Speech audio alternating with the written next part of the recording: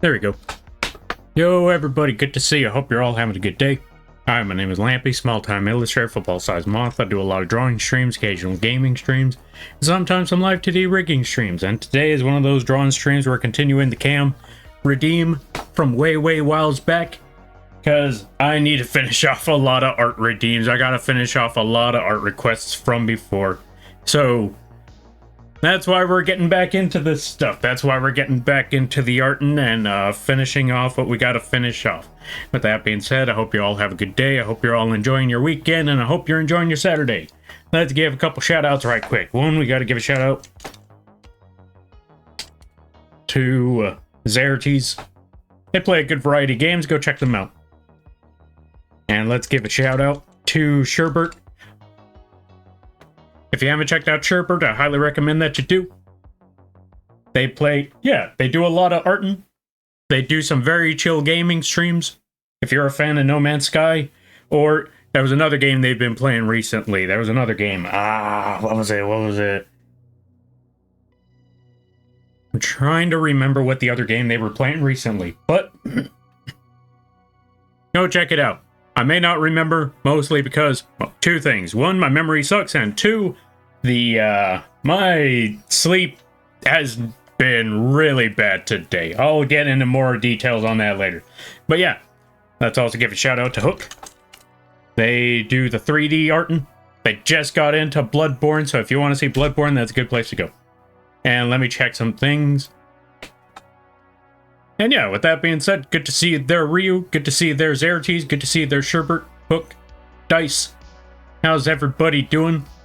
The prophecies are true. The Mothman returns. What Mothman? I don't see no Mothman. It's just Bug. Only Bug. Nothing but Bug. Bug with gun. Other than that, there's nothing else. Anyway. Praise the lamp? No praising the lamp. Hold on a minute. Forgot to put the maid redeem back. Oh yeah, I gotta put that. Okay, hold on.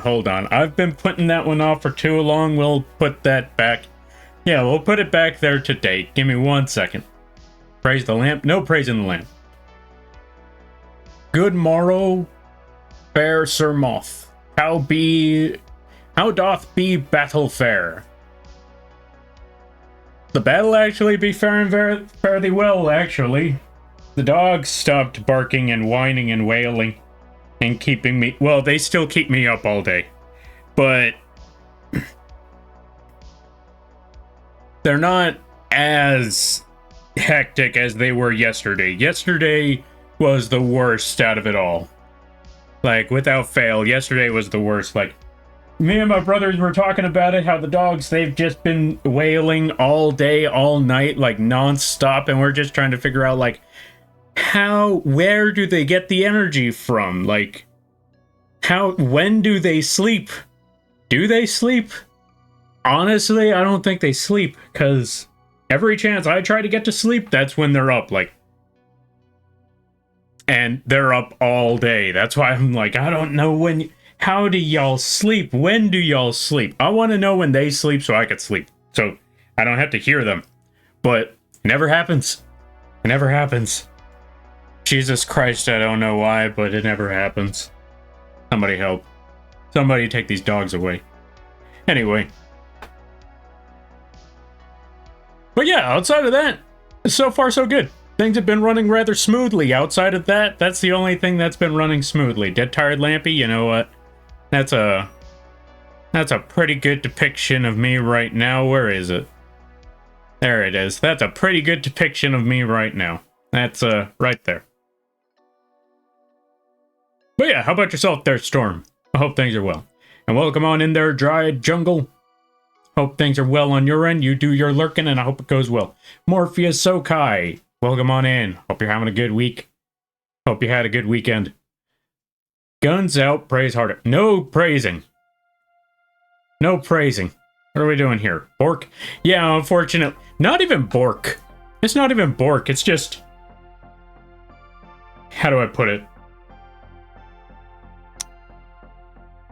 They're just wailing. That's the best way to put it. They're wailing. They're whaling worse than people that spend money on gacha. That's how bad they're whaling. They're whaling worse than that. And it's making it difficult to sleep. Because neither one of them are fixed. That's the problem. Alright, let me see. I sleep in the few hours of the night. The temperature is below 70. Ah, fair. Also, welcome on in there, Spock. Is it really tired or post-raid? Post-raid? I don't get it. I'm recovering my sanity. Well, after several events conspired to really sleep with me. Ah, fair, fair, fair. I'm sorry to hear that there, Storm. I hope things are getting better. Well, okay, you said you're recovering, so that's a good sign. If you're recovering, that means there's progress to getting one step forward. That is, those are good signs. Those are good signs. And remember, both progress and recovery, neither one of them are a gradual recline. It's more like a roller coaster. Sometimes it works, sometimes it doesn't. Pen spin, pen spin. Thank you for, hold on a minute. Thank you for redeeming pen spin. Alright, back to being dead. Whaling. Wow, they're gacha players? Worse than that. They're gacha players with sound. Anyway, Raid is a brand of bug spray. I know Raid is a brand of bug spray, but I saw that part like, wait. After Raid... Wait, what was that again? I lost it. Don't worry about it. Oh, is it really tired or post-Raid? Okay, I know it's a bug spray, but I still don't get it. Alright, let's see. Raid? Oh yeah, you know what? That would explain that part right there. Okay, I need to add something because Ryu's gonna bug me about it every time. So, let me go add that redeem back. I mean, understandably so. I mean, they paid for it many, many years ago, so I wouldn't be surprised that they're like, so, you're bringing that one thing back. Like, oh yeah, I suppose I gotta do that, don't I? Alright, there you go. And it should be back. A redeem that's over 100k. And is only gonna get higher from here. So anyway. But yeah, outside of that, so far so good. I've been making more progress on this one live 2D commission that I've been working on. I got myself 2 more commissions. One of them's an animation. Just when I was finished with all my animations, 1 month later, we're back at it again. We gotta make a dance. And I'm working on this wolf design or fox design, some sort of canine-looking creature design. So yeah, those are the projects going on, and there's gonna be a big live 2D model commission I'm getting in the future. I'm looking forward to it. Whew. Bug spray doesn't really do anything to Lampy. If radiation doesn't do anything, what makes you think bug spray is the solution? Exactly. See, Ryu gets it. You spray Lampy with raid, he's just looking at you like, hey, psst, quit it. And then they just get their own bug spray, like, psh. Like, see? See? How do you like it? Huh? Not so great, huh? Now is it? Psst. I need to make a comic of that. I keep forgetting about this. I'm never getting rid of that either. I'm not even deleting that layer. I'm keeping that. I think I see a corgi design on stream, actually. Oh, this one ain't that. Oh, my. Anyway, no, not this one. A different one. A different one. 100k, I gotta save up. No, you don't. You don't, Sherbert. You don't have to save for that. You could use it on other things. That's what the channel points are for other things. There are more redeems than just that one. Yeah, there are more things to use those channel points on for more than just that one thing. Whaling, they're trying... Oh, they're trying out for America's Got Talent? Wait. Is that what they... Yeah, I guess, I suppose. I haven't heard of America's Got Talent since back in the early 2000s. That has been quite some time ago. Because... Oh, let's see. Because the radiation effect would ignite it, so portable flamethrower. Ooh, good point. Flamethrower time. I need to pack up on raid. Someone points bug spray at Lampy, and then he shoots Tic Tacs at them. Tic Tacs! Yeah! Totally. Totally Tic Tac. I mean, I was saving points for full arts, but it's never there, so that is very true. That is very true. That's also because I've been stuck on these two full arts since... When were they redeemed? I think it was sometime last year or earlier this month? Or earlier this year? That's why I haven't put them back up, because I already know, like, yeah, I'm not even putting them back up as a goal anytime soon, because I know, like, if I'm not gonna be able to get this done for quite a while, I don't want to build up the backlog. I already have enough of a backlog as it is. I gotta chill. That's why I can't add any more of those redeems or add any more of those as goals until I finish these ones. Why? Because I'm trying to be a responsible person here, as best to my ability. Am I accomplishing it? Not really, but I'm trying.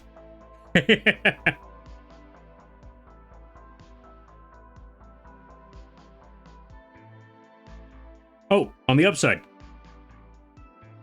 I had been looking into things, and I'm seeing where we are on the road to bringing back the Lampy plushies. We're real close. We're real close. I just gotta wait for the next thing, you know? I just gotta wait for the next, what is it called? I have to wait for the next payout, and then boom, Lampy plushies ordered, and then we sit back and wait for the next, batch. And as I said before, we're gonna be trying to bring the price down significantly. We're gonna try to sell them for at least 30 at the most this time around. Now that I understand what needs to be done, I could sell them at a much more affordable price where... Well, okay, now that we ranged how the plushies go, now I know what I can do. Or how I can improve on that. So, look forward to that, folks. If you did not get your Lampy plushie from last time, do not worry. That does not mean that all is lost. There will be Lampy plushies on the way real soon. So look forward to that. Or don't. I don't know. I'm not your dad.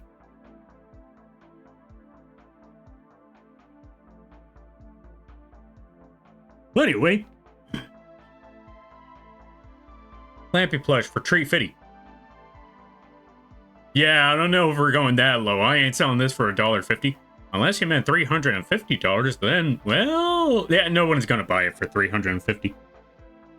Unless it was the last one on Earth and that there was never gonna be another Lampy plushie again, that would be the only time that I would put a Lampy plushie.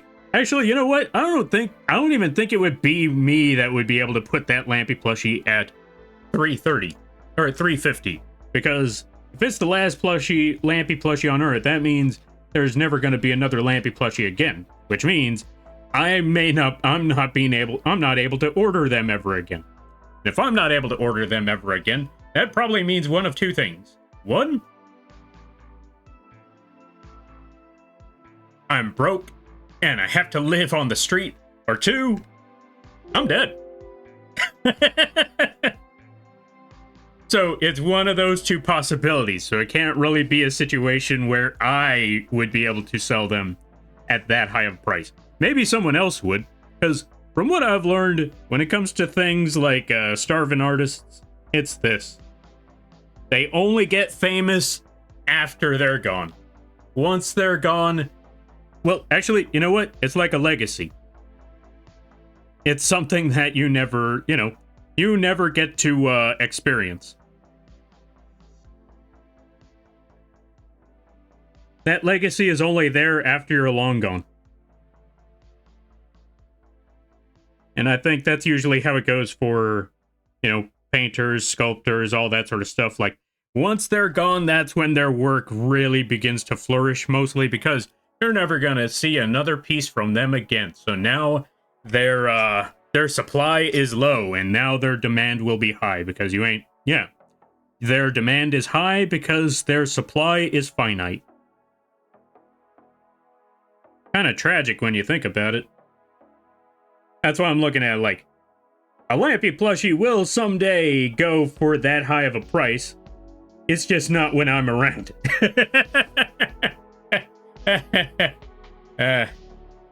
Yo, Onyx, welcome on in. How you be? I hope you're having a good day there, buddy.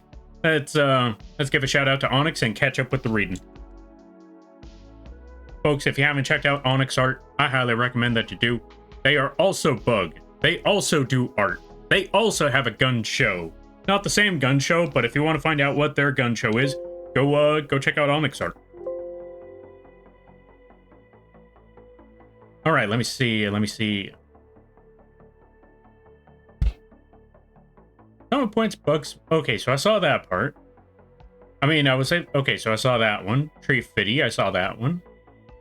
30 is a reasonable price for Mothman's profit merch. Mothman's profit? What are you talking about? Thank you for the hydrate. I greatly appreciate that.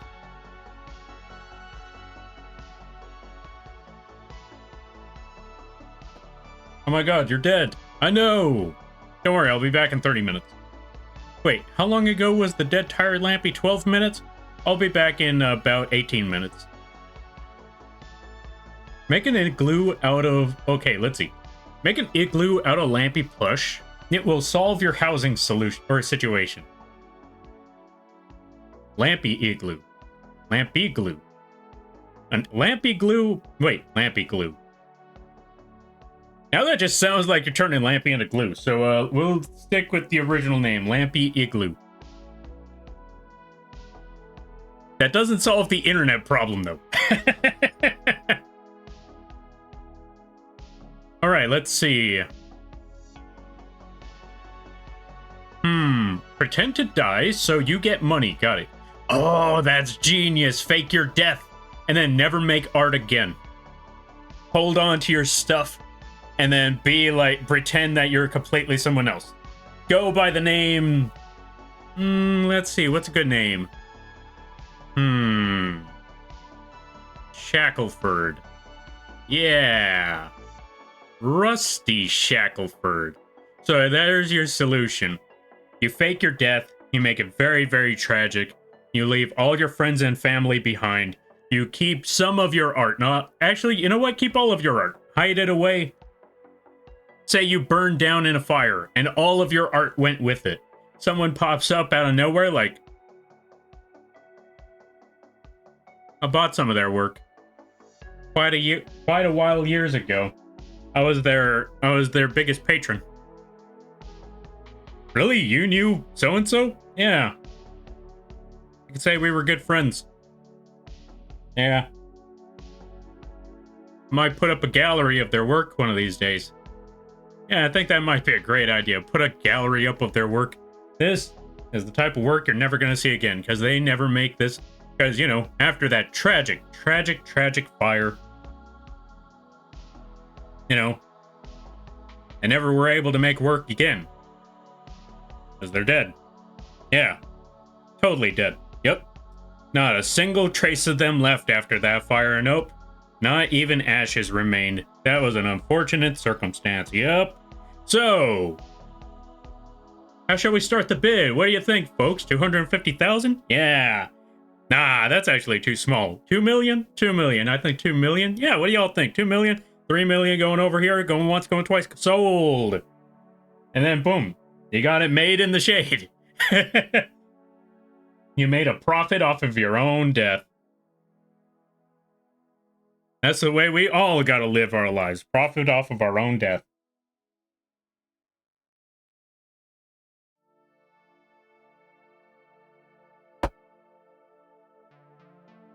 And the moment that people catch wind and find out, wait a minute, you're not actually dead. You done since fled the country, and you burnt that house down too. So now you faked your death twice, and now no one will ever know that you're there. You just get to live your life off in the distance, never to be known.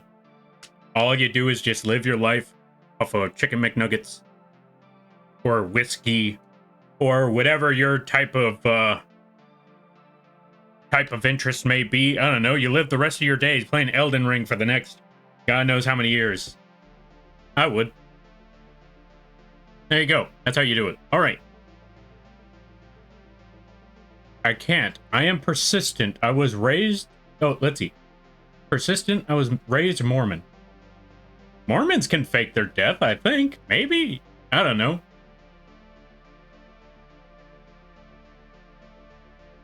Okay, let's see. What would Lampy do in that situation? Steal the neighbor's Wi-Fi. True, just steal the neighbor's Wi-Fi. Alright, let me see. Yo! Jimmy Memer, welcome on in.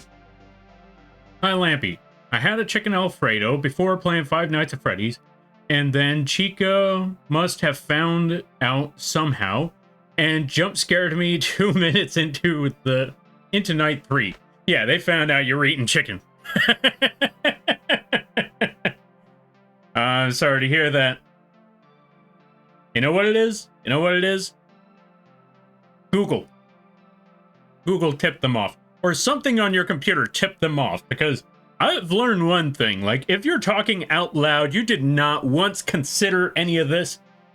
If you talked about it, or someone else talked about it, and you decide it's time to type something up, boom. That is immediately one of the first 3, or at least first 5 suggestions whenever you type it into Google. Like, you could be typing in the first letter and all of a sudden, boom, there it is. Like, okay, computer, you gotta stop doing that. Computer, stop looking into my stuff, or stop listening to me. I didn't agree to this. Or maybe I did. I don't look at contracts. Whenever they say things, I just agree, like, yeah, sure, whatever. Yeah. But I didn't agree to this, so stop looking at my stuff, Google.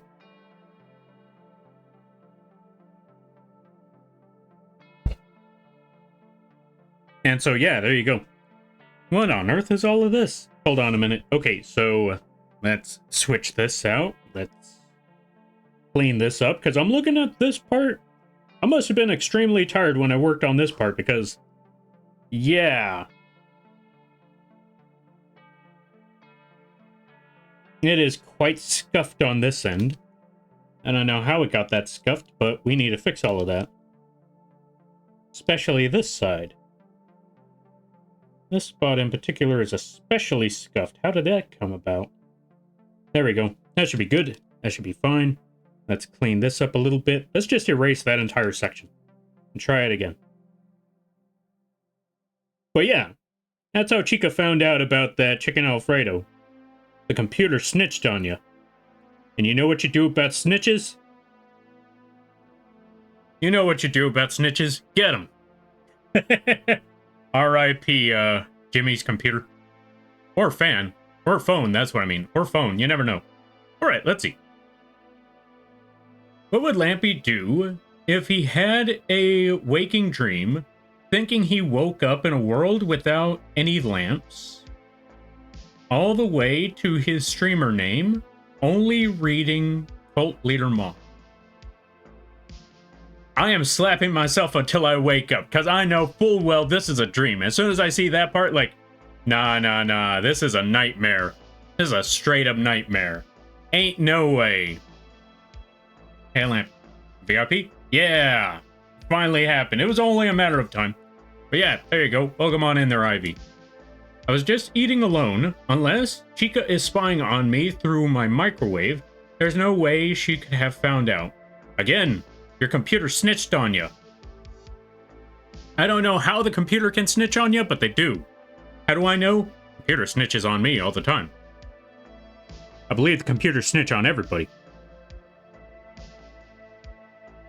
Like, without fail, no ifs, ands, or buts. Computers, they know when you're sleeping. They know when you're, they know when you're awake. They know when you've been bad or good, and they don't care. Here, take this ad.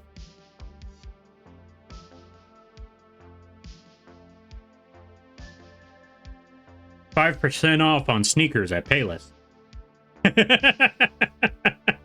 That's how the computers work.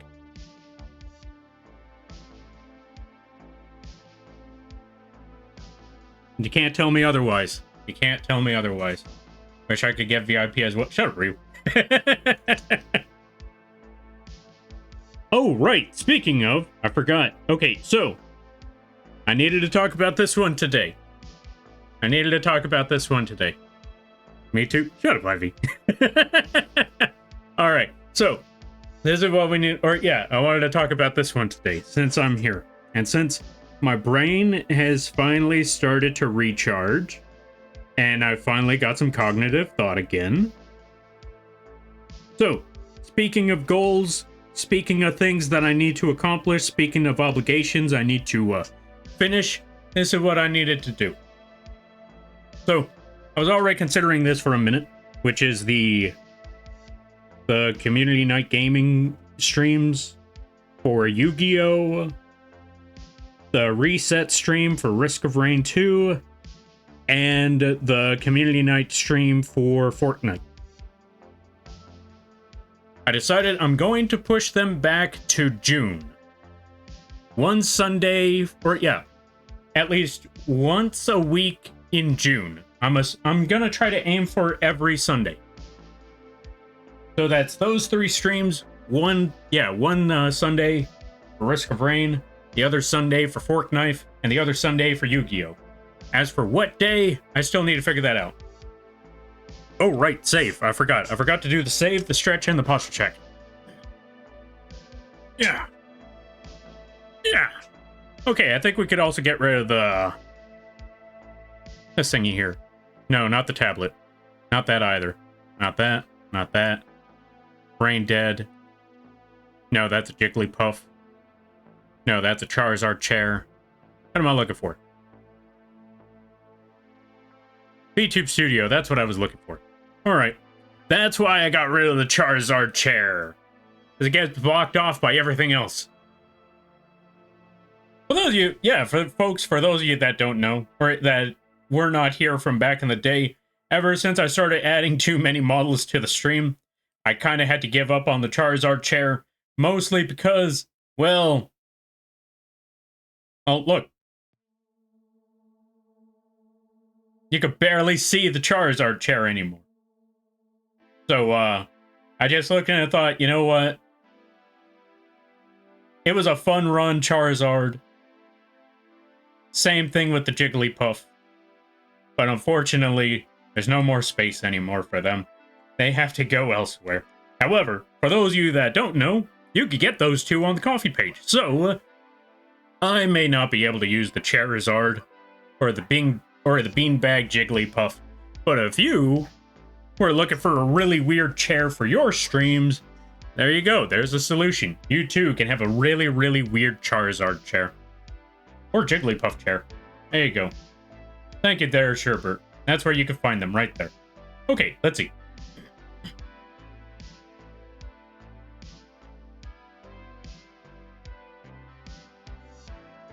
Lampy told me the computer is Santa.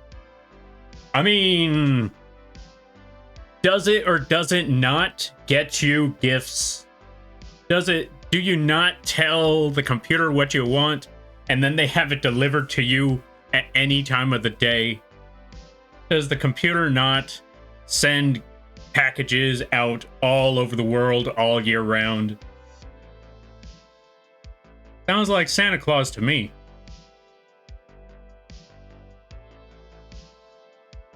Oh yeah, do they not, does the computer not know when you've been good and all the horrendous things you've said to people? Do you have any idea how many times people have found, people have been exposed for saying and doing horrendous stuff on the computer? That's right. Because Santa knows. It's all linked to Santa Claus.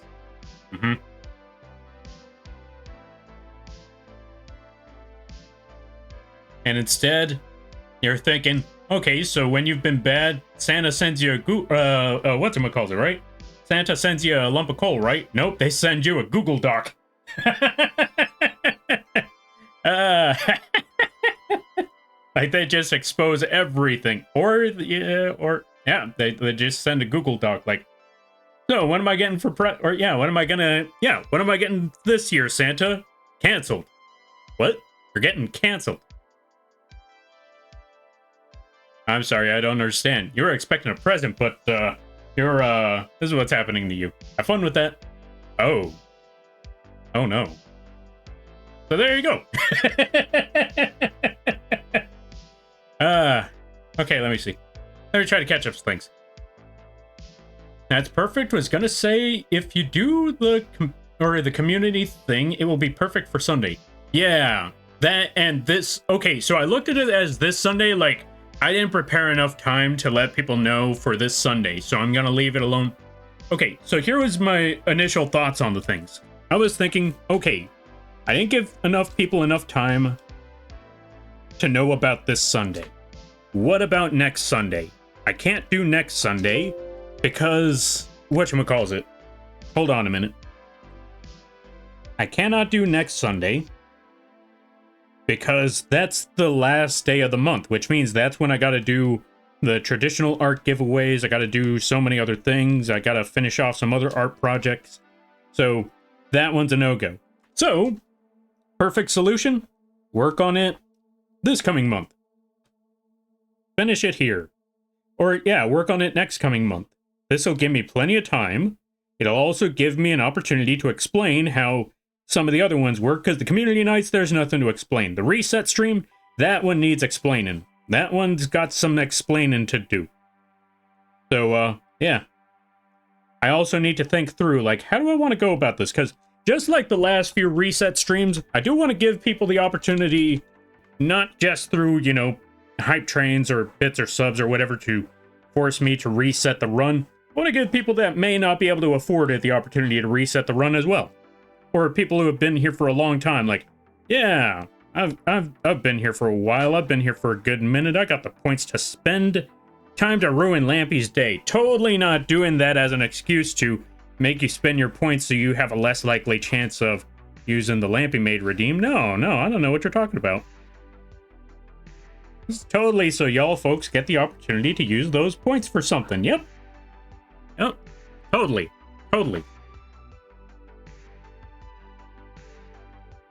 Good news, we can finally be bees. This isn't your world, but we can be bee. This is good news, you can be a bee. Not gonna lie. Okay, so funny enough, Ryu, because of that image, because of that video, I was really thinking to myself, maybe this is a sign. Maybe this is a sign that I should change up how things work around here and not just be... Okay, granted, like I said, I'm still keeping the name, I'm still keeping the brand, and the Moth version is going to be the primary version, but it does give me an excuse to make other bug variants. And that video kind of cinched, or not so much cinched it for me, but it was definitely nudging me towards that direction. Like, that would be the perfect opportunity to use that video, make a lamp bee moth, like actual bee version.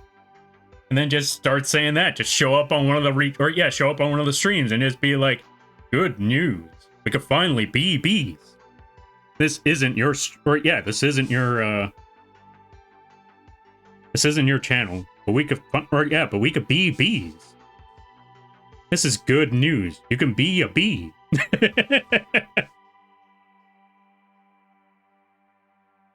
That's what my game plan was. Just basically that. We could finally be bees. Alternate universe Lampy? Yeah, Lampyverse. I don't know how we're gonna pull off a Lampyverse, but this will give me a reasonable excuse to just Lamp Bee. Alright, Lampy Bee, Lampy Beetle, the Lampyverse. Yeah, although, okay, that's the crazy one. Okay, actually, I got an idea. I got an idea on how I could pull this off without it being a multiverse thing. I have an idea. Because there was a plan that I had. Oh yeah, you'll live for 30 years.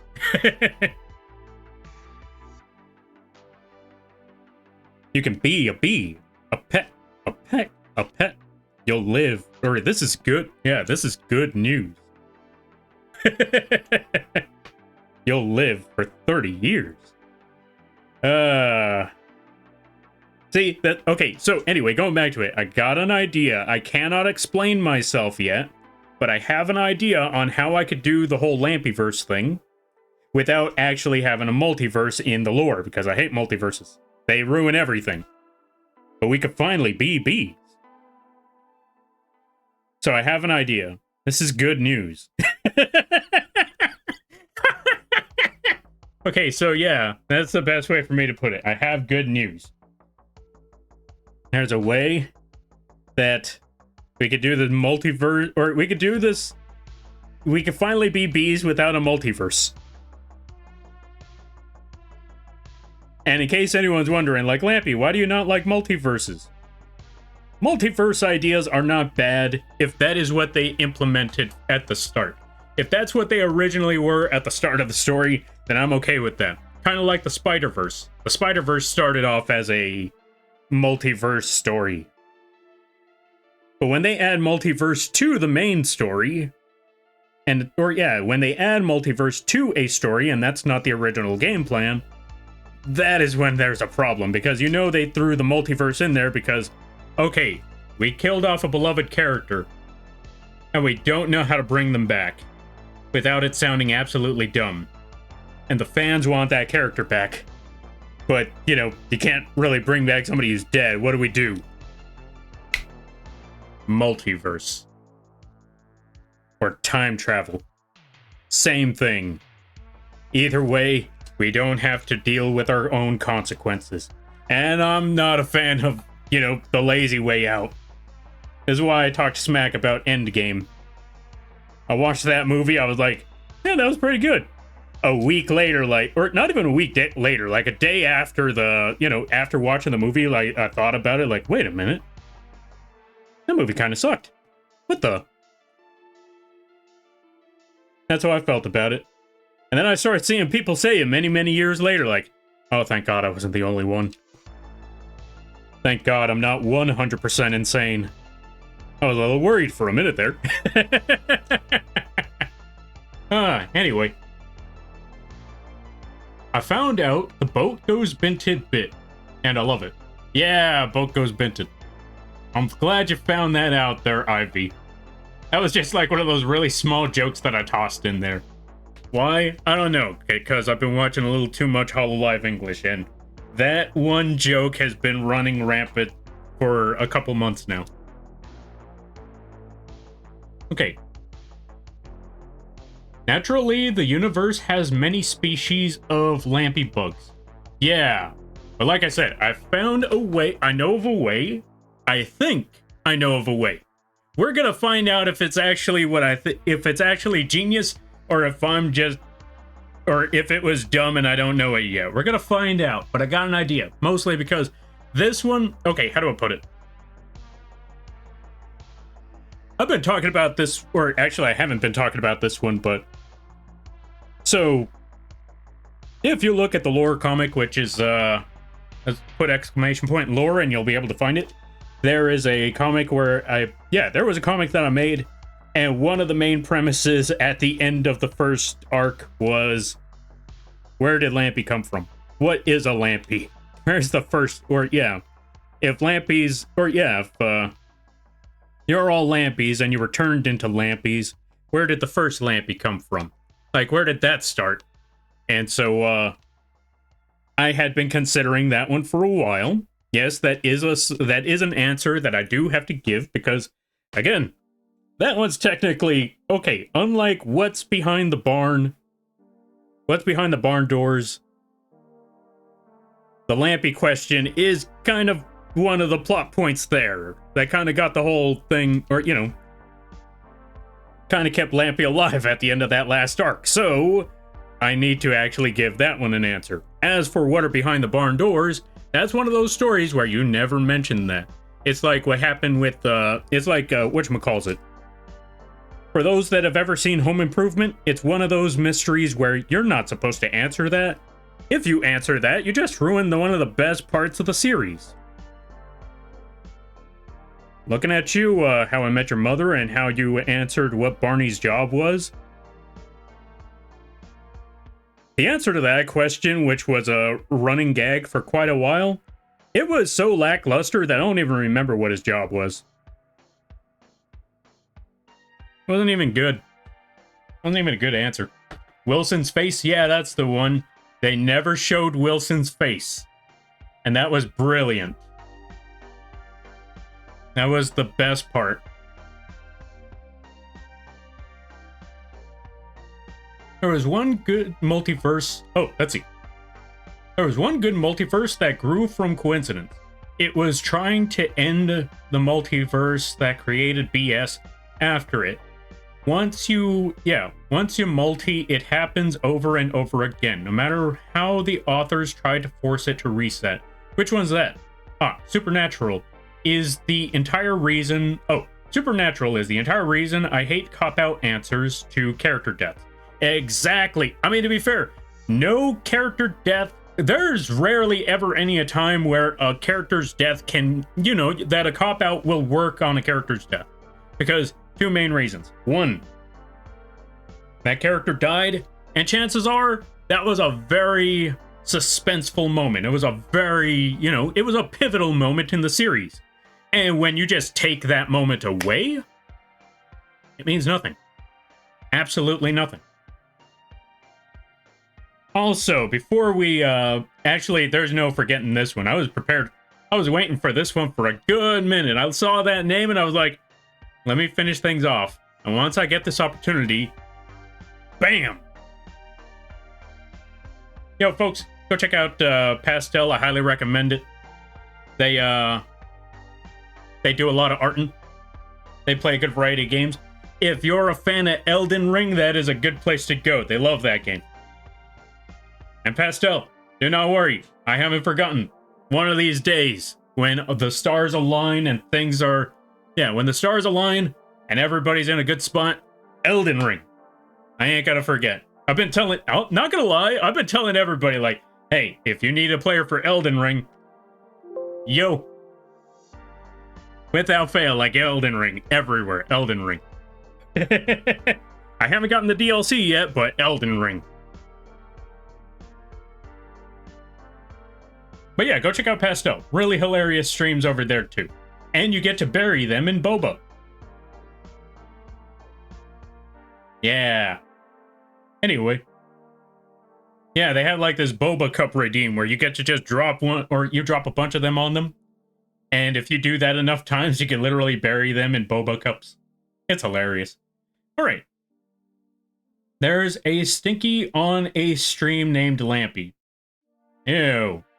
Get that stinky Lampy out of here. Anyway. Wilson's face, yes. Crisis on Infinite Earths was an attempt to remove the multi that naturally grew in comics. Oh. You know what? Fair. However, I will say that both comics, both DC, Marvel, and even Dragon Ball, to be frank, have gone down that multiverse route, and they just can't they can't pull themselves out of it. It's too late for them. They're lost. They're back there. There's no going back. Penspin. Good idea. Thank you for redeeming Penspin. Hold on a minute. Where is it? Also, welcome on in, Toasty. Thank you for redeeming Penspin.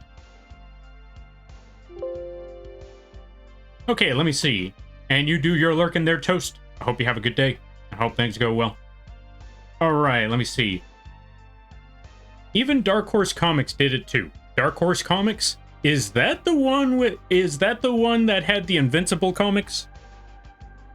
See, there you go. Invincible. Invincible is one of those rare occasions where that multiverse comic stuff actually worked. Which is crazy to think about now that I'm really looking back on it. Like, how did they get that to work? I mean, to be fair, that was implemented very early on. It may not have been implemented early on in the comics, but that TV show, or, that series, they made sure that it was implemented into the series very early on. I think it was, I don't know. Like I said, I mean, to be fair, what takes one season to make... Yeah, what takes one season to make in freaking whatchamacallit? What takes one season to make is usually like a year or two of comics, I want to say. Hard to think. Also, welcome on in there, Blobby. Let's give a shout out to Blobby. Folks, if you like... Oh, you know what? Folks, if you like Hollow Knight, if you like space games, if you like very, very chill streams, this is a good place to go. Go check out Blobby. Really awesome people. They just debuted their new model. Really awesome stuff. Go check them out. Don't... Wait, actually, I think they already played Hollow Knight, so they're free from the horrors that I had to experience. But yeah, go check out Blobby. And from what I've heard... Oh, they're getting back into the perfume making. And from what I've heard, they've been considering playing Elden Ring again. Yeah! Anyway, go check them out. Okay, look at the Dark Horse Transformers run that made Metal pull the plug and give the license back to Marvel. Ah, I see. I gotta check that out then, because I did not know about that one. Dragon Ball's multiverse sucks. There are only 2 good universes, and the rest are random, like the furry universe. Okay, so here's the thing about that multiverse thing. Here's the thing. It could have had an interesting concept. Because Universe 7 in Dragon Ball, I've mentioned this before. Dragon Ball Super, there was a time where I actually vouched for it. Because, well, one of my friends was like, nah, this sucks. It's doing this, it's doing that. That's pretty boring. I'm like, they're actually using strategy in their fights for once. Instead of just being like, power up, get stronger, this and that, blah, blah, blah, blah, blah. This actually sounds reasonable. I'm okay with this. And then... the more and more I watched it, the more and more I realized, oh no, they're going down that same road, but worse. They're not even having unique transformations. They're just color swapping. No! And yeah, it just gets worse from there. And then all that strategy goes out the window for more power. Yeah. I liked the idea that they were using poison from time to time in some of these fights. I know it's sneaky. I know it's considered dishonorable. But hey, it's a unique, fresh tactic. Let's stick with this unique, fresh tactic of something other than I'm just faster. You know, this is why JoJo works. This is why JoJo works. They got all sorts of absolute bonkers tactics that they have to pull just to make their weird powers actually work. All right, let's see. There's an animated show I've watched that had a character die. She was a robot, and she got rebuilt. But the rebuild... Oh, yeah. But to rebuild her, the maker had to use his soul. They made her actually die a second time, and everyone lost their minds wanting her back. And I'm just like, no, don't bring the character back. Yeah, exactly. Okay, so the first time, it sounded reasonable. It sounded understandable. Like, someone had to make a big sacrifice to keep, or, you know, to bring that character back. But if they do it twice, the third time is not going to have the same impact. In fact, they're going to lessen that impact of them bringing them back a second time around. This is why when Marvel characters die, or even Dragon Ball characters die, when Dragon Ball characters die, it's like, oh, well, I'll see you next season. Because there was a time when Dragon Ball characters, when they died, it was like, oh, dang. That's... yeah, okay, dang. And then after a while, everybody died. Multiple times. To the point where if they die another time, they get a free sub. That's the worst case, or yeah, that's the only consequence. Like, oh no, they died. We can't use them in the next fight. Well, we'll see you next time. Okay. Is that what all the color swapping is? Multiverse? Actually, funny enough there, Pastel, no. It's just, okay, how do I put it? Well, one of them is kind of multiverse. The pink one's multiverse. Everything else is a lot of contrived nonsense. Okay, so Super Saiyan. That's them powering up to their quote-unquote max level. Super Saiyan Red. That's them getting to a God mode. Super Saiyan Blue. That's their God mode going Super Saiyan. Rose. That was an interesting concept. Go toward the light lamp, I mice. Never. I already have my light. It's called a flamethrower. Also, thank you for the bits there, Junkie. I greatly appreciate it. Or crabs. Crab Junkie. There we go. Thank you for the bits there, Crab Junkie. I greatly appreciate it. Not Super Saiyan Blue? Yeah, Super Saiyan Blue is just a God Super Saiyan. Or Super Saiyan mode going, God mode going Super Saiyan. That's the one. And then you got the pink one. Which, on paper... Okay, here's the funny thing. On paper, it sounds dumb. Because it's not like we haven't had an evil Goku before. But yeah, basically, like, so... Long story short, Super Saiyan Rose is someone didn't like Goku. So they went to another multiverse, or went through the multiverses, picked up the Super Dragon Balls. Yes, there are Super Dragon Balls. This is how you can tell this series is kind of going off the edge.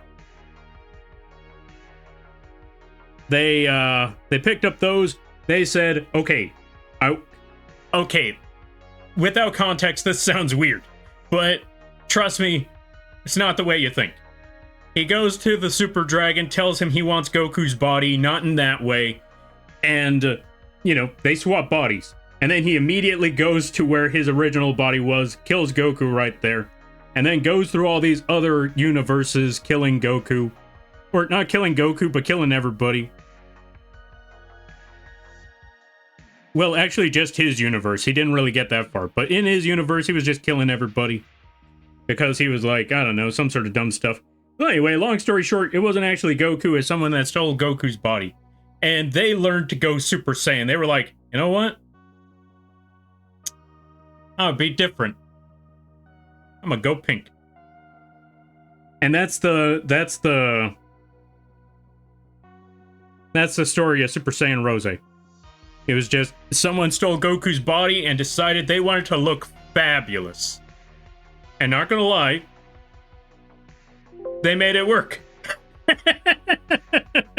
Cause that that evil Goku, not gonna lie, most iconic evil Goku that they've had so far to this point.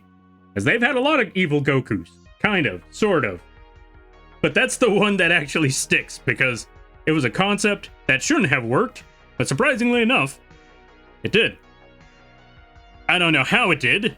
I don't know how they got it to work, but it did. Until the very last second. I'm not going to explain that part, but until the very last second, everything else seemed to have worked just fine. That was actually a pretty good concept, or actually it was a terrible concept, great execution, until the end. Then they dropped the ball hard. Yeah, I don't know if anyone heard that firework explosion, but that's basically what happened to that series. Alright, let me try to catch up with a lot of things, because I know I missed a lot of stuff. Thank you so much, Lampy. Yeah, no problem. And thank you for stopping by. I greatly appreciate it. Alright, let me see. Okay, because I haven't kept up with it since 2006. Honestly, that's fair. I didn't start catching up with it until Battle of the Gods and Dragon Ball Abridged. That's the only reason why I even got into Dragon Ball was because of Dragon Ball Abridged. I remember when Krillin died the first time, I was so sad. Yeah, exactly. The first time. And then they constantly have him die multiple times after that, ever since. Along with everybody else. Everybody dies, and it's like... Okay, but do they beat the villain, though? That's the only thing we're looking at. Like, okay, so, we're just waiting for the part where they get a new power-up and beat up the villain. Like, are you not worried that everybody's dead? They die on a daily basis. Get to the story. Next episode.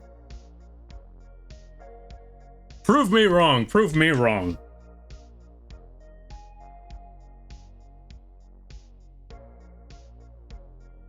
Okay, let's see.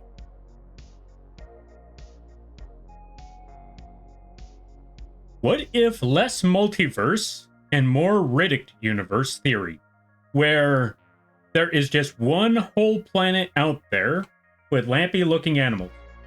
What do you mean Riddick universe theory? What's Riddick? Okay, let's see.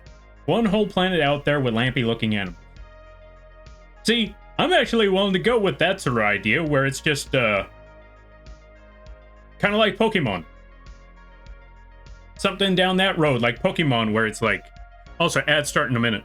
Where it's like Pokemon. You have... Well, not even just Pokemon. Like, even the real world has this, where you have multiple types of animals, but because they are in different parts of the world, they adapted differently, and so they became somewhat different, or vastly different, simply due to, you know, adaptation, or adaptation, that sort of thing. Alright, let me see.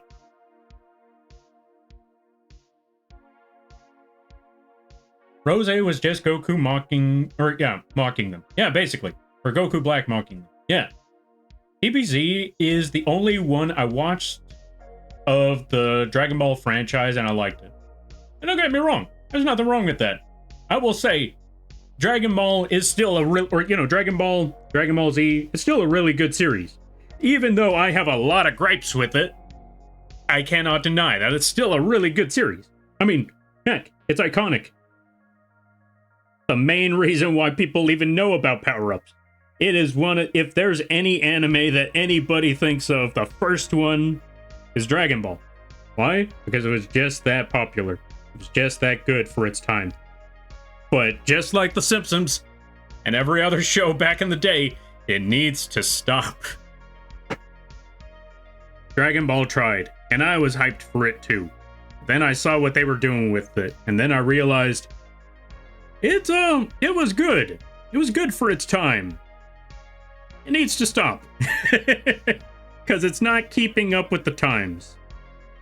It's not keeping up with the times. Yeah, just leave it alone. There was a Ginyu Go. Oh yeah, let's see. Evil Gokus. There was a Ginyu Goku. There was technically that one pirate that was, or that one pirate that technically wasn't Goku. I'm gonna go pink. Yeah, exactly. It was just like, I'm gonna go pink. I'm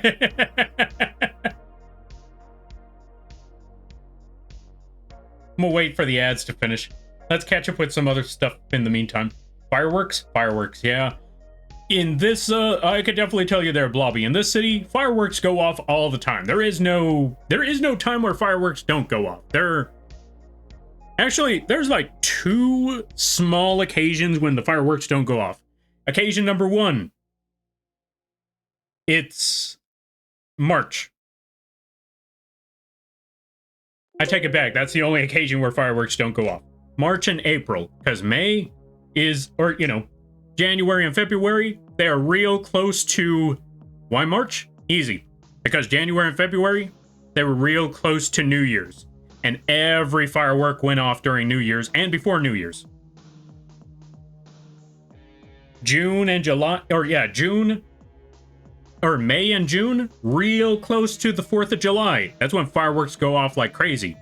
Every holiday in between, or every month in between those two, they're just, you know, they have fireworks to spare, so they're gonna, you know, blow them up. Because they're real close to one of the other 2 big ones. One of the 2 big holidays. It's March and April that they don't go off as much, mostly because it's been a few months since, what's it called? It's been a few months since the New Year's, and it's not close enough to Independence Day. So, those months are mostly relatively quiet. So that's that one small sparing time before, boom, fireworks again. So, next month, be ready. So there's gonna be a lot of fireworks. Alright, let's see. Not in that way. I'm gonna go pink. Yeah. I mean, to be fair, let's be honest with ourselves there, Pastel. You were there for the Elden Ring stream, which, not gonna lie, I was very surprised for that Elden Ring collab there, because out of the people that were there, with the exception of Mitrex. Okay, so for those of you that are here, I'm gonna give you some context. So 2 weeks ago, I was part of an Elden Ring collab with 3 individuals. One of them was Mitrex. If y'all seen the Elden Ring streams here, then you know who Mitrex is, maybe, probably.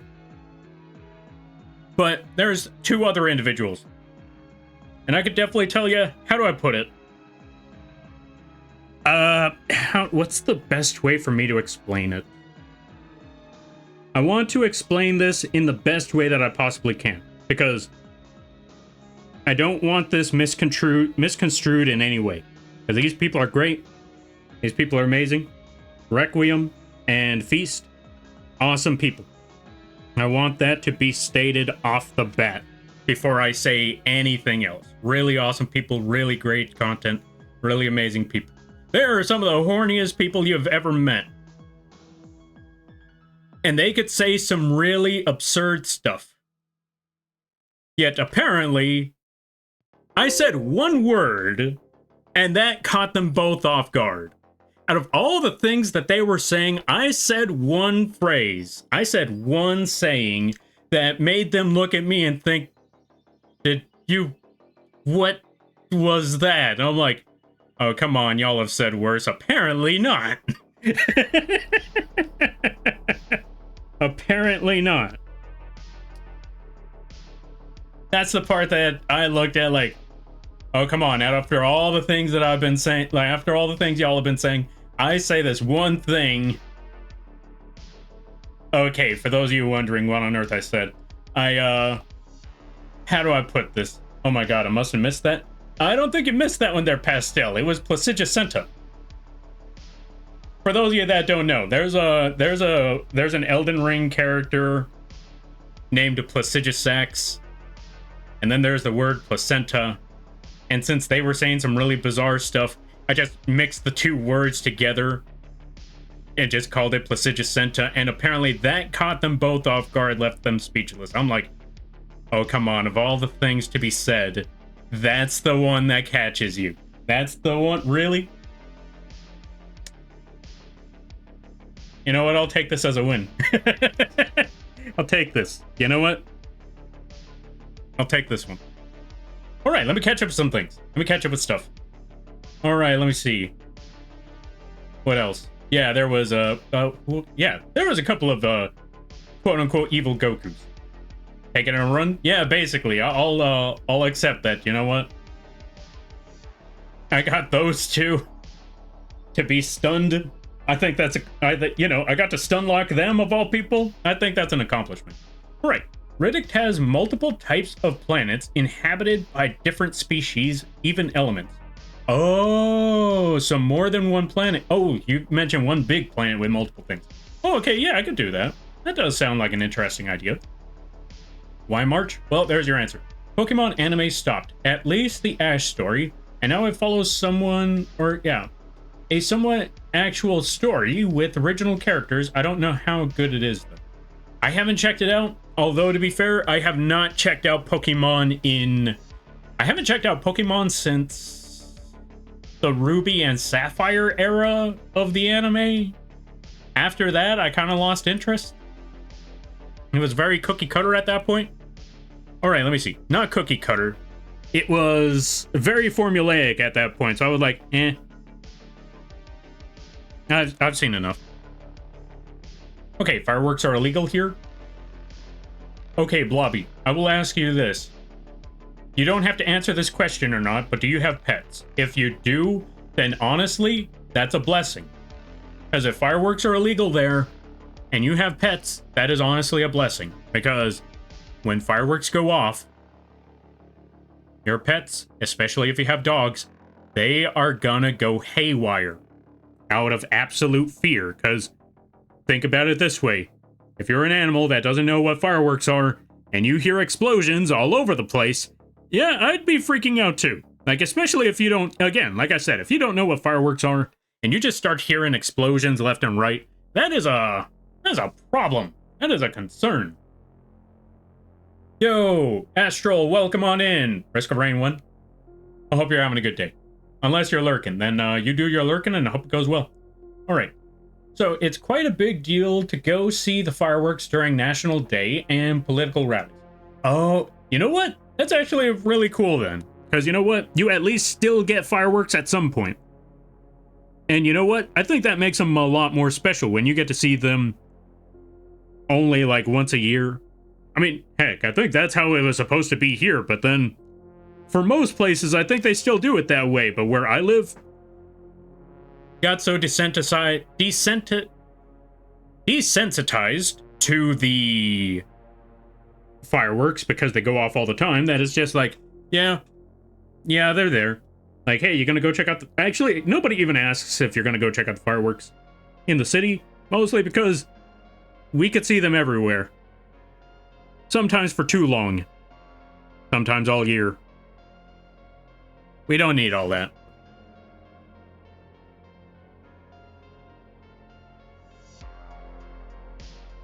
Yeah, that one? Yeah, that one. Alright, taking a run. That's the plan. Alright, let's see.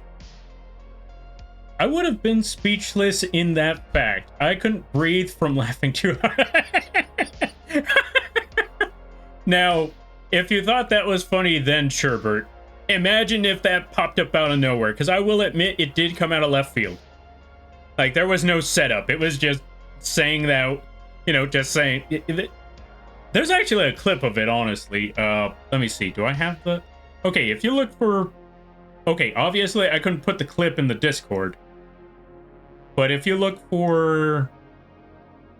How do I put it? You know what? I know the solution. Hold on a minute. I'm just gonna drop this clip. I know where I can find the clip.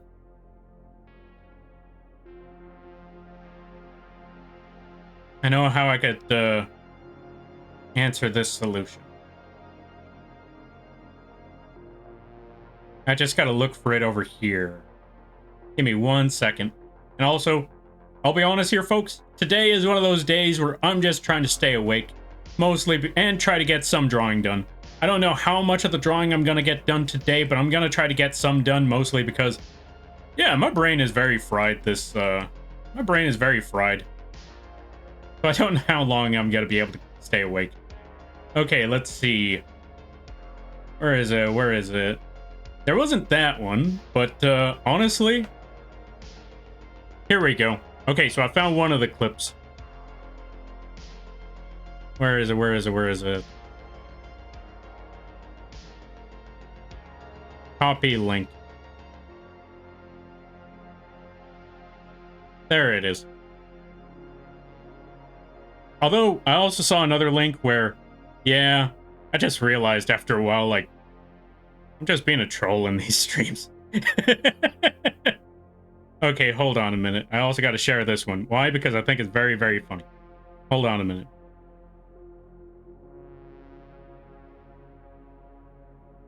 There's more fireworks. Anyway, there we go. So yeah, I was on their channel. We were playing Elden Ring. And the first one is where I said the thing. The second one, that's a little bit of trolling. Go check, or yeah, if you really want to see, or yeah, if you want to see something funny, go check out the second one. I highly recommend it. Also, go follow Feast. They also do art. They made a very cursed fly mosquito drawing. It was hilarious. It was like one of the best things ever. Go check that out. Really amazing stuff. All right, let me try to catch up with a lot of the reading. Do you have a clip of you stealing the hug? Oh yeah, I also have that clip. Hold on a minute. Hold on a minute. Let me go back to that one too. So yeah, basically a lot of the clips are just me being a menace. Copy link. There we go. Here's the other clip. Or here's the third clip that you were looking for there, Blobby. There you go. Okay, let me try to catch up with a lot of the reading. But yeah, I should probably try that. I should probably, not that part. I was thinking of that Chronicles of Riddick, that Chronicles of Riddick universe theory idea. That one might be an interesting one to go with. Alright. Yeah, the Ash era of Pokemon was Team Rocket attacks every episode. Yeah, basically. That's why I was like, okay, I've seen this for like I've seen this for too long. Like, ever since it started all the way to, like, early high school, they've just been doing the same thing. It's Lampy from Risk of Rain 2. Indeed, indeed. Risk of Rain 2, indeed. Can't wait. Which, by the way, like I was saying, Sunday, reset stream. Y'all folks get to troll. Speaking of trolling, y'all folks get to troll me next week. No, not next Saturday. Not next Sunday. The Sunday after that. The first Sunday of the first Sunday of June. That's the best way to put it. First Sunday of June. I gotta do a reset stream, which means y'all folks get to troll me by forcing me to reset the run. Doesn't matter how close I am to the end. Doesn't matter how close I am to the beginning. You can force me to start the game all over again multiple times throughout that day. That's the game plan.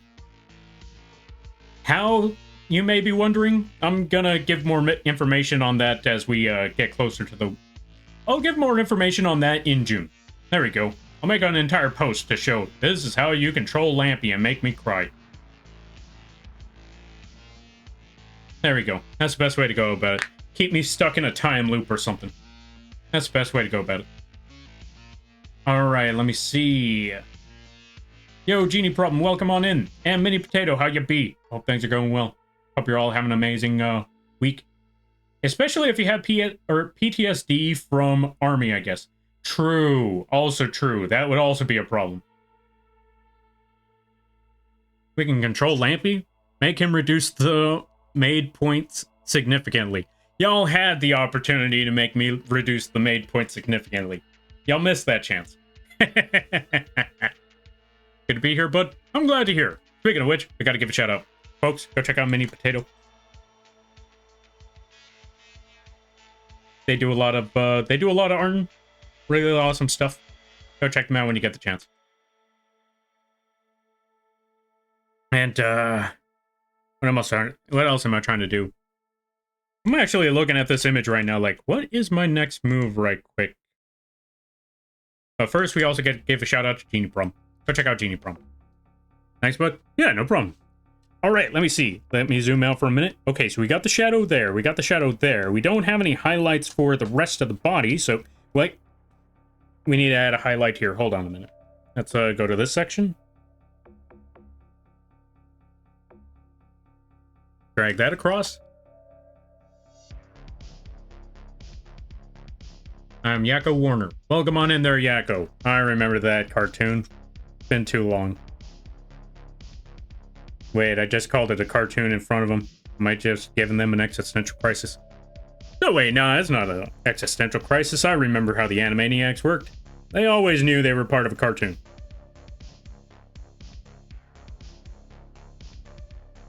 At least that's what I remember. It's fine. Anyway, what was I doing again? I don't remember. So going back to the point, back to the drawing at hand. We had our smudge tool, bring it all the way back to the top. Zigzag like crazy all the way from one end to the other.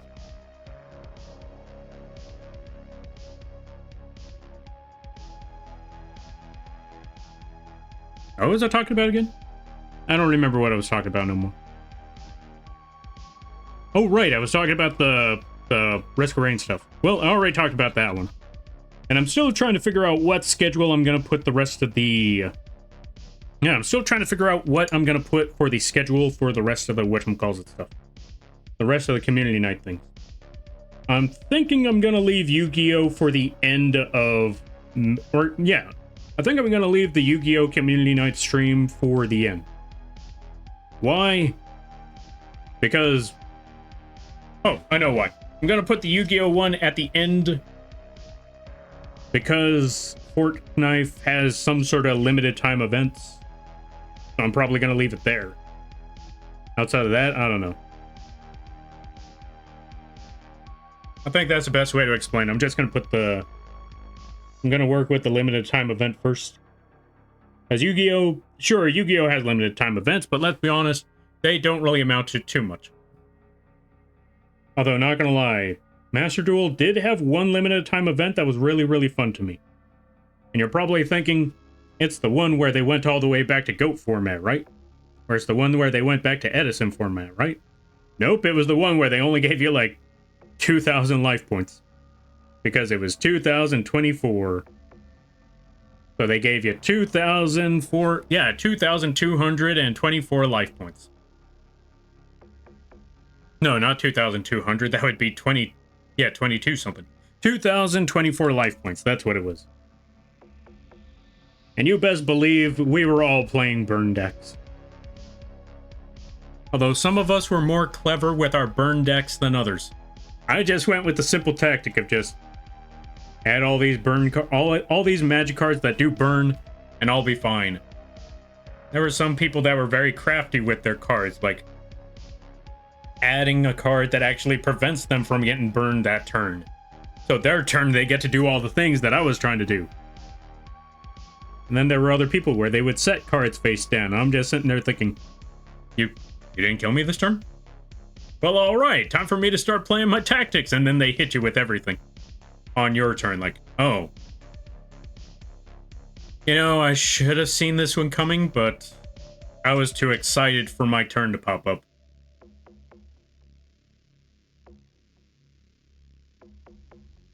I do not wish to go back to Yu-Gi-Oh! I wasted so much time and didn't get any drawing done.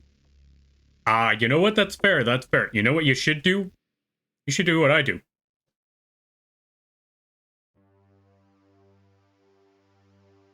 You should draw Yu-Gi-Oh! Now it won't feel like such a waste of time. Draw Yu-Gi-Oh! Talk about Yu-Gi-Oh! I mean, heck, this is why for me personally, I don't feel like Yu-Gi-Oh! For me was a waste of time because, one, I made money off of that stuff. Why? Because there were so many cool monsters, and then I decided to draw a bunch of them cool monsters. And then there was a time where I started selling stickers and t-shirts, and you better believe I put those Yu-Gi-Oh! Cards on stickers and t-shirts. What is that? That's Berserk Dragon from Yu-Gi-Oh! Hold on a minute, do I have the card? Well, I have the card, but hold on, that's the image. Let me try to find the file.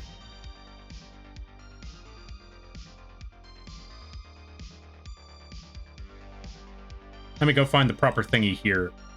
Nope. Nope. Nope. Nope. There it is. That card right there. One of my favorite Yu-Gi-Oh! Cards. That one. So anyway, I made my investment on that one. Although, I'm still never going to get over the fact that when I talk to people about Yu-Gi-Oh! I talk to, basically I talk to some, for the lack of a better term, normie friends, that's the best way to put it. I talked to some normal people about it.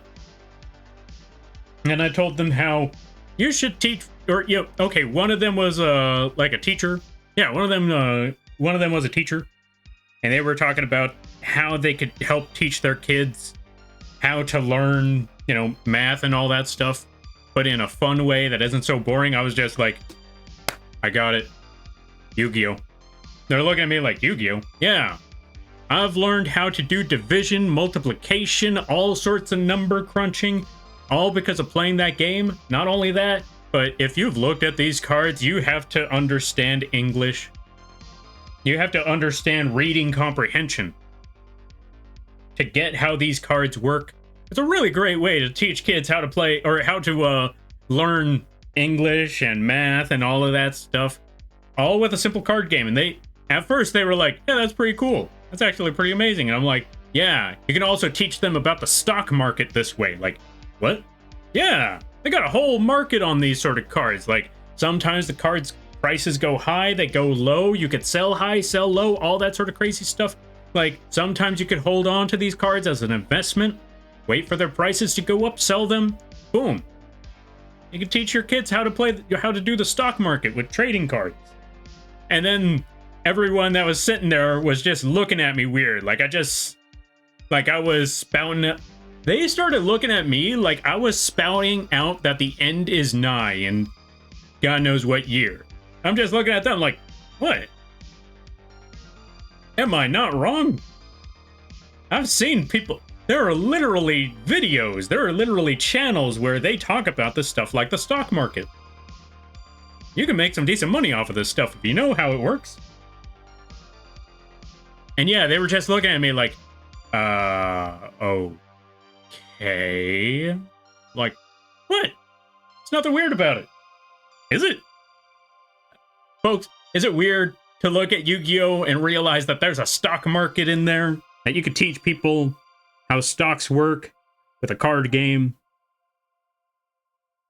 Or is it weird to teach kids how to use the stock market? Because I'll be honest, I feel like kids need to know how the stock market works. If anybody should know this stuff, this is what school should have been for. Teaching people how to use, teaching people that sort of stuff. That's what high school should have been for. In all personal opinion. Like, it shouldn't have been about history and science and all of that. They should have taught us how to, actually run through this world. Understand how it works. Teach us mechanics. Okay, actually, they did teach us mechanics, and I don't know what it was, but yeah. Should have taught us how to survive. Yeah, exactly. Not even just survive, but to thrive. That's what they should have taught us. Instead, I learned what that usual meme. How does it go? Something about the cell. I don't remember. Powerhouse of the cell. Mitochondria. I don't remember. Anyway. So yeah, there you go. Lampy dragging me back to play Yu-Gi-Oh! I'm finally at peace. Not anymore. It's card game time. Pick up the cards, Ryu. Oh, you know what? I just realized what it is. It's just basically that one meme. And now I need to make that meme. Just, Ryu's Puss in Boots and I'm just the wolf. I just throw a deck of cards at him, like, pick it up. Pick it up.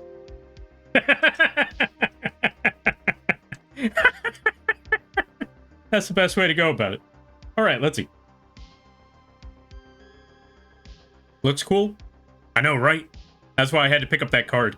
Even if it's a filler monster, I had to pick up that card. Let's also give a shout out to Icy. Folks, go check out Icy. Really hilarious streams over there. And if I'm correct, there's something I gotta go clip in the previous stream they had. It's amazing stuff. And how you be there, Icy? Hope things are going well. Stock market used to be part of home ec, the economics side. They used to talk about the stock market and home ec. Dang, what happened? Should have taught us how to survive. Exactly, yeah. They should have taught us carpentry. I know that's supposed to be what shop is for, but I didn't get shop where I lived. Alright. Hope everyone is doing well. So far, so good. I'm waking up. The dogs aren't barking. I'm able to actually stream without sensory overload. Yeah, it's a pretty solid day today. And there's some future jobs in the works. Gonna be a lot of work later down the road. So that's a good sign. Business is picking up again. That's also why I need to focus on trying to finish off all of these projects as well. Because I need to finish off these projects. I need to work on that stuff on the side. I need to get those YouTube recordings. Oh, speaking of which, I was working on the YouTube recordings earlier yesterday. And I can definitely tell you, well, once the dogs finally settled down, I was able to work on the recordings for at least a couple hours or so. And yeah, I realized I was very tired in some of these portions of the recording. Because at certain points, I'm trying to explain what I'm doing to the best of my ability, and I literally have to stop myself, or apparently, I stopped myself multiple times, redid it mid-recording, because I realized, okay, I did everything, but I didn't explain anything, so let me go back and try it again. Because there's a certain portions where it's like, we're just going to select this section, and it's like, okay, I get that you mean, I see that it's visually showing what section, but Lampy, for Christ's sakes, say what you're picking! Say what you're doing, for Christ! I was looking back on those recordings, just looking at myself saying, please tell me at some point, I said what I was selecting. Please tell me at some point they didn't. Okay, I gotta go back there later. I gotta go talk to my friend when they do the video editing. Just tell them, all right, so this section, and this section, I didn't explain jack. I need you to do me a favor. I need you to put these words in there. So people know what I was talking about because I dropped the ball there. And I need your help. All right, let's see. Mitochondria is the powerhouse of the cell. Yeah, basically, that's the thing that they taught us, and I was like, I don't care about this. Which part of this gets me a job? Which part of this gets me a cheeseburger? Like, that's what I want. Like, which part of this in high school tells me how I get cheeseburgers in life? How do I get food? Are you gonna teach me how to grow food in the city? That's what they should have taught us back in the... Yeah, that's what it should have taught us in those days. Like, okay, this is great. Fantastic. How do we make this work in real life? That's what I want to know. Like, what part of this helps me in real life? And let's be honest, the teachers didn't care, so yeah, we weren't going to learn jack.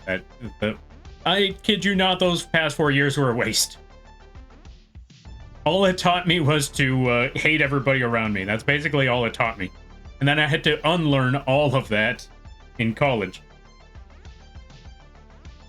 Ironically, we've never learned that in high school. I think that's a blessing. I think that's a blessing. What did you learn in high school, if you don't mind me asking? If it's too personal, I completely understand. You don't have to answer that question if you don't want to. God, I was hoping you forgot. I did not forget. There's a lot of clips that I need to get. Which, not gonna lie, I found out that a lot of the communities that I hang around in, a lot of the stream channels I stick around, apparently there's this one thing called like top clipper. And apparently I got that title in a lot of places. I'm like, that's what's up. I'm very proud of that. That just means I've watched too many streams. Although, to be fair, I do watch those streams while I'm working on stuff in the background. So I pop in, I'm like, hey, what's up? How's the things be? Nice, nice, nice. What am I doing? I'm throwing my life away by sticking to work. I wouldn't exactly say throwing my life away, because again, I like doing what I'm doing. This definitely beats a 9-to-5 job. Granted, am I working like every other day? Not even every other day. I'm working every day. Absolutely. But I don't have the stress of a boss hanging over your head. So I'm actually very okay with that. All right, let me see.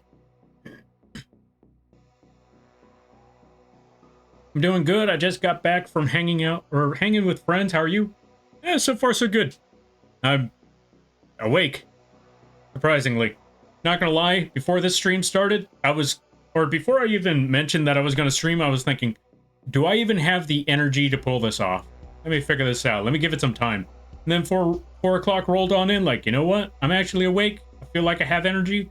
I think I could do this today, unlike yesterday. And then 5 o'clock rolled around, like, I have no energy. I'd made a mistake. But I said I was gonna do this. I'm not flaking 2 days in a row. Let's do this. Now I have energy, somehow. So yeah, so far so good. All right, let's see. That's great. I'm happy for you.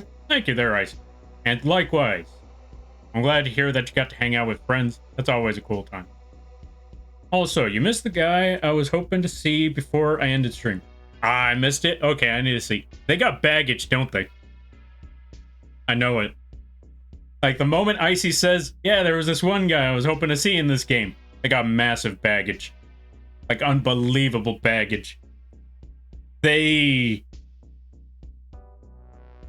got the amount of baggage that you would expect a stereotypical princess to bring with them to a 2-day trip.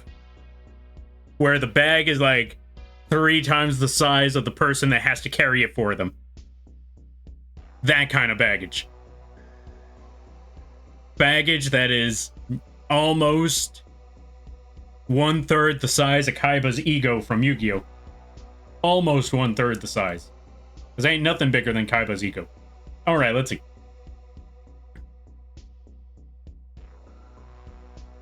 We did learn accounting in high school, actually. See? That.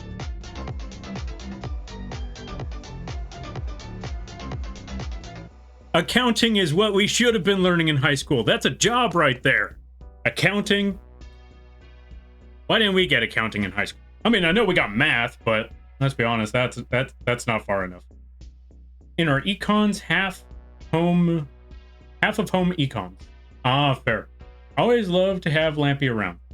Yo, thank you. I'm honored to hear that. And likewise there, Blobby. You're awesome people. Never forget it. Don't let anyone tell you otherwise. The teachers, they were lying to you. Hi again. Yeah, I'm jumping. All good, all good. You do your thing. That also reminds me. The amount of times I saw dice somewhere, I was like, it was that one meme from Umbrella Academy. Not gonna lie, the only reason I even know about Umbrella Academy is because my brother was watching a lot of shows. Like my brother binge watched. Okay, they used to binge watch a lot of TV shows, but that's neither here nor there. That's as far as I'm going to talk about that, because that's their business, not mine. And I now that I bring that part up, I'm looking at like, yeah, I'm not going to go into further detail because that's not my place to go into that much detail. Anyway, even if it is small detail, it is still detail, and that's not my place. Anyway, going back to it. I could just say, that, yeah, I saw Umbrella Academy because of my brother. That's basically it. Anyway, what was I talking about again? I don't remember. Right. School and how they needed to teach better stuff. Because, yeah, I didn't learn jack while I was in high school.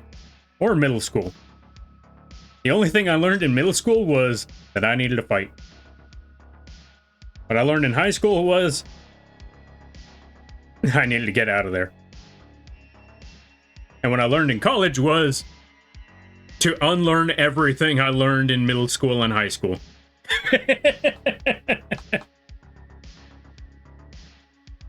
And then what I learned in real life was actual life. It's time to get business savvy. It's time to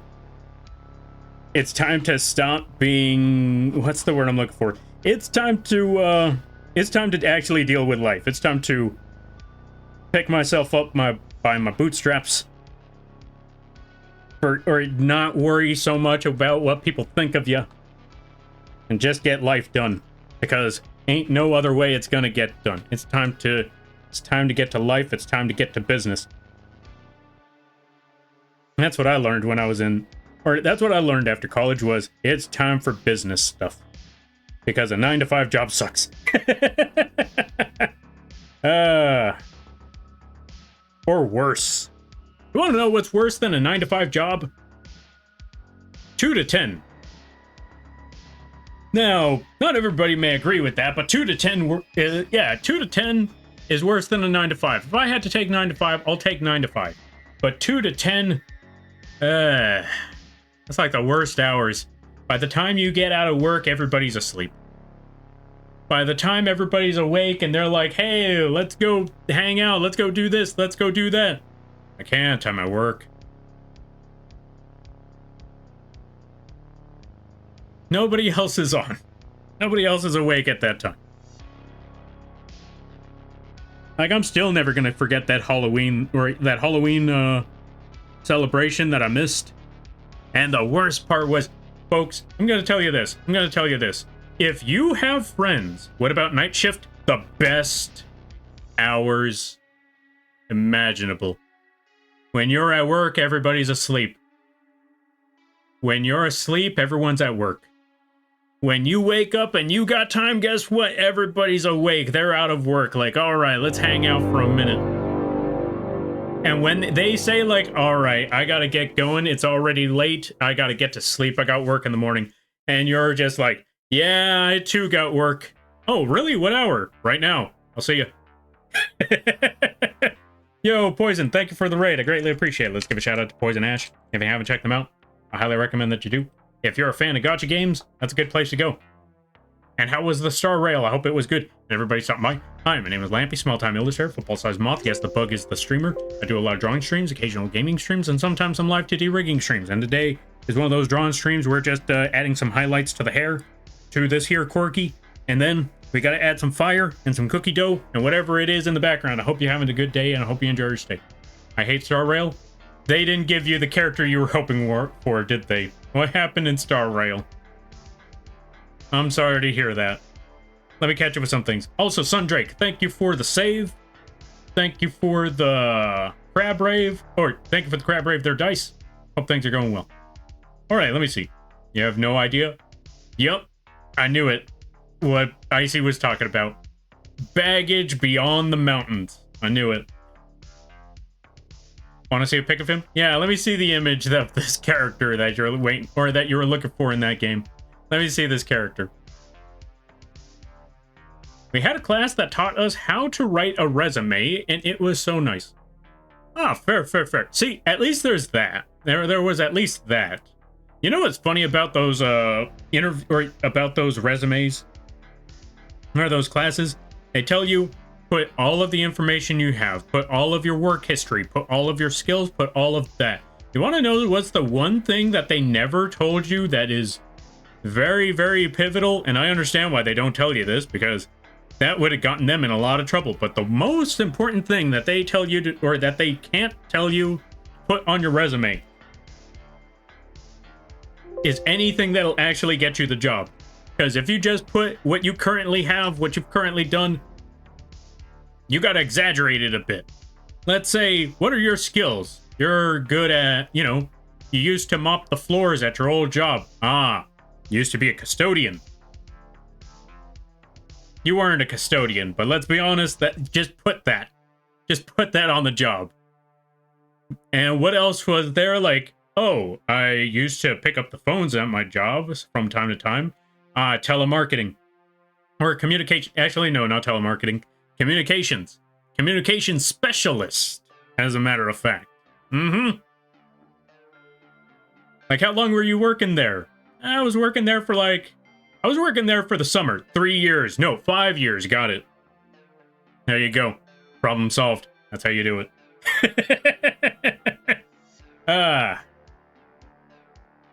Prove me wrong. That's how it worked in the States. Or that's how it works in the States. Alright, let's see. It's nice to have a cult. No cult.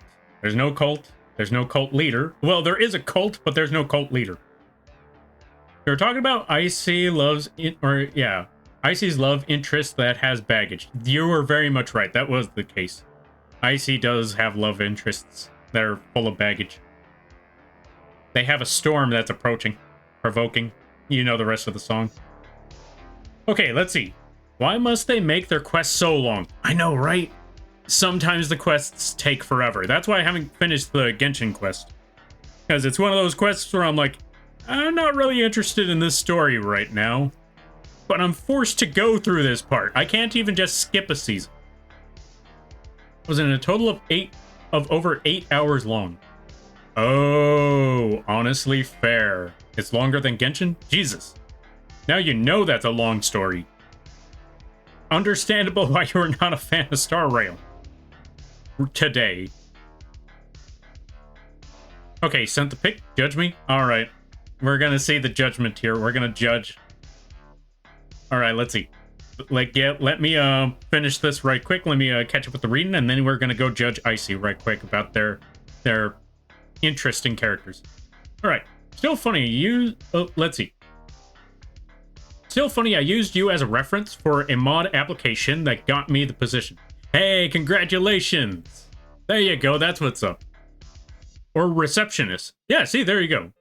All praise the cult. No cult praising, no cult leader stuff.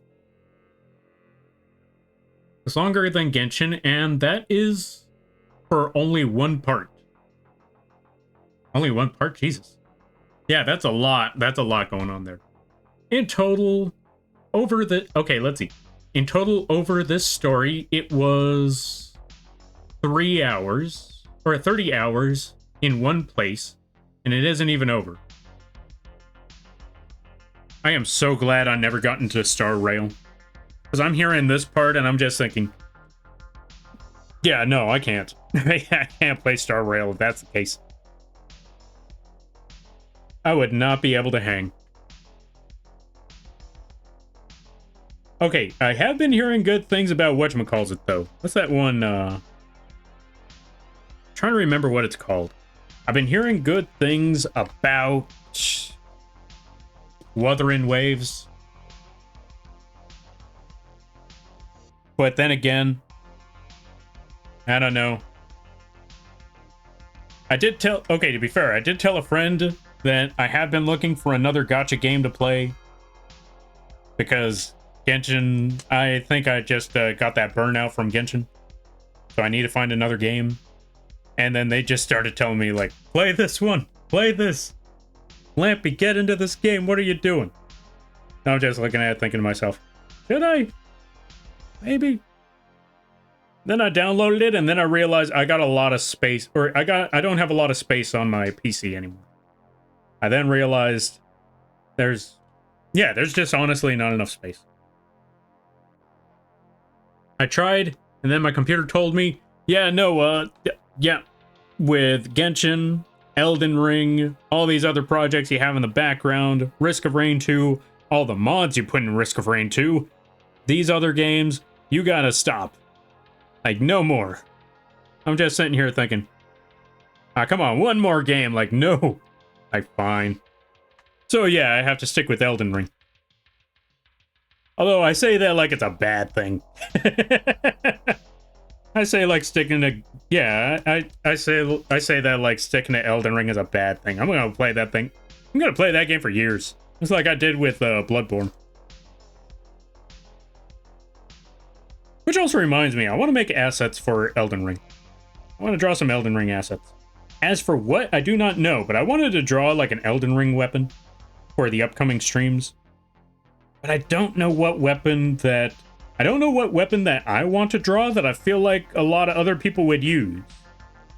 I know what weapon other people would use, I just don't know if I want to draw that one, though.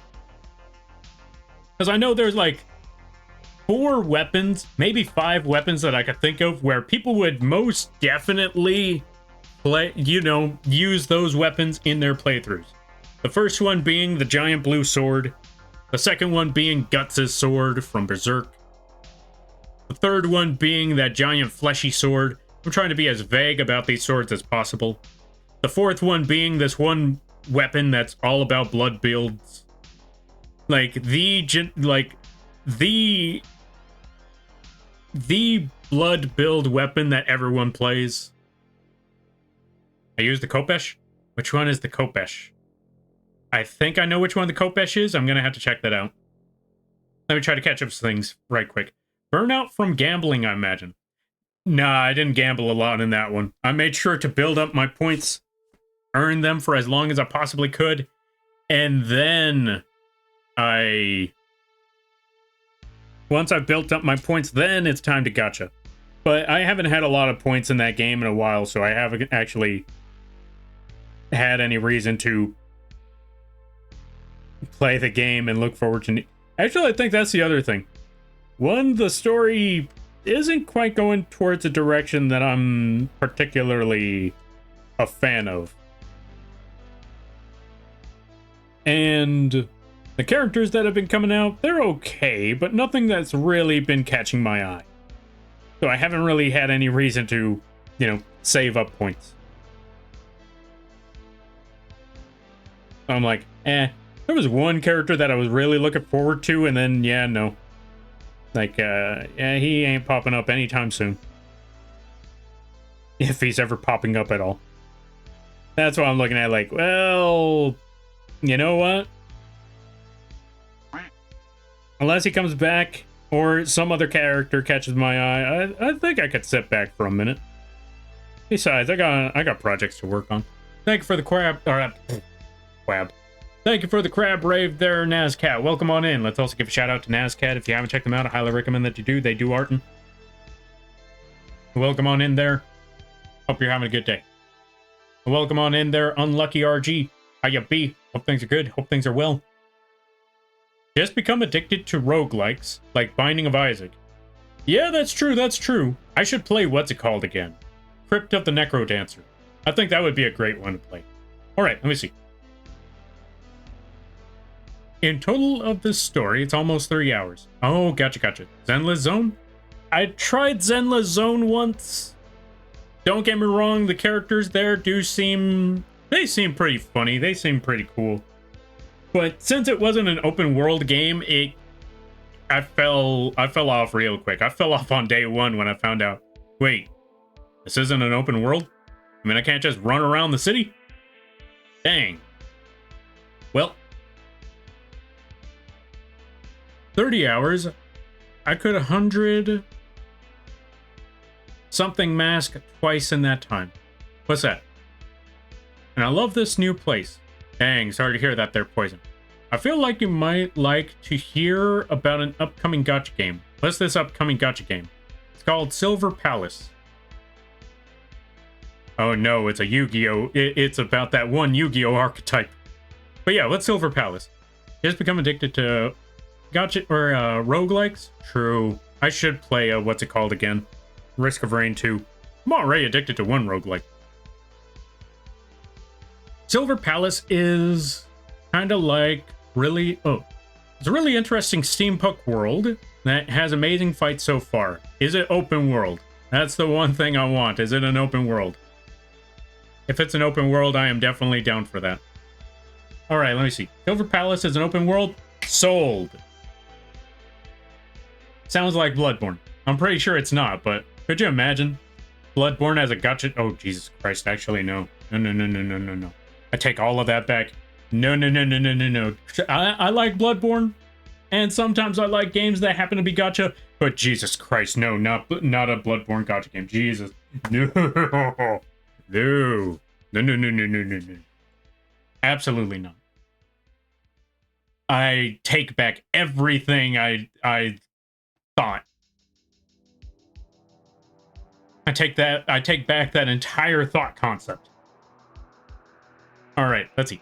Crab Brave Quack. Yeah, the Crab Quack. Crab Quack. I can't say nothing. I can't say things anymore. I can't say anything anymore. Don't worry about it. Just ignore me now. All right. It was a quack. There was no quack. You're the quacks. Anyway, my most recent addiction is Nino Kuni 2. What game is that? I'm trying 100%. Oh, trying to 100% it, close to it, and have an annoying achievement. Ah, fair. What's the annoying achievement? Okay. Also, welcome on in there, Sasquatch. How you be? Silver Palace is open world. It does have a trailer out now. I'm gonna have to check out Silver Palace after this. And I almost forgot. Gotta check something out. Icy sent me an image of the character. Yeah, figures it was this one. Okay, so going back to it. Icy, are you still there? Okay, so Icy's there. Alright, so Icy sent me an image of the character that they like from Persona. And I was thinking, okay, they have to have baggage up the wazoo, I'm sure of it. I see the image of the character. I don't even need to know their story. I don't even need to know their story for this one. Hold on a minute. Hold on a minute.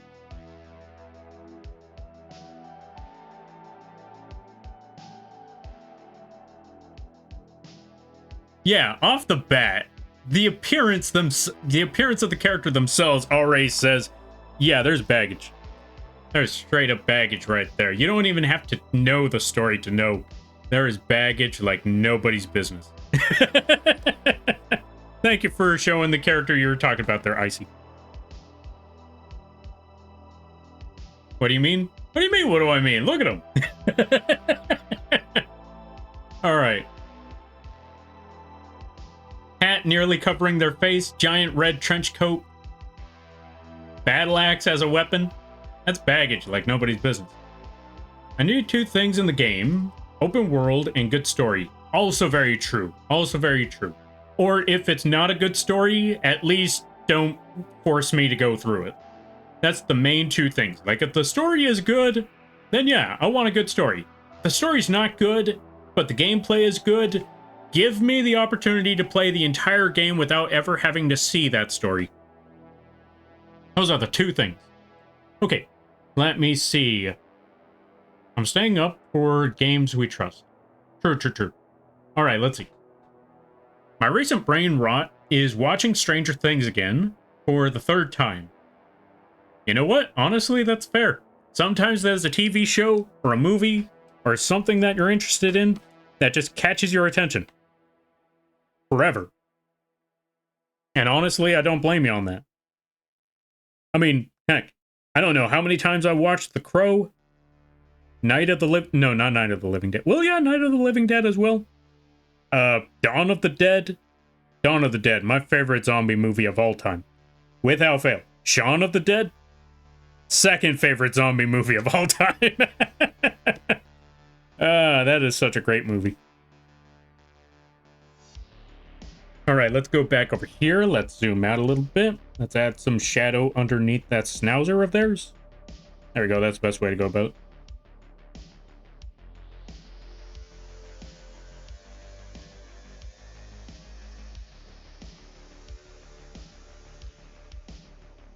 There we go. All good. All set.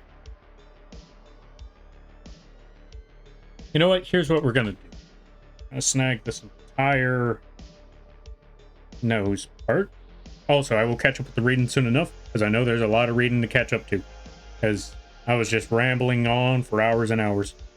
Okay, there we go. Gonna snag that. Gonna get our brush. We're gonna get the old mouse clicker. We're just gonna... Oh, right. Let's also make sure that the sharpness of the edge is at 0. Yep. Click. Like so. Let's switch the shading. Put that up top there. And there we go. We got our nose. That's the nose. That's the snoot. Also, let me go close the window real quick.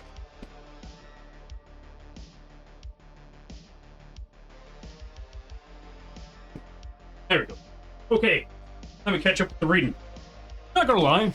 I think we got a lot of the work for Cam's character nearly done. We're almost there. And then we could work on everything that's around it. And then we could actually start adding the other lighting effects later on. Okay, let me catch up with things. To be honest, Risk of Rain 2 isn't a proper roguelike. It's a roguelike. It doesn't have...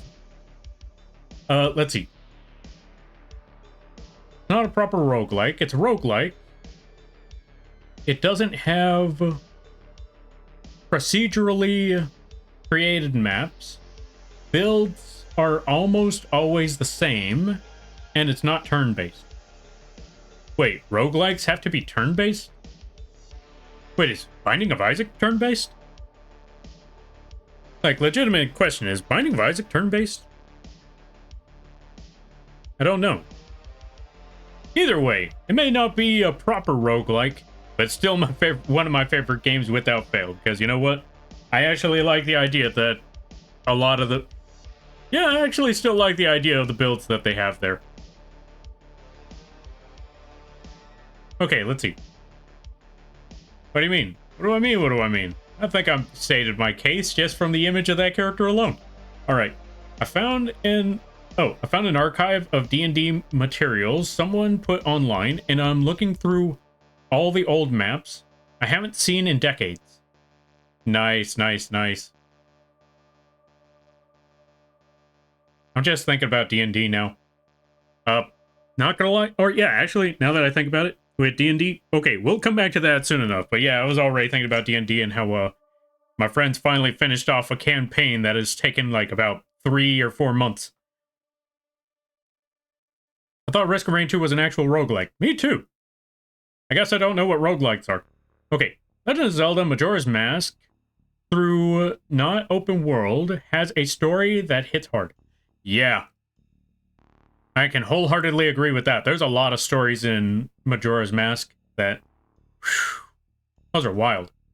Hey, Lampy. Yo, Sasquatch. Most games marked as roguelikes are not roguelikes, but roguelites. Okay, what's the difference between roguelikes and roguelite? Lights. Words. Okay, see, now that's getting confusing. Now that's just getting confusing. Now that's just splitting hairs. Even a Binding of Isaac can't be considered a true roguelike. Okay, now I'm confused. I'm just thinking, you know what? I'm tossing them all in the box. I don't care. Once it gets to a certain point, I'm like, I don't know what's going on. All of you in the same box. All these games are in the same box. I don't care. Okay, Season 4 gave me my favorite character of Stranger Things. Baggage. I know it. Okay. I still get irked by the reanimation of half the dog anatomical cutaways from biology class, proving it was a living dog once. Oh, understandable. Yeah. All right. I sent the trailer to your Discord for later. All right, I'm going to have to check that out later. My favorite thing about Silver Palace is the mounts. Definitely going to have to check that out later. Isaac isn't turn-based? Yeah, that's what I was thinking. Like, I don't remember Isaac being turn-based, but apparently it's not a roguelike. Okay. My only issue with Isaac is that I can't use my analog sticks to look around and move. Fair. I mean, fair. Also, when you hear his voice, we're going to dismiss the snooze or the ads for a minute. All right, because I want to catch up with all of this. Okay, let me see. We're almost caught up with everything. I mean, fair. When you hear his voice, that's also a dead giveaway. It's Virgil's voice actor, isn't it? Roguelikes are... Okay, so I saw that one. Generated levels. Gotcha. You know what? What? Chicken butt. That's what. Anyway, but honestly, it doesn't matter. Just throwing tidbits of trivia. That's honestly fair. That's understandable. That's understandable. That's fair. That's fair. Here, look at him and tell me if he does. Wait. Look at what and tell you if what does. Oh, let me see. Okay, so I'm assuming Icy sent me another image of their character. Yeah, that dude's got baggage like nobody's business. Like, he looks like one of those characters from the Warriors. Looks like one of the characters from the Warriors. So yeah, that's definitely baggage. Nope, he's not voiced by him. Okay, who is he voiced by? What other character is he voiced by there, Icy? Is it Nero? Dante? The guy who played... Wait, there's other characters. Let me think about that one. He also plays D&D. He's a DM. Oh.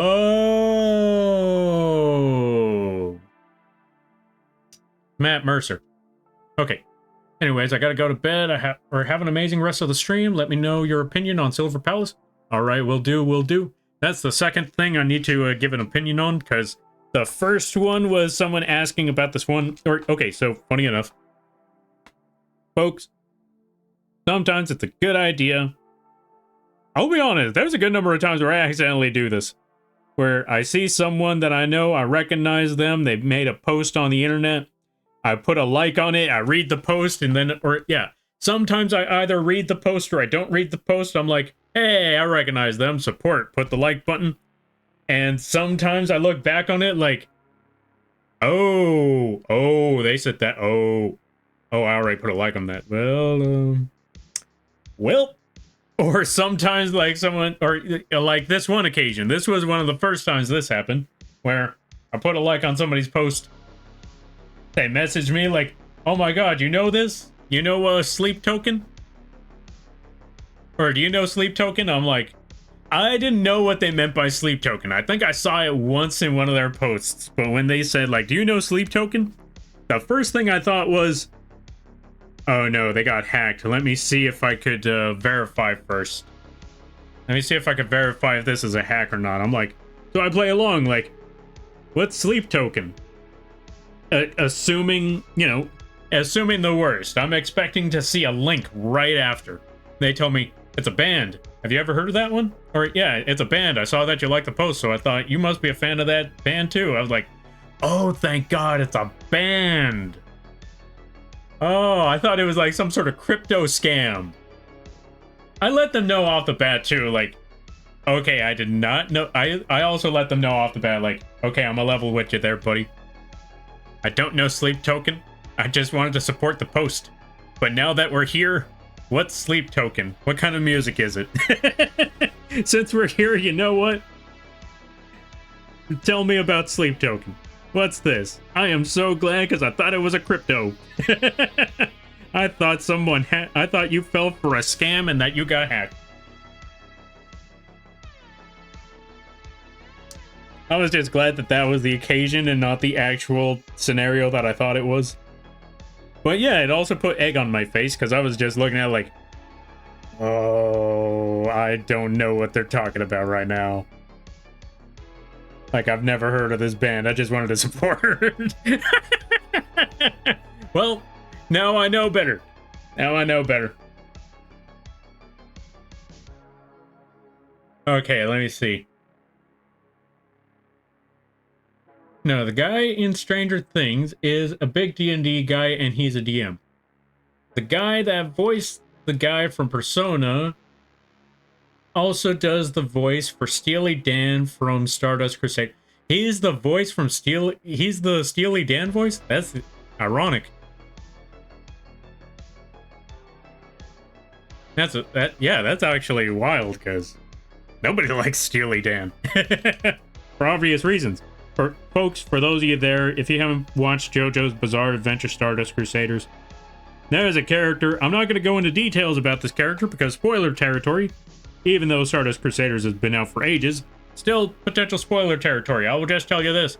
Steely Dan is a character where you want to see him get punched in the face. Really, really badly. Also, ads start in a minute. It's wild. It really is wild. Like, I was not expecting that.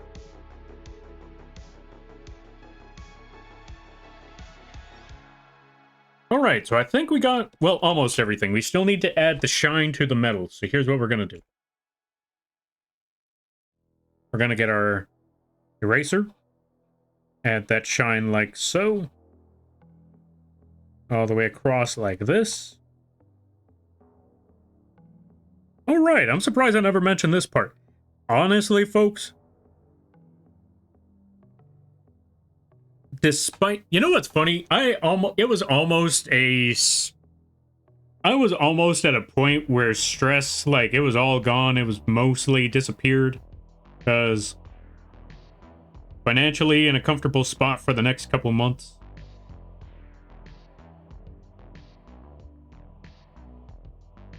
Big projects are finally out of the way, so there's honestly nothing that I have in the background, with the exception of commissions. Yeah, with the exception of those, everything else was like, yeah, I got to reveal a bunch of projects. I got nothing that I have to hold back on. I'm just honestly in a very decent spot. And then the dog started barking. And that threw everything out the window. In all true honesty, as soon as the dog started barking, I threw all of that out the window like, ah. I was at peace for a minute. Apparently, I don't get that. No rest for the wicked and all that nonsense. Oh well. Maybe next time. Maybe next time. Here's hoping. Alright, let's get our smudge tool. Let's zigzag up and down, up and down, up and down. There we go. Perfect. We got the shine for that part for later. Oh, wait. Hold on a minute. One more.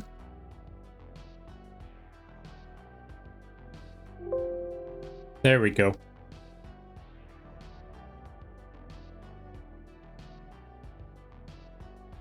Now we should be back from the ads.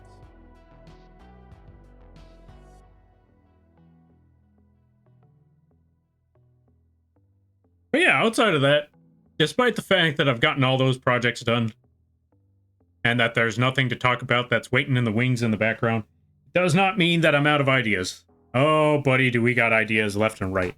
There's ideas like nobody's business.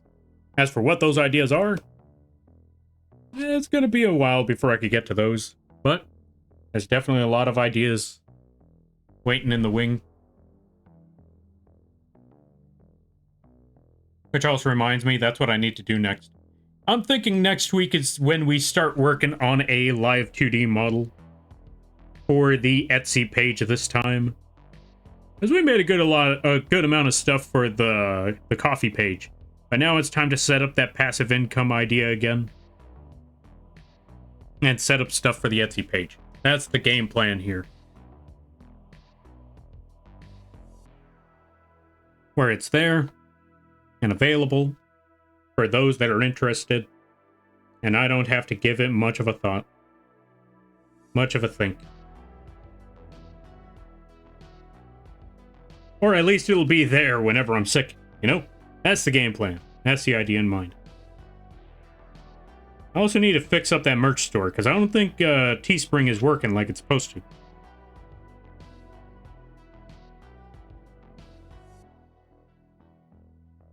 Now let me see. I just realized this entire time I've left those eyes dead. Like, no light in those eyes. I just realized this entire time I should have been doing something about that. Okay, so, game plan. New layer. So I don't mess up anything else around it. Boom. So, we're gonna do clipping mask. Put that at 80%. Not 80. Yeah, let's go with 70% on the opacity on the layer, not the brush. Turn that layer into an overlay setting. There we go. That should be good. Now, what we're going to do is we're going to add the pupil. Wrong one. For the pupil, we need to make it rather dark. So, we're going to use a darker tone for this. Make a circle. Make really, really big circle. And right now, it's going to look absolutely cursed. Because if you could see an iris, in most series, if you see an iris and a pupil and they have no lighting in those eyes whatsoever, that usually means there's something ominous. It's like what they say, or it's like the old saying, the eyes are to the window to the soul. And if you see no light in those eyes, there is something seriously wrong with that soul. And you should be concerned. Like so. This is terrifying. Like before, it was at least, you know, lacking in light. Now, you should run. You should definitely run. Doesn't matter if they have a spatula. I wouldn't trust what they could do with that spatula if this is what they look like. Now, let's uncursify this by adding some light to these eyes, because, yeah, that's very unsettling. Not gonna lie. Very, very, very unsettling. So, let's get back to the project at hand. Here's what we're gonna do. New layer. Drag this across. We're gonna add 2 brighter shades to the outside. Not the outside. To the middle, or the inner ring of this iris. Like so.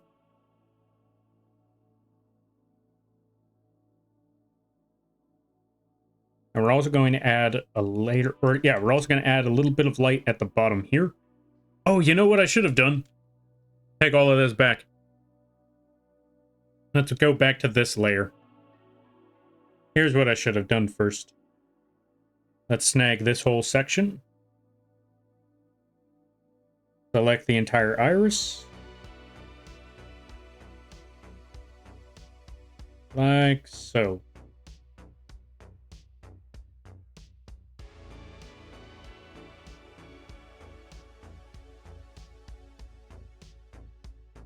Deselect that part. Zoom out a bit. Take our brush.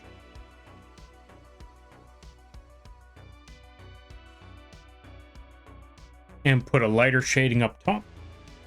That's not the lighter shading. There we go. Put a lighter shading at the bottom end. Something like that. Go to the top. Put a darker shading down there. And yeah, not gonna lie, we made it look more terrifying. We made it look worse. There we go.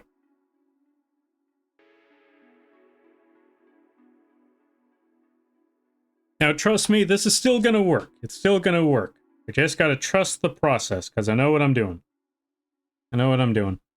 There's one factor that is going to make this look not cursed. But we're not going to be able to see that part just yet. Right now, we have to see... It's only going to get worse before it gets better. That's the best way to put it. Only going to get worse before it gets better. Now that we got that part, and we got this whole section, there we go. Now that we got that part of the iris selected, let's go back. Drop that, put the lighting at the bottom, put the shadows at the top. Make this thing look absolutely cursed. Go back to this lighting here. Or go back to this layer where the pupil is. And this is where we're going to start putting the shines. Like I said, we start in the center points. Put that lighting up there. Or yeah, put a brighter color tone in the middle of the iris rings. Like so. Then we put one more line at the bottom. At the way bottom. Like so. Do the same thing over here. Put some lighting down here.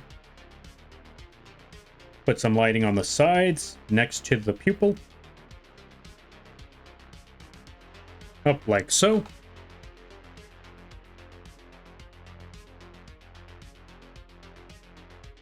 Next move. Blend this stuff in. Blend up. Blend down. Smudge this tool. Or yeah, use the smudge tool. Blend that whole thing in. Like so. And we should be good. Right, we got to keep this a little bit further away because we cannot smudge that pupil. So blend this in a little bit. There we go.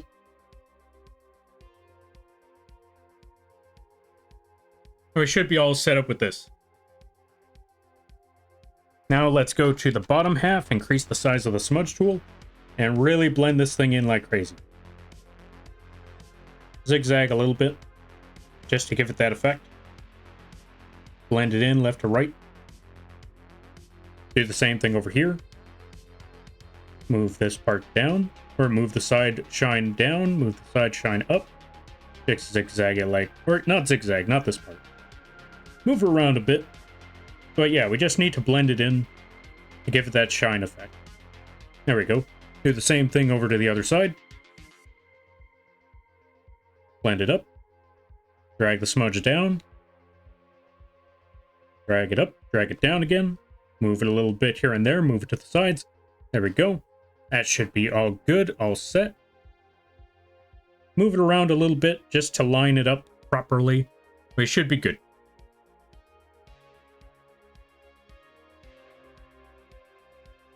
And then we go to the bottom half. The bottom shine. Zigzag like crazy. Like nobody's business. Zigzag, zigzag, zigzag. Drag it left and right. And that should be okay. Now we got a little more shine. It's still looking pretty cursed.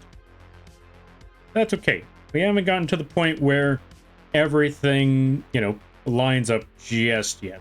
But we're getting there. We're getting there. Yo, Fenrir, thank you for the save. I greatly appreciate it. Let's give a shout out. Oh, right. I don't know why I completely missed this part. I saw it and then I forgot to say something. Also, Nazcat, thank you for the giant emote. I greatly appreciate that. Folks, go check out Nazcat. They do art and stuff, really awesome stuff. All right, let me see. What is the next step that we got to do? Okay. Now that we got all that done. One more new layer. We're going to call this one Shine. Because this is where we're going to bring it all together. Did I put the save? Let's hit save. There we go. All right, so next step. Get our brush. Gonna put it at 100%. Okay, I'm back. Sorry, I was grabbing dinner. No worries, do not apologize, because no one's obligated to be here. But I'm glad to hear that you got food. That is awesome to know. What kind of food you get? If you don't mind me asking, you don't have to answer that question. Also, Mista, thank you for the raid. I greatly appreciate it. Let's give a shout out to Mr. Bean. What were you up to? What were you playing? Were you playing the AFK journey? AFK journey, yep, yes it was. I had a feeling. And everybody stopping by from Nazcat stream. Hi, my name is Lampy, small-time illustrator for full-size moth. Yes, the bug is the... Hold on a minute. Yes, there we go. Yes, the bug is the streamer. I do a lot of drawing streams, occasional gaming streams, and sometimes some live 2D rigging streams. And today is one of those drawing streams. Today, we're working on some very cursed eyes. Very, very cursed eyes. But yeah, we're also working on some other things. But yeah, looking at those eyes, they just peer into your soul. It's terrifying when you really think about it. But anyway, we're just drawing this. We're trying to finish off a viewer redeem project that we've been working on for quite a while now. Also, if you gotta take care of things, go take care of those things. Never feel bad about raiding and running, because that's what raids are all about. But if you decide to stick around, I greatly appreciate that. I hope you enjoy your stay. Season 4 came out? Nice, nice, nice. What's season 4? Oh, right, season 4 of AFK. I was gonna say, like, what is season 4 of AFK? And then I thought about it, like, you know what? Probably not best to answer that question. That was the plan? Oh, that's what the plan was. Good night. All right, you do your sleep. And I thank you for stopping by, and I thank you again for the raid, and I hope you have a good night, a better tomorrow, and a great week. You take care now there, buddy. Pen spin, pen spin. Thank you for redeeming pen spin. Let's see. Moth versus spider. Yeah. Spoilers, the moth probably loses. Chicken and rice with broccoli and salad. That sounds pretty good right about now. That sounds like some good food. Chicken and rice with broccoli and salad. Yeah, that's actually really good food right there. Dang, now I need food. We'll go get me some food after this. What time is it? 9:30?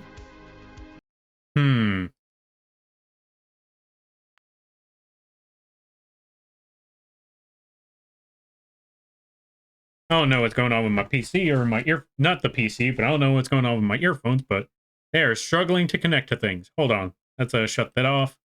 Let's try that again.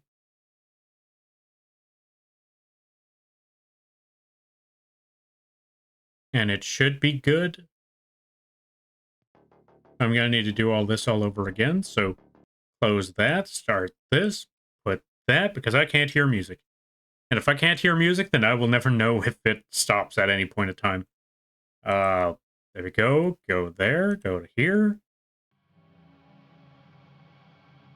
Oh, it's just that it's very low. That might also be the answer. Anyway, let's switch that over.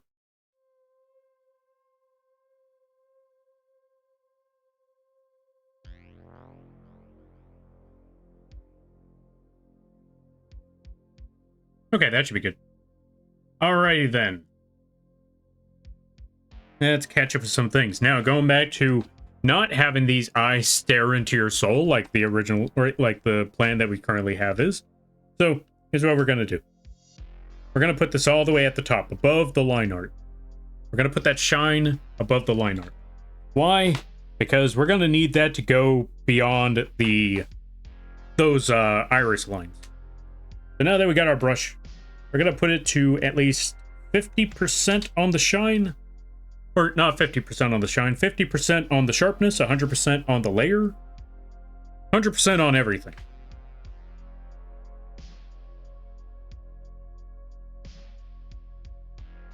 No, not quite. Let's put it back to 0. So it gives us the shape without a specific... What's the word I'm looking for? I'm trying to get the shape for the shine without getting a distinct edge. Like, at all. Keep the shine... Or, yeah, keep the shape integrity without the actual shape line and all of that. And we also need to figure out where the... We also need to figure out, before we do anything else, where is the primary light. And from here, I'm looking at top and somewhat to the right. So we actually need to put the shine in this direction. So let's make a giant oval, giant sideways oval, like so. Have it go over the iris, or have it go over the pupil just a little bit. This way, that pupil isn't just staring at you the entire time. Then we go to the left side and make a smaller shine, kind of like a reflected light. Put it right over there and over there. And you know what? I'm thinking take this section, maybe move it a little bit closer to the center. There we go, like that. Then we go to this side. And since there's a little more lighting, or yeah, since there's a little more shadow because of the hair right here, we're probably going to need to move the circle a little bit closer to dead in the middle. But there we go. We're going to toss that one right over there. Toss this little circle right over there. And maybe add a little bit of lighting right here. There we go. But there's another thing that we could do to make this a little less cursed. A little more light over to this section. And maybe make the pupil probably less prominent. That might also be the... Not so much less prominent, but I got another idea what I could do with that pupil. Maybe make it less... what's the word? Less... Yeah, less prominent. Like, faded in the background a little bit. Moth? Where? Where's the moth? Tell me where the bug is. We've been looking for moths. Also, welcome on in there as a thought the board. I hope you enjoy your stay. Don't worry, we'll find that moth one of these days. We'll find that bug. I just don't know where. But yeah. Pizza? Yo, pizza, nice. What kind of pizza did you get there, Ryu? I hope you enjoy, or yeah, I hope it's good pizza. Now, let me see. What's the next move I need to do? We're actually going to go back to this lighting, because not quite what I'm looking for. Let's get our brush again. Bring it a little bit lower. Go across like so. Not quite. There we go. That should be a little bit better.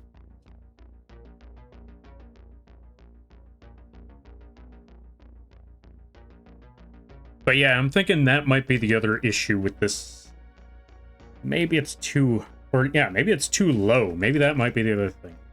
Let's make this lighting a little bit higher. Move it a little bit more like that. No, not quite that either. Figure this out.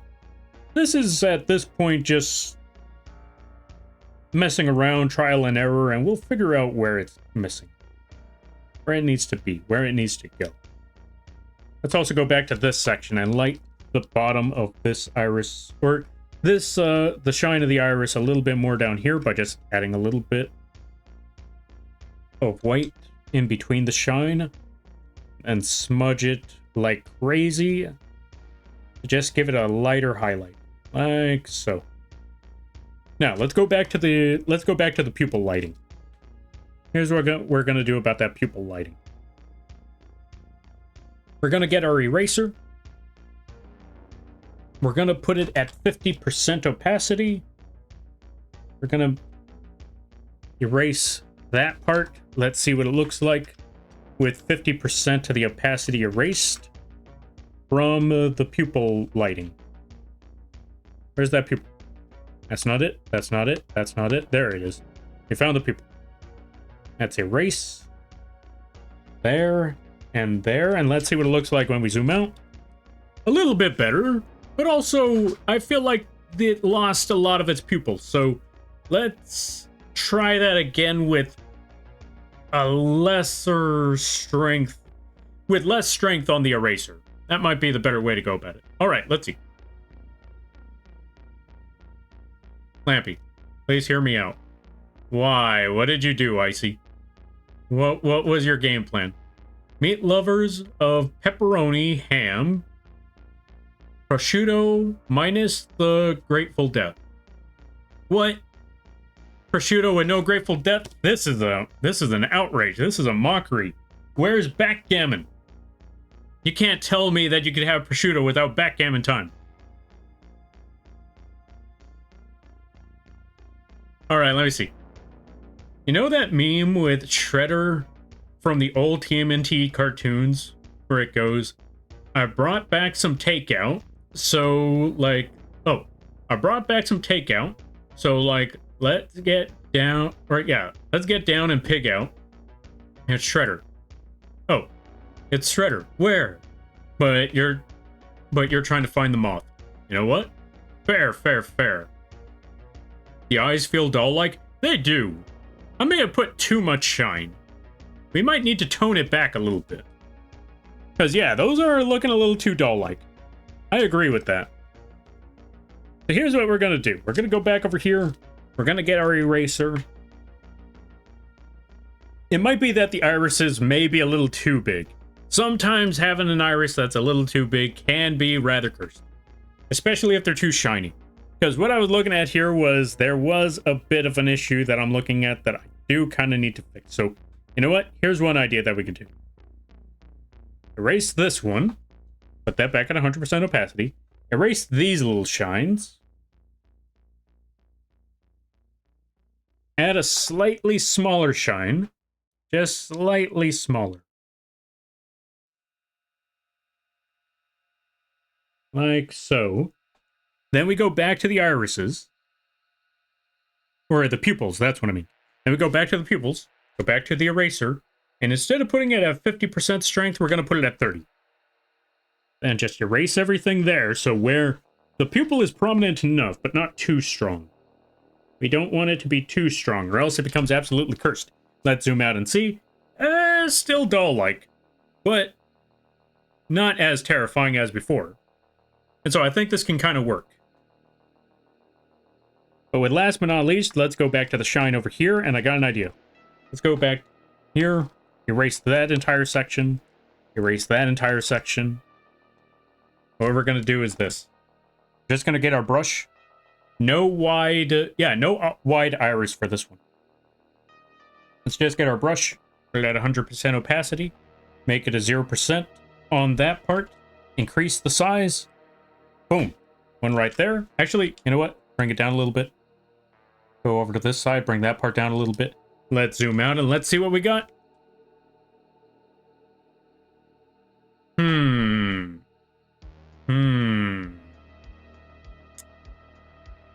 Possibly.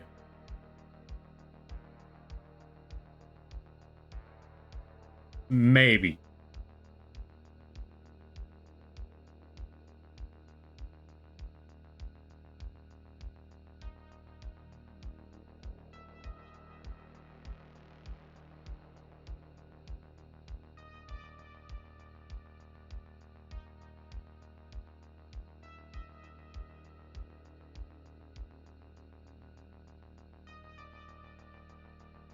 Not gonna lie, putting the glassy, or yeah, putting it with, using the clicker just makes the eyes look more glassy. You know what? This is what we're gonna do. Bring it a little bit higher. Make it a lot larger.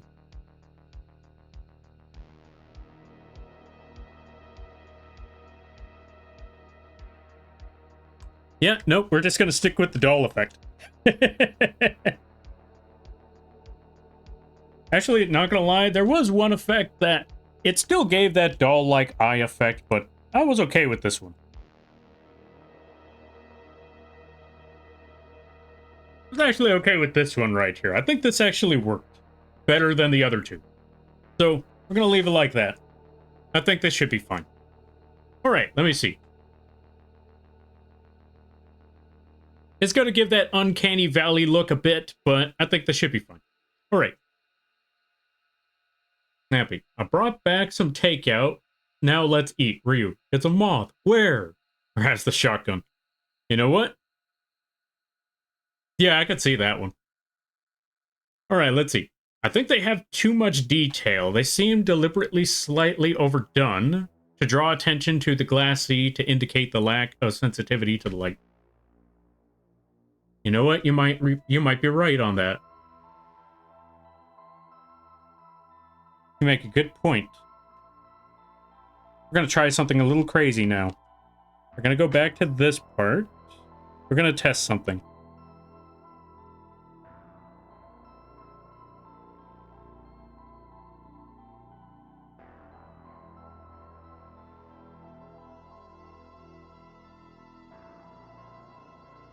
Normally this works, but I don't know what it is about this time around. It might be because the character is too simple, that adding that much detail to the eyes is actually overdoing it. That might be the possibility right now.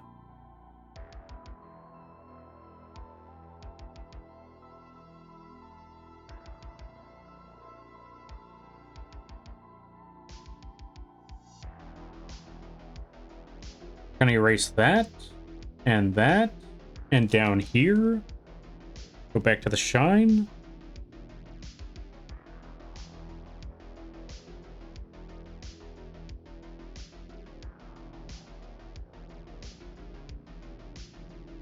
A little bit more in this direction, and a little bit more here, and maybe a little there. Now let's zoom out. Yeah, this actually worked a lot better. Good eye on that one there. Good eye on that one there as a thought. Alright, let's see. Okay, actually, those last two actually need to be there now that I look back on it. Okay. Yeah, that should be better. Alright, let me see. Now that we got that done, off to the next step, which is cookie dough. Actually, if I'm correct, I should be adding some detail up here, which I have not been doing. Wait, is that part of the same? Yeah, that's part of the same layer. Okay, shadows. Let's go over here. And since there's a lot of fire in this direction, the light to dark gradient is a unique feature to the eyes. True. I'm keeping the light to dark gradient though. I think I'm keeping that one though.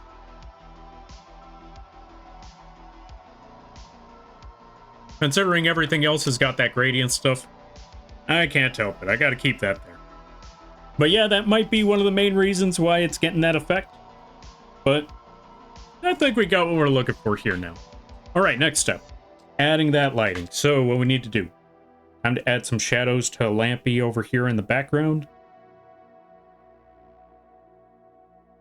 And again, since we're in the situation where... How do I put it? Let's start with this one.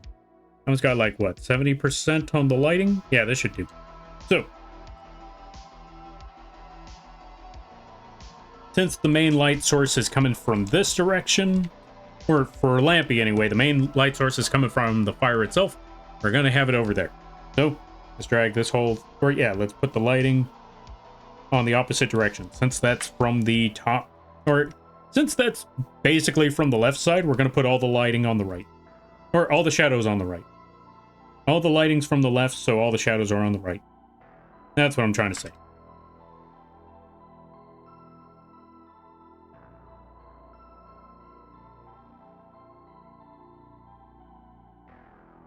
So let's fix that according to plan. Put that light, or put those shadows there. Add some shadow to the leg here. But we're going to keep a little bit... Actually, you know what? Yeah, no, let's keep a little bit of lighting. Or let's not have it go all the way to the edge to give it that reflected light look. We're obviously going to put some orange to these characters, or maybe a light yellow. Not a light yellow, but we're going to put orange and yellows to give it that outside effect. So, what was I trying to say again? We're going to put oranges and yellows to where the lighting effects are. You know, to give it that sense that, yeah, the fire is actually there. Unlike what we have currently right now. We'll get there eventually. Alright, let's see. I'm not an artist, but I am a whiz at studying human behavior like a mad scientist. Art is cool. If I've learned one thing, it's this. You don't have to be an artist to know what things look like. Because I could definitely tell you there are a good number of times where, you know, so long as you can see, so long as you can observe, heck, I mean, even if you, even for someone who, doesn't matter if you don't do the craft or even know how to do the craft. If you got eyes, if you got ears, you can hear and see what it looks like, then your opinion your opinion has just as much value as anyone else's. That's the best way to go about it. Again, you said it yourself. You may not know how to draw and all of that stuff, but you definitely caught the issue that I was struggling with. So that's why I say that words that I was saying earlier, I don't remember how to put them back together. Wouldn't it be lighter from the bigger arm above? Lighter from the bigger arm above. Huh? We should also probably put some shadow here because that arm is standing in front of everything else. Now that I really think about this.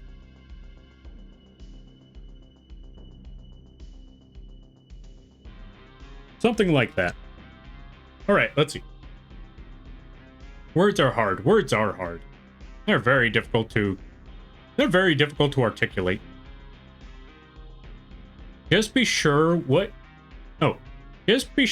constitutes as backseating in art. Oh.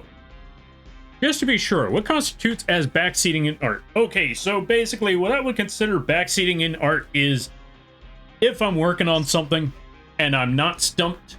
Like if I'm trying to work with something and if I'm working on something and I struggle with it and I'm trying to figure out something is missing. There's an issue and I can't put my finger on it. And then you give me advice or you give me your interpretation of what it is. Like maybe it's this, maybe it's that. That's, voicing the opinion on a question that I was struggling with. But if I'm looking at it and saying, okay, so here's what I'm going to do. This is my idea with the game plan. This is what I'm going to do. And while I'm working on it and someone just starts to tell me, you should also do this. You should add that. This here is that there. Like while I'm saying, I like this monster, so I'm going to do this. I'm going to add here and there. And then someone tells me, those parts shouldn't be as long. You should shorten them. Then that is in the place of backseating. But if, if I'm struggling with something and, like, for example, this situation where I'm trying to figure out, like, what should I do? Okay, just making sure for the public. Fair. Yeah, so perfect example is when I was struggling with the eyes. Like, something's off with these eyes. I can't quite figure out what it is. And someone starts telling me, I think this might be the problem. That's fine. That's okay. But if I'm not having an issue and I'm just enjoying the drawing right now, and someone starts telling me, you should actually do this instead.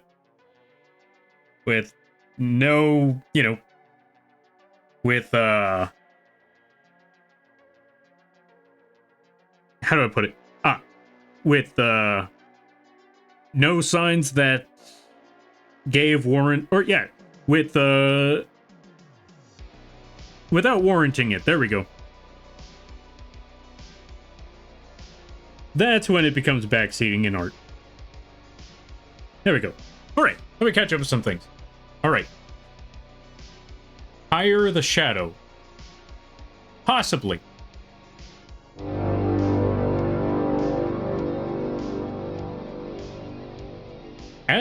Let's see. Ask for advice is helping. Barging in and telling people what to do is backseating. There you go. But as I thought so. And Shadov, thank you for the raid. I greatly appreciate it. Had to say hi. Wait, did you actually stream today? No? Okay, I'm a level with you there, Shadov. I'm gonna need you to not do that, because then I start to question. There's gonna be a day where you actually streamed, you try to give a raid, and I don't give it a second thought. That's why I'm looking at it like, that, you might want to stop doing that, because there's going to be a time when you actually do this, and then I'm not going to give it a second day, or I'm not going to give it the time of day.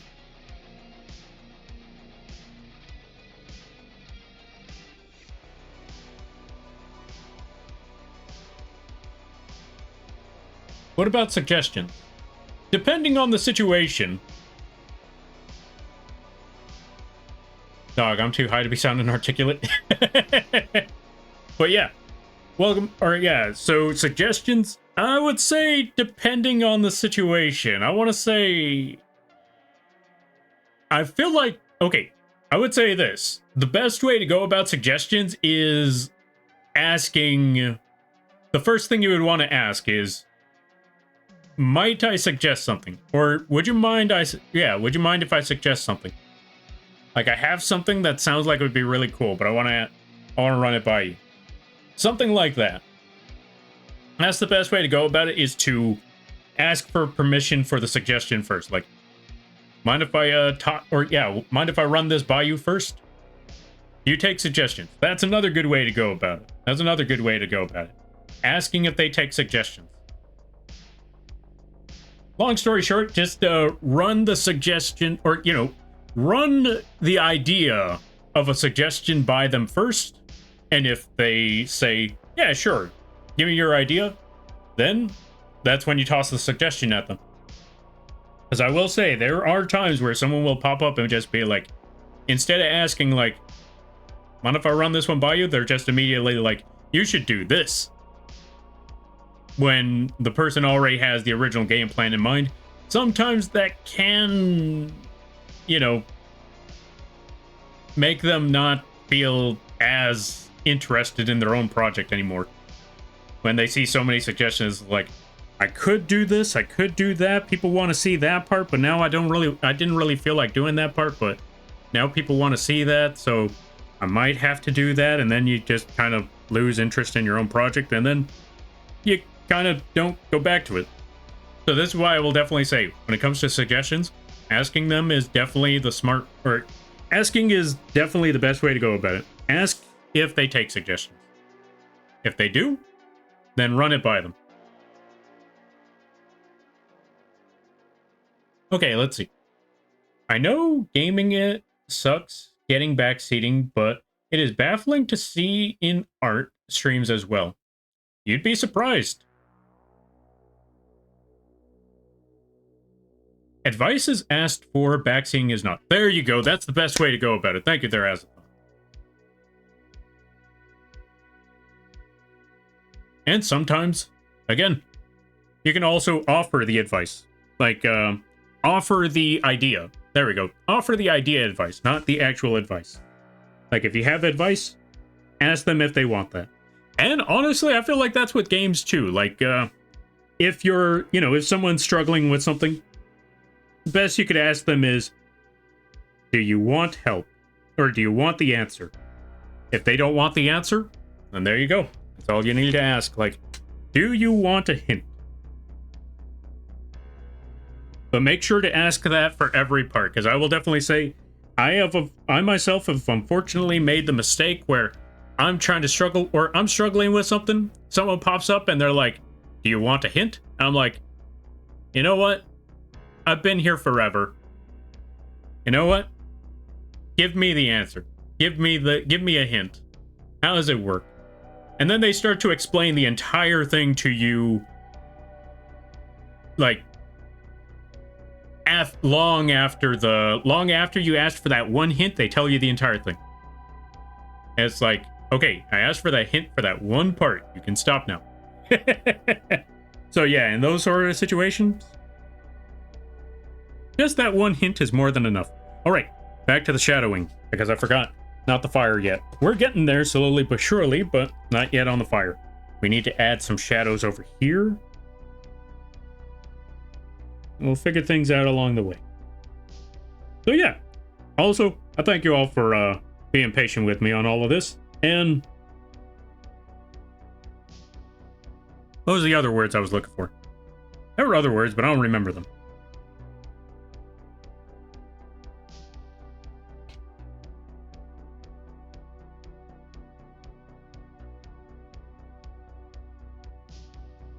I'll remember the words I'll remember the words later. But anyway, let's add a little bit more lighting there. Let's also add a little more shadow up top here. Maybe a little more. This is a tricky one, though. Trying to find the lighting direction, because we do have a lot of fire from down here, which would mean that it would lead up here, but we also have the main light source of the fire right here, so that's why I'm trying to mostly go for just the left at the moment. It's a tricky one, but we'll figure it out along the way. You talk in circles, friend. Yeah, that's me, alright. And it ain't gonna change anytime soon. Alright, let me see. A streamer I'm mod for has a help sticker she'll put up when she really needs help. That's a smart move. Honestly, that's a very smart move right there. Words are hard. Agreed. All these squares make a circle. Yep. There do be circles. Alright, let me see. All these squares make a circle and that one's still green. Anyway. What is these words you speak of? All these words and stuff? I'll be honest, I have no clue. Words are circular and roll like marbles. True. This is why we always talk in circles. Do you know the marbles path? I know the game. What's the marbles path? English is the melting pot of multiple languages. Yeah, I could definitely see that one. I mean, honestly, the amount of times that I say multiple phrases that, have how do I put it? The amount of times that I say multiple phrases that aren't even from the English language, but they've just been integrated into the language that I know of. Like the phrase, touche. I'm trying to think, what other words are there that I could think of that I usually say that aren't actually English, but they're usually used a lot? I'm trying to think. Folks, are there any are there any words? Okay, for the primarily English speakers out there, are there any phrases that you say that you could think of that are primarily from a different language but are used a lot in your everyday English language? I'm trying to think of some other than touche. Quid pro quo? There you go. What's What's quid pro quo? Like, what language is that from? And what does it stand for? Deja vu? There we go, deja vu. I've been in this place before. Something about the street. I think. I don't remember. Okay, let's see.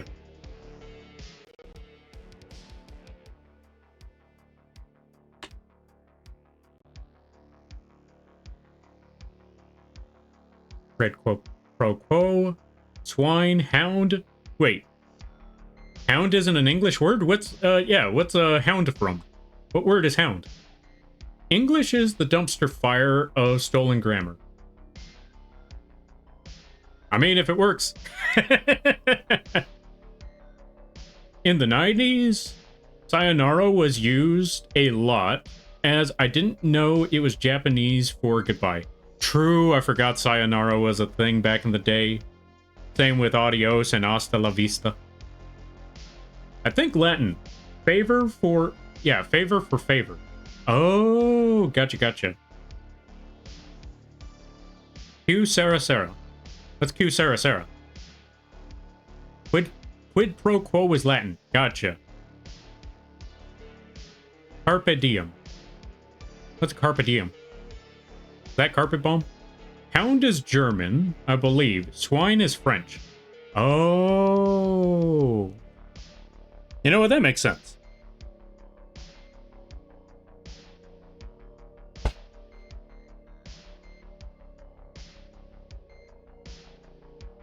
Alright, let me see. So we're also going to put some shadows. Yeah, we're also going to put some shadows back here on this tank.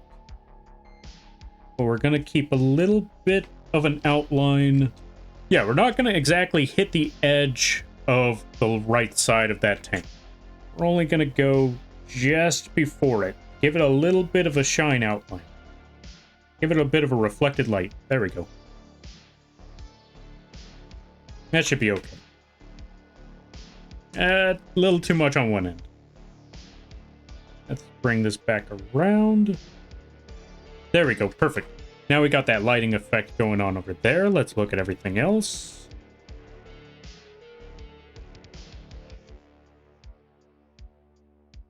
Add a little more lighting to the body here. Have it stop just before the bottom. Bring this back around. Have it go all the way to the top. That should be good. And then let's add some let's add a shadow being casted right between the body and the wings. Like so. A little bit of an outline behind that wing as well. There we go. We're not going to put as much detail, though. We're not going to put too much detail on this, mostly because this is in the background. So this shouldn't be the primary focus. Let's also go back over here. A little bit of shadow right behind this arm. There we go. Something like that. That should be good. Bring this back down a little bit.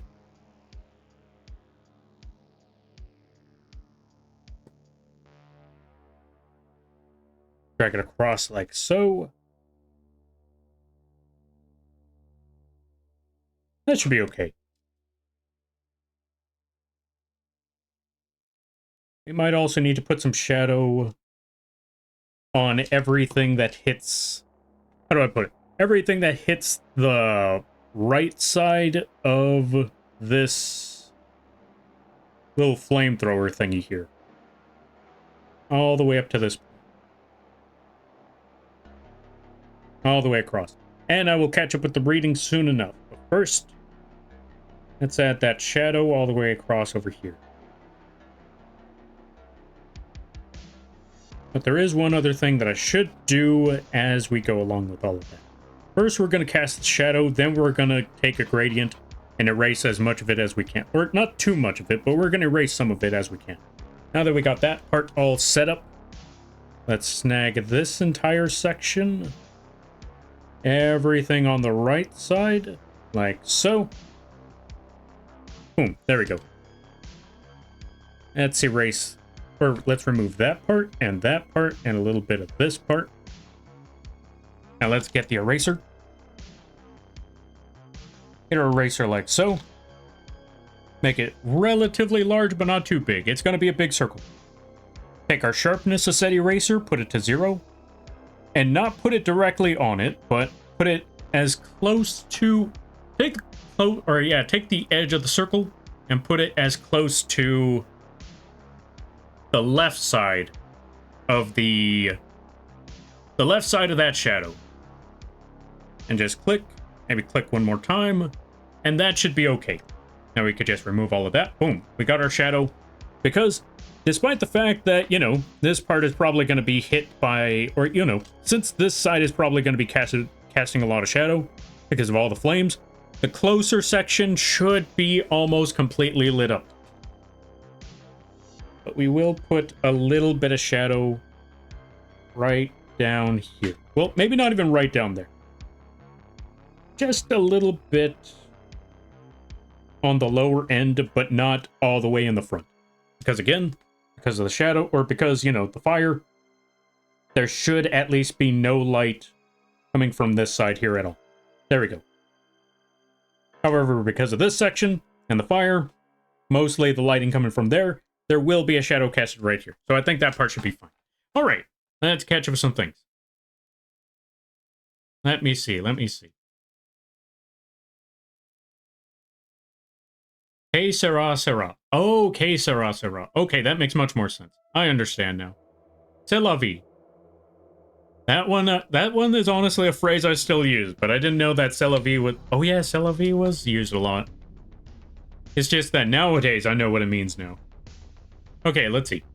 Goose is pluralized into geese because they come from the Germanic language, but the plural of moose is also moose because it comes from the Native American tribe. Wait, so would the Native Americans call geese, or, you know, yeah, would they call geese more goose, or just goose? So for some reason, someone thought of the great idea to bring the infamous Annabelle doll to a tour, only for them to lose it. Okay, I'm looking this up right now, because ain't no way somebody... Okay, let me look this up. Annabelle doll missing. Okay, let me look this up right now, because I want to see this. Hold on a minute. Annabelle doll left Connecticut Museum. Alright. Truth behind the doll's scare and... Okay, yeah. Okay, let me see this.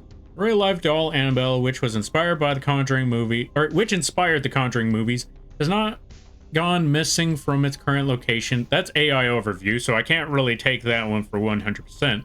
Let me see. Where can I look? That's the problem with Google nowadays. I can't trust any of these words anymore. I want to look for something, but then I see, like, AI generated. How do I know that this is 100% accurate? That's the problem. That's the struggle now. Also, what's this? I want a pot of greed coffee mug. Alright, let me see. He's hungry. Feed Annabelle cheeseburger. Yes, give that doll a burger, then run for your life. Now, where can I look? And I don't want to go to any of these other sites because, you know, they just feel like clickbaity things where they're going to ask you to subscribe for something, and then they're going to go on for 3 more pages, and then at the end of the page, they're like, Yeah, so in all honesty, it was actually a misconception. That doll never left. Like, okay, so you had me go through all of this for nothing. All right, let me see. Maybe this one. Let me see. Is Annabelle missing from the museum? Let me find out.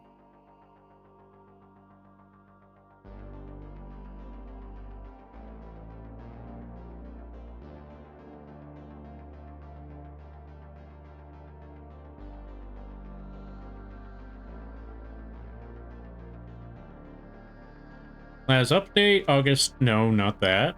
Not that. Those ones seem pretty old. Okay, let me check this then.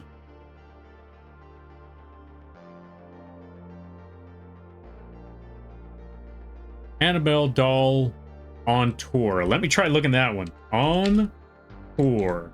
Because from what I'm hearing, it's a hoax. But I'm not 100% certain. Is Annabelle on tour? AI overview. Stop giving me AI junk. That's the problem. I can't trust people and I can't trust computers. I'll look more into this later. I'll probably check out YouTube.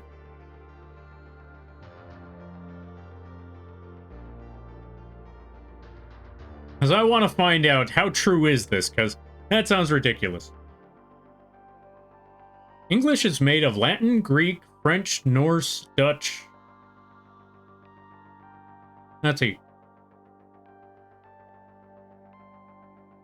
Afrikaans, Dutch variant, Portuguese, Spanish, and a bit of Mandarin, if I remember correctly. I can imagine that. That makes sense. And native tribes. Fair, fair, fair. They had their own word for geese. English didn't take that because they already had a word for geese.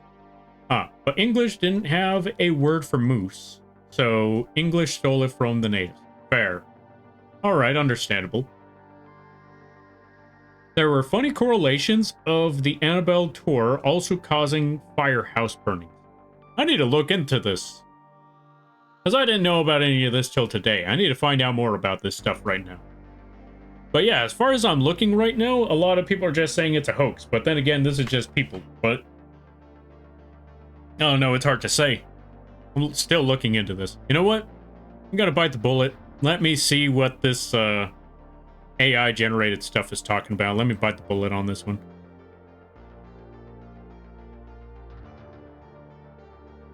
On tour, let's see. The tour, which began early May 2025, has drawn thousands of horror enthusiasts, skeptics, and believers. It is a rare opportunity to see the Annabelle doll previously housed in the Warren Occult Museum.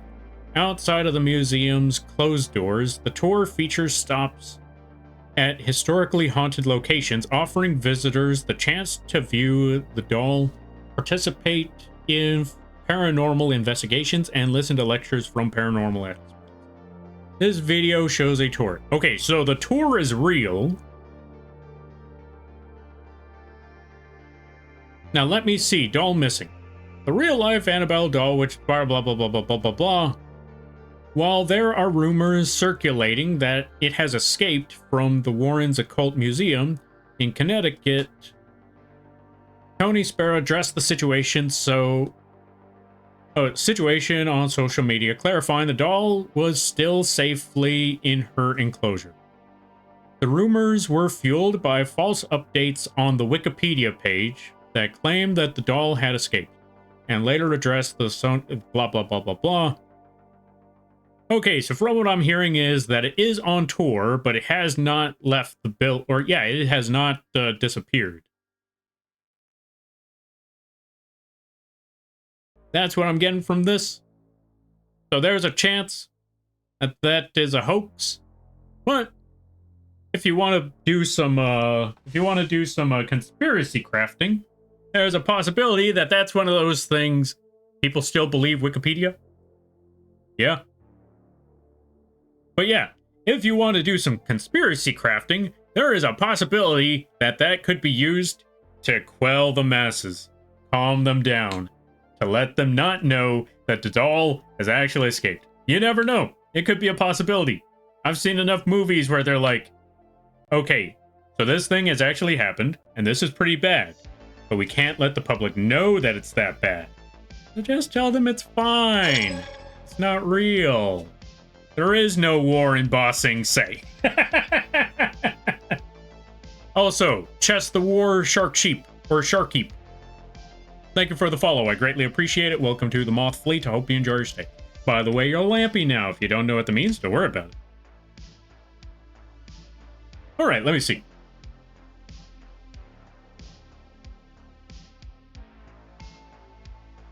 But also at the same time, it is the AI thingy, so it's really hard to tell. This is what I said, like, it's really hard to tell what's real or what's not anymore. I can't really take anything seriously at this point. Anyway, let's see. But I can also imagine taking a cursed doll somewhere can cause fires. Dan Riviera, wait, what's this?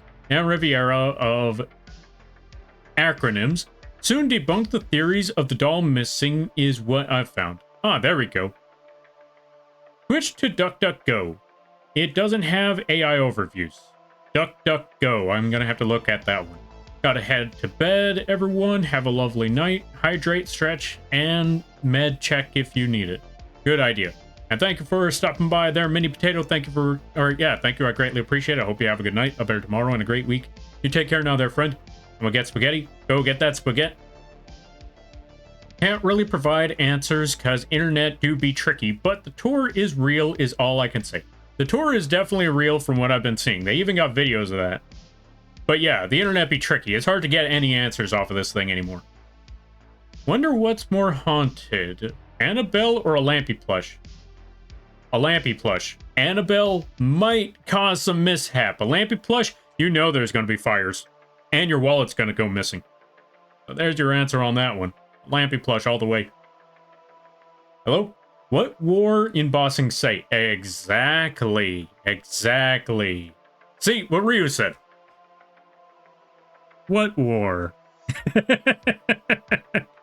But yeah, exactly. And welcome on in there, Chess War. How you be? I hope you're having a good day there, buddy. Right now, we're currently just drawing fire. We're drawing the lighting for fire. Trying to get that lighting effect going on. We're still a long ways away from the lighting effect, but we're getting there little by little, slowly but surely.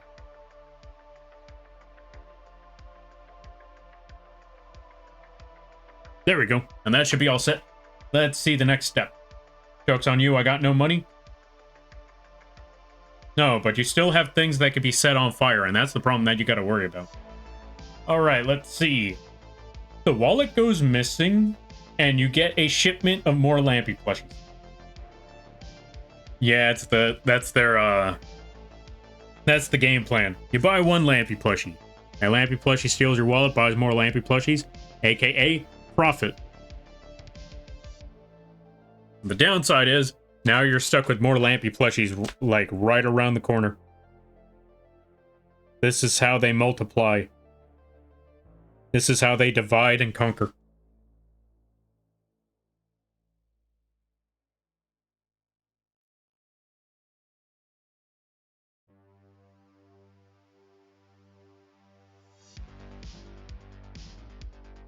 Alright, that should be good. That should be good, that should be set. Alright then. Now what we need to do is actually put the other lighting effects. So, let's get some yellow. Slightly orange.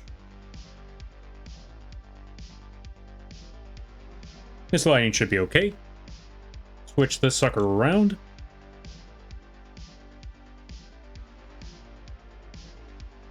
Yeah, keep the sharpness at 0.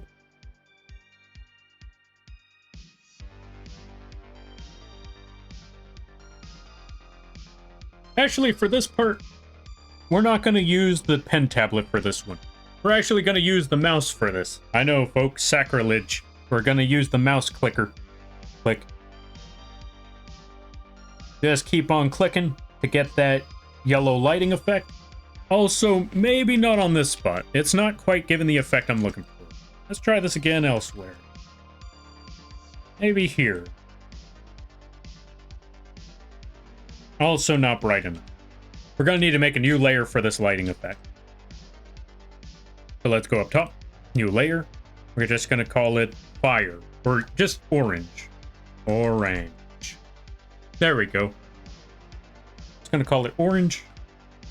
Bring this a little bit higher. Boom.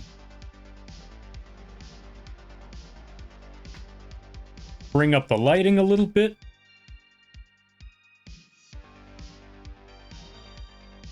Not gonna lie, this is just the exact same effect, but you know what? This will be okay. There we go. Let's get that effect. Let's also get this shade. Drag it across over here. Just add a whole shape on the right side where all of the brighter lightings would be. There we go, drag that across. Then we got our smudge tool. And instead of having the smudge tool at 100% sharpness, we put it at 0. So we could really blend in that sucker.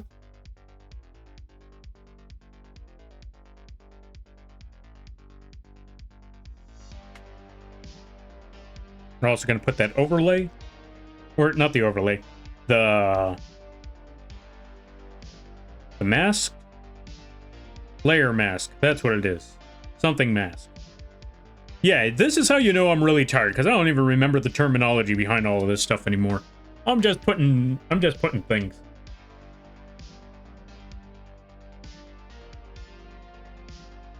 All right, let me see. So I'm curious, are y'all cooking or what's going on? That's a good point. Okay, so long story short, Cam bakes.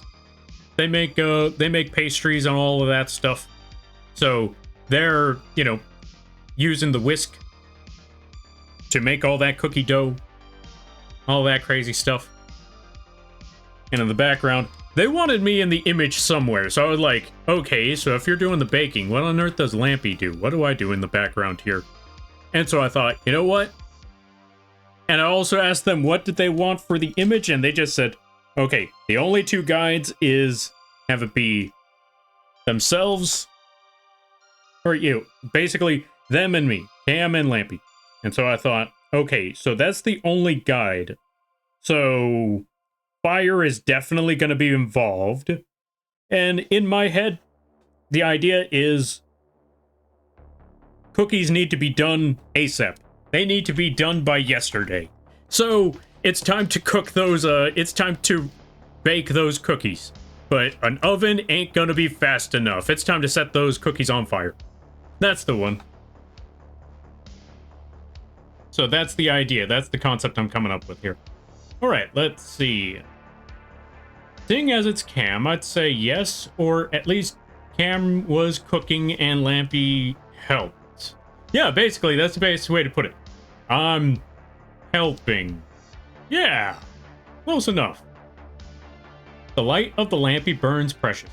Golem phrases. Yeah, there you go. That's the best way to go now. I don't think I've asked this before, but how long have you been drawing? Okay, so there's two answers for that one. How long have I been drawing? Ever since I was a kid. Ever since I was young, I've just been drawing ever since. When have I started drawing professionally? Or when did I ever start trying to improve my craft in drawing? I want to say in 09. 09 or 010. That's when I started doing the digital arting. And I wanted to go down that road of just trying to figure out the lighting and the shading and all of that stuff. I want to say I've been drawing for all my life, but when I started taking it seriously was in 2009. Yeah, 2009.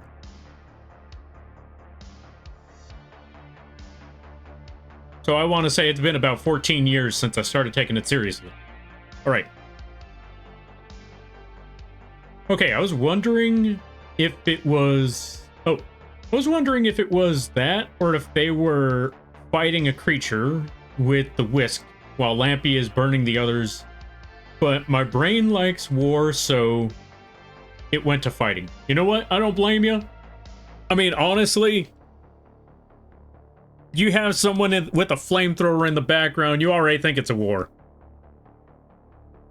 I mean, to be fair, this is a war. It's a war against time. And,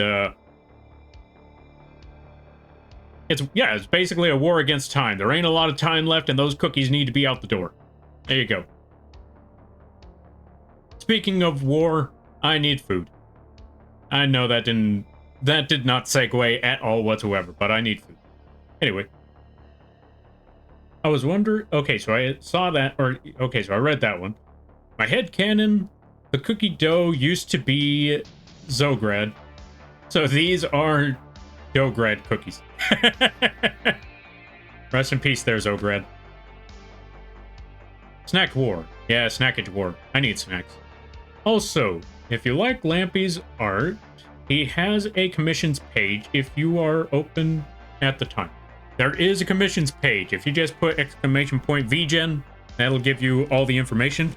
And, to be fair, even the stuff on the vgen, like, if there's something that you don't see there that fits the, or, you know, meets the requirements that you're looking for, you can always message me directly and say, okay, so I didn't see it on the vgen, so I wanted to ask, do you work on this? And can you get this done?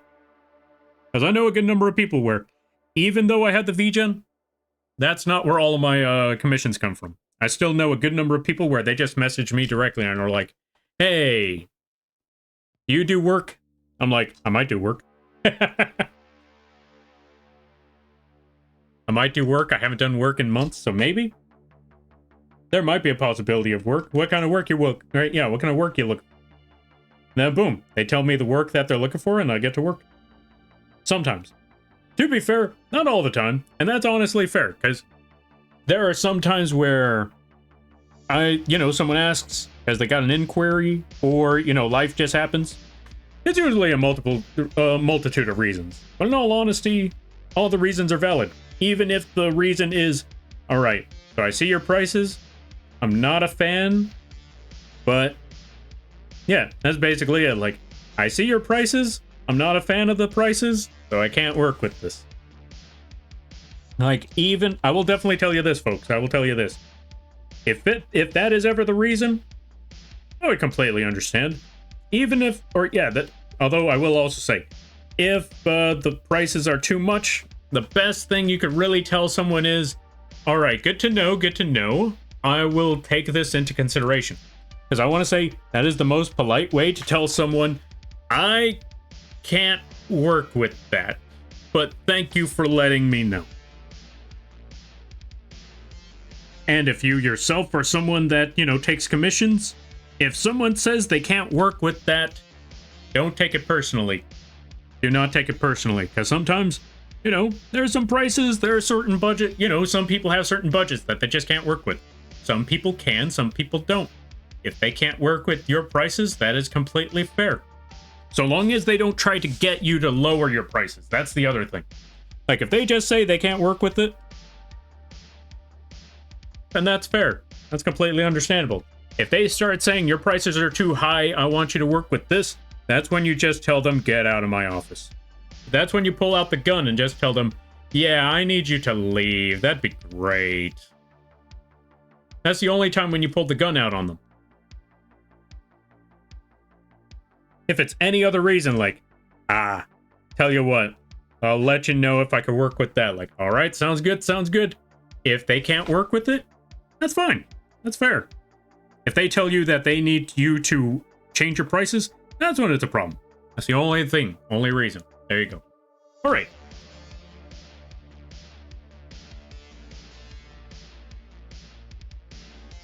Let me see. He also has an Etsy. True. If you're looking for affordable models, that's where the Etsy is. Also, when we get the Lampy plushies back, that's where you can find that's where you're going to find them on the Etsy.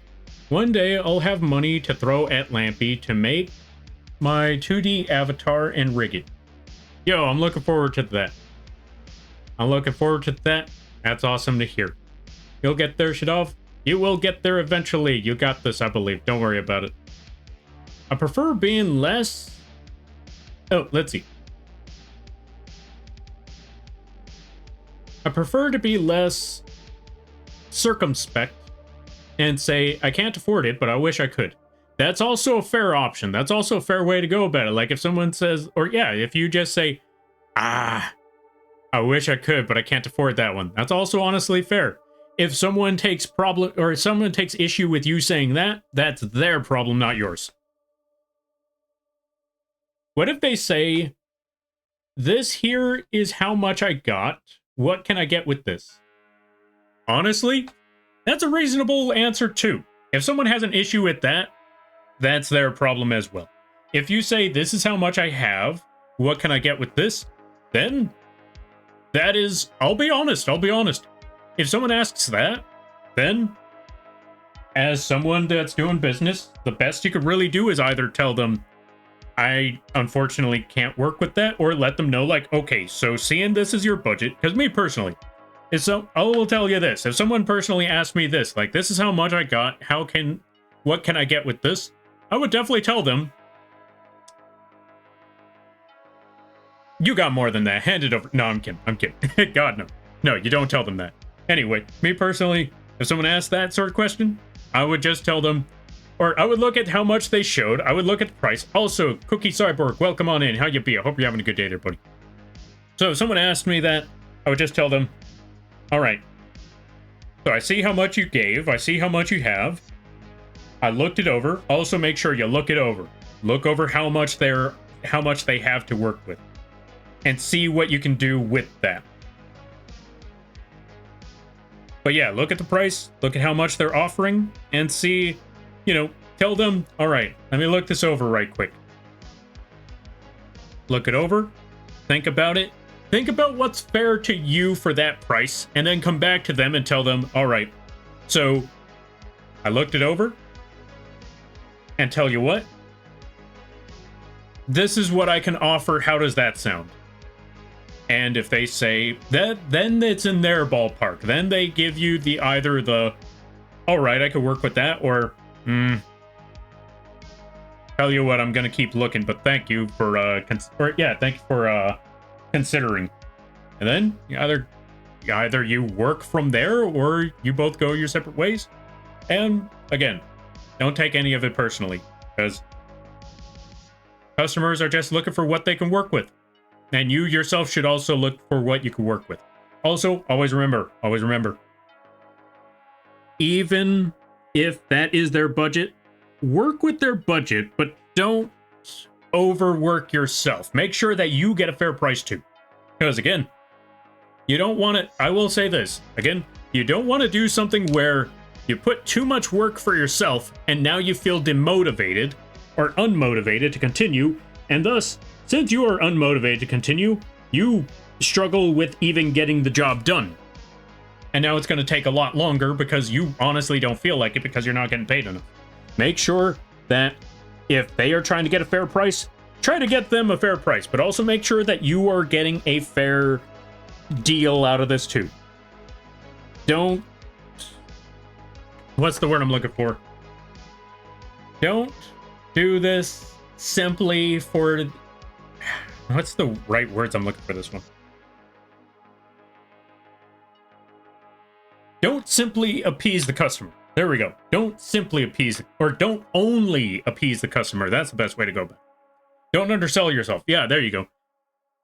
Do what you can to make the customer happy, but don't put yourself in a detrimental position just to make the customer happy.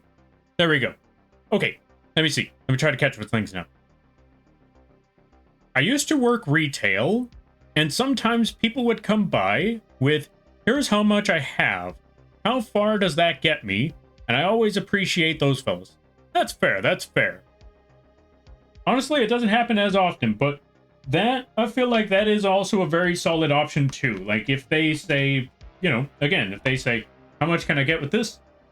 That's honestly a fair option. That's honestly a fair offer, because they're at least giving you some consideration on that. And the best you could do is be considerate back to them for that. Got a live 2D model? Lampy has free assets. Just remember to credit him. There's that too. Thank you there, Fenrir. I greatly appreciate that.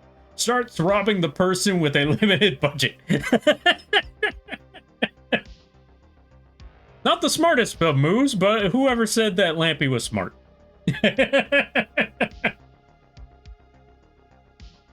What kind of payment plan can we work out? I mean, honestly, that's not that's actually another way to go about it, because I will definitely tell you, I actually, when it comes to live 2D commissions, I usually work with payment plans, because ain't no way someone's dropping... Okay, that's not entirely true. Some people do drop the entire total off the bat. And I greatly appreciate them for that. For two reasons. One, the fact that they gave me that kind of trust. And two, yeah, the fact that, you know, they were willing to pay for the fact that they were willing to give me that kind of work. But I will still say, there are some folks that I do know of where they cannot pay the entire total off the bat. And that is understandable, especially for the bigger Live 2D models. Sometimes you need a payment plan. Slowly but surely work your way there. I hate payment plans personally. Gives me stress I don't need.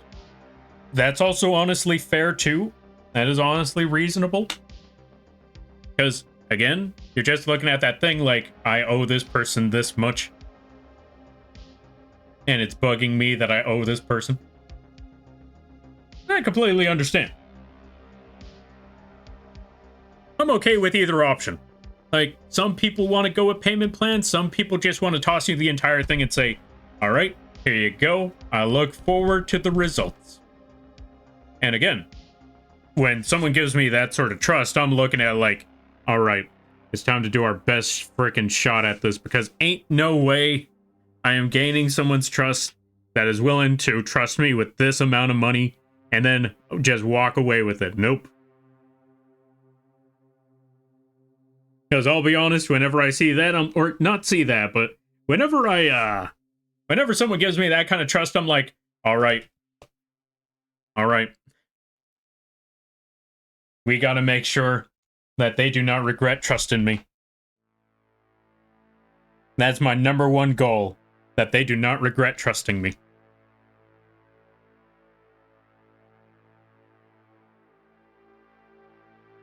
This is also why I try to keep everyone up to date with the projects, even if they're slow, even if they take a good while. I want to make sure that they're all up to speed, like, okay, so this is what I'm currently working on. This is how far I am on the progress. I'm going to keep you up to date from this point, from here to here. I don't know how much work I'm going to be able to show, but I will show you some progress at this time. Also, a good idea there, folks. Give yourself a deadline. Even, oh, you know what? Here we go. This is one good thing that you can do. Like, okay, so I was talking about customer stuff, but personally, there's also other things that I want to talk about when it comes to the, you know, if you're the one getting the job, especially if you're doing commissions. Even if the person tells you, oh yeah, no, take all the time in the world. Don't take all the time in the world. Give yourself a personal deadline. Not a personal deadline for when the project needs to be finished, but more so a personal deadline of when you update your clients. Because the clients want the best of the best of the best. Even if it takes a minute, they want the best of the best of the best. However, you should take some time to consider how long this project is going to take you and when you can get some information to them. Because imagine being the client. You requested this project. It's been several weeks, and they have not heard anything from you. Me personally, I feel like that would be a little anxiety inducing. That's why I'm like, all right, even if I ain't got a lot of progress done on this project yet, I need to let them know this is what I've gotten done so far. Also ask them questions like, don't wait for them to message you. Sometimes message them first. This way it puts them a little bit at ease while you're working on things. Like, let's say there's a certain point, like you're like, okay, let me see. I'm working on this, and I'm not entirely certain about this part. Ask them like, okay, so this is what I got working on right now for your project. I wanted to ask you, how do you feel about this? This way they know that their project is on your mind. Just make sure, that's the #1 thing you got to do, is make sure that they know that their project is on your mind and that there is some progress going on. Even if it's a little bit of progress, let them know that there's progress going on. That's the main thing. Whew. All right, let's see. I think it's also a lot of places accept payment plans for everything, and it's kind of ruins people. Really? Wait, what do you mean? A lot of people accept payment plans for everything, and it kind of ruins people. Ah, fair. Actually, yeah, could you explain that one a little more? I'm in the same boat with payment plans because I have a bad memory. Oh, okay, understandable. Imagine payment plans for boba tea. Like, yeah, I'd like a boba. Okay, so that's going to be $4. Would you like a payment plan? Oh, what? Yeah, you can either buy this boba tea for like $4 right now, or you could just give us 30 cents every month.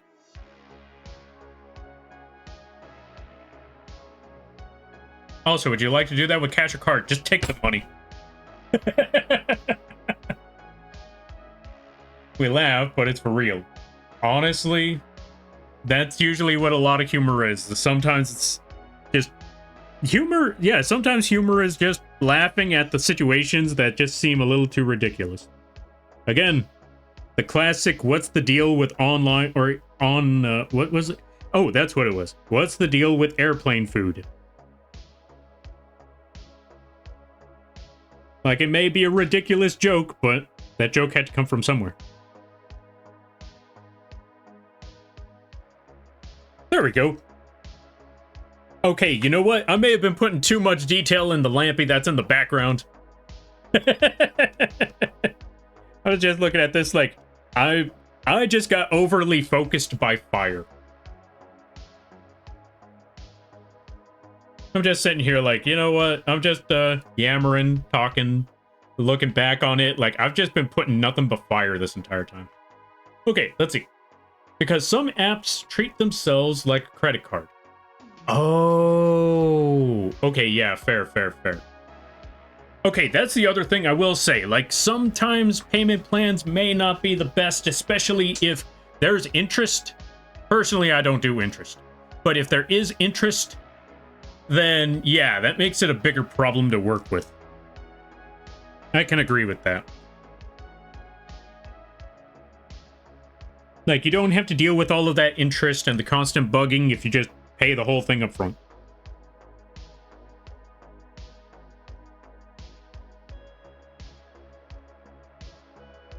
But me personally, if someone does ask, like, hey, do you do payment plans? I'm willing to do payment plans.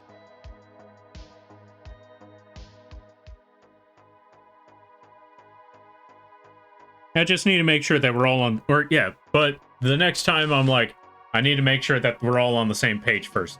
Okay, the apps are like, no interest as long as you pay on time, and you miss a payment, and it's like, okay, 30%, please. Jesus Christ, yeah, no. Okay, I could see why payment plans are an issue. I could see why some people look at payment plans and are like, yeah, nope. That's completely reasonable and very understandable. This is why me personally, I mean, I'm probably making a mistake. I will definitely tell you this. Chances are I'm making a mistake here. But if there's ever a payment, or yeah, if I ever have to do payment plans, I'm not doing interest. The only time I put interest on, I feel like me personally, the only time I'll ever put interest on somebody is to deter them from trying to do this because of, how do I put it? If I ever put interest on somebody, chances are it's not because I'm trying to put interest on the payment plan, but it's more so I'm trying to deter them from trying to do this because I don't trust them anymore with payment plans. Or with jobs in general. I did that back in the day too, where if someone's like, okay, so I've got burned when it came to some jobs before. This was when I was way younger, where I was like, yeah, no, I'll work on this and then I'll wait for you to pay. Yeah, no, always get the pay, some sort of form of payment up front. That part I made the horrible mistake on when I was younger. And so when someone came back like, hey, so I need another job. Can you help me? Or yeah, can you help me with this? I'm like, did you pay? Last I checked, you didn't pay for the last job yet. Like, okay, tell you what, I'll pay for both of them like this time around. I'm just looking at like, I'm gonna have to charge interest on this. Only time I ever did that was just so they're like, you know what? I'll look elsewhere. Like, yeah. You keep looking. Now that I'm older, and now that I know how this whole road works, if anyone ever pops up and it's like, well, yeah, now that I'm older, I know full well. Up front, all the way. If someone ever asks, like, hey, can you work on this job? Like, all right, so here's the game plan. All right, so I'm gonna need 50% up front. You have the option to pay 50% or pay the total in full once the job is done. Then, yeah, once the job is done, I'll let you know the job is done. Then, you pay the rest of the remainder, and then I hand everything over. And then we're all good. That's how it's done. And unfortunately, I had to learn that the hard way. But you know what? That's life for you. C'est la vie and all of that. And where's that fire? Oh, there it is. Nope, that's not fire. Wait, what the? How's this not fire? That is apparently not fire. There's the fire. Oh, right, I put it under orange. But yeah, under normal circumstances, I just look at it like, all right, here's the plan. Pay when ready. And yeah, that's basically it. All right, let me see. What are the odds of Lampy flying into the fire because the light? I also... Oh, let's see. I also see Lampy holding the trigger now. I also see Lampy holding the trigger now for the light. Yeah. Interests for the untrustworthy. Not adding it to... Oh, not adding it to a person also makes repeat customers. Exactly. That's one way to do it. It basically filters out your customer pool. We all learn the hard way, Lampy. That's why I have contracts for almost everything now. That's also a very, very smart move. A contract is a very good idea. Unfortunately, I haven't done a lot of contract stuff. I know I need to... This is one of those personal things where it's like, I'm gonna learn the hard way. That much I could definitely say, where I'm gonna need that contract someday, and I'm just looking at like, too lazy. Here, just pay this.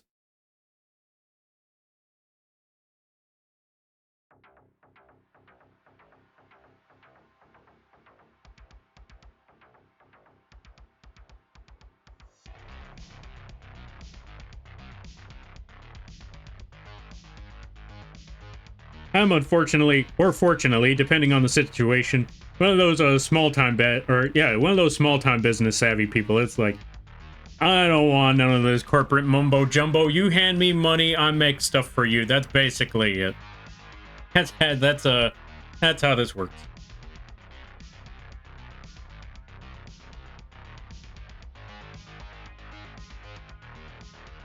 I've even had my own mother sign a contract to borrow money. Honestly, fair. Oh, yeah. Honestly, okay, that's another thing. Like, if people are borrowing money, that's... I don't know. For me personally, like, I've always had trouble, lending people stuff. Whether it be money or anything else. Like, the moment someone says, hey, can I borrow something? I'm like, you know what? I suppose... And then I immediately want it back, like, the day after. Like, all right, so here's what I'm gonna give you. And then I immediately call them back, like, okay, you remember that thing that I let you borrow? Yeah, it was yesterday. Yeah, I want it back now. But it's only been a day. I know. But just to be safe, bring it back over. You got like about... You got it a couple hours. I expect it by 8 o'clock. Like, dude, are you serious? Very much so. You have 8 o'clock. Because I've had too many times when I was... Again, going back to it. I've had too many times where I was younger where it's like, I let somebody borrow something, and then I never see it again. I let somebody borrow money. Never to... Yeah, it's gone. It's gone.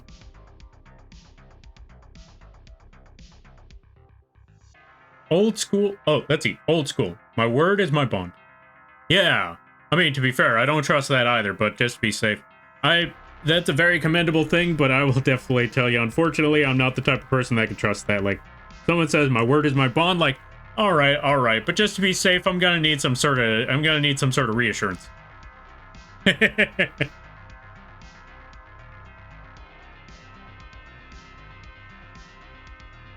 Like, I've lived in the city for too long for word is my bond.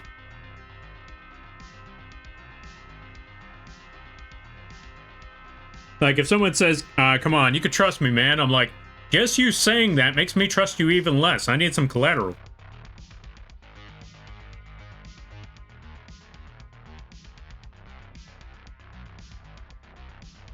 And definitely been burned. Agreed.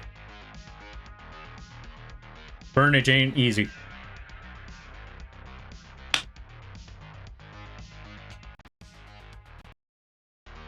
But also, going back to that one topic about Lampy flying into the fire.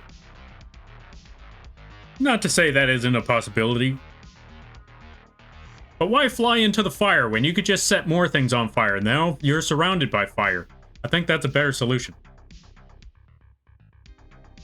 Alright, let's see. Back from Binding of Isaac run. Totally didn't beat Beryllium twice in one run. And full clear womb with red key. I have no idea what any of that meant.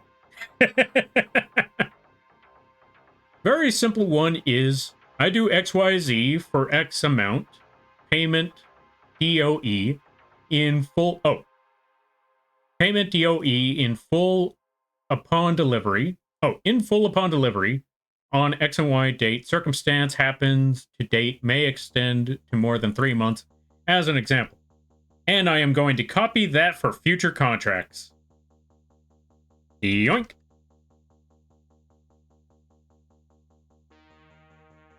Would you take my firstborn? Are you kidding me? That's responsibility. I don't want kids.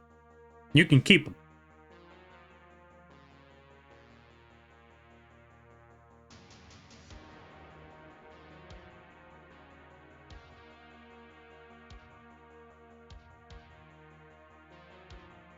I'm just sitting here like that one character from, what's his name? Watto from Star Wars, like the Star Wars prequels, like, no. None of that Jedi mumbo Jones is going to work on me. Only money. That's basically me. Alright, let's see. Just fix the DOE to do. True. Payment due. Oh, DUE. Gotcha.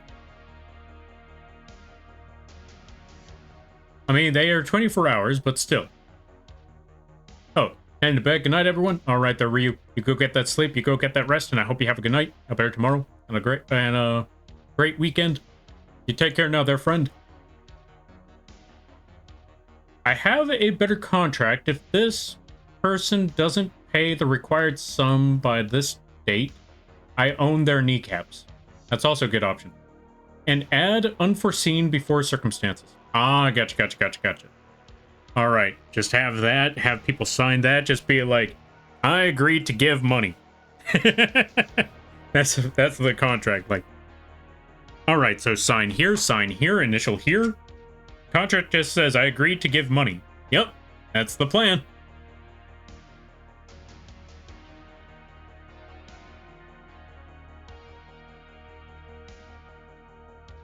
All right, so let's add a little bit of, well, actually, add a little bit of lighting on this end. I'm putting too much fire, or actually, no, there's no such thing as too much fire. I thought about that for a second, like, no, that's not true. I'm putting too much focus on this, that's what I'm doing. That's where I'm looking at this, like, I'd be putting this much focus on just the lighting of the fire on Lampy over here? Yes.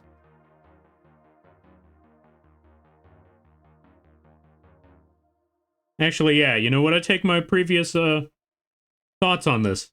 I'm legitimately thinking, am I putting too much focus? After asking that question, I got my answer. Like, no. In fact, we should be putting more focus on the fire. Let's blend this in a little more.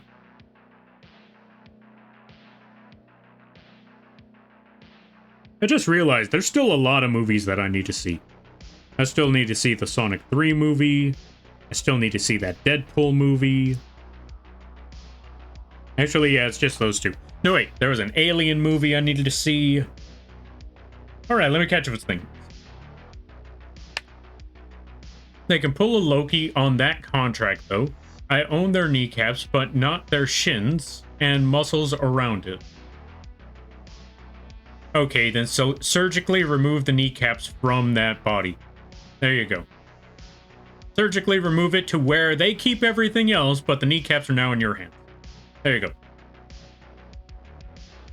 These help if you ever need to deal with a court, whether as a plaintiff or or the defendant. Ah, good to know, good to know. Very smart move. And I make a suggestion. All right, what's the suggestion? Also, never make contracts overly complicated. There will be loopholes. Gotcha, gotcha, gotcha. I hear Deadpool? Yeah, I need to watch that Deadpool and Wolverine movie. I haven't seen that in ages, but I really want to. Or not so much that I haven't seen it in ages, but I haven't seen it at all, but I've been hearing a lot about it. So I really want to check that out.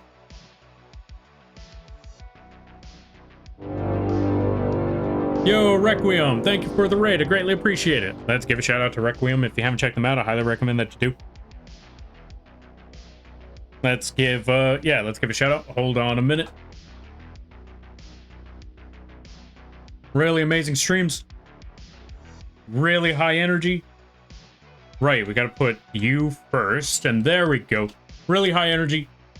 If you are a fan of really, how do I put it? If you're a fan of really loud, really high octane streams, that's a good place to go. If you're a fan of the Souls games and stuff, or like very difficult games, that's a good place to go. And if you're a fan of rock music, there you go. So go check out Requiem when you get the chance. And everyone stopping by from Requiem stream. Hi, my name is Lampy, small-time illustrator, football-sized moth. Yes, the bug is the streamer. I do a lot of drawing streams, occasional gaming streams, and sometimes some live 2D rigging streams. And today is one of those drawing streams. We are currently working on a viewer redeem for a Cam the Corgi. They requested that I draw... They basically only requested that I draw them and myself in an image. And so that's what I'm doing right now. The rest of the liberties are up to me. So basically, speed run baking. They're making cookie dough. I'm charbroiling them, I suppose. That's the best way to go about it. And if you gotta take care of things, go take care of those things. Never feel bad about raiding and running, because that's what raids are all about. But if you decide to stick around, I greatly appreciate that. I hope you enjoy your stay. And welcome on in there, Toshi, Ms. Lime, Wheezy, Requiem. How you be? How was the stream? What were you doing? How was the first Berserker? I hope it went well. I hope it was good. All that crazy stuff. Add the flames to the other sides might balance out the amount of detail of Lampy. I would, but I still have to put a background back there. That's the only thing. So I'm leaving the flames on one end because I still need the background back there to show, you know, there's a kitchen. If I put too much flames, then you won't see the kitchen. That's the thing. You may not see the background yet, but that's because we also haven't delved into it yet, but that's why we're only putting it on one side.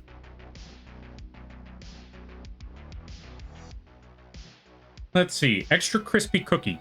Yeah, that's the game plan. I mean on cam. Wait, let me see. Add the flames to the other side might balance out the amount of detail on Lampy. Oh yeah, I mean we're still putting lighting, we're still putting flame lighting on Cam, because we're not just putting the lighting on Lampy. Cam is still there with the fire, so we still gotta add the lighting there so it gives some sort of atmosphere to, you know, the situation. So we'll still add some fires over there soon enough, soon enough. Alright, let's see. Got to 1.5k, broke all the goals and stretch goals of my dono in its last day.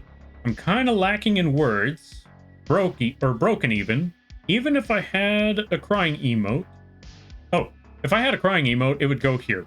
Let's go, that's what's up, Camp, or not Camp, Requiem. Get that money out of there immediately. Make sure that it goes straight to, make sure it goes straight to you. Every amount that you have, immediately, right now. Put the money where it needs to be, right now. Put the money where it needs to be. You know what? Second thought, put the money in the bag.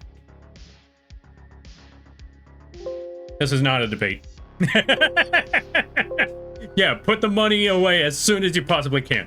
I'm not getting hacked anymore. Good. Because if I've learned one thing about anything... Okay, here's one thing I've learned about PayPal.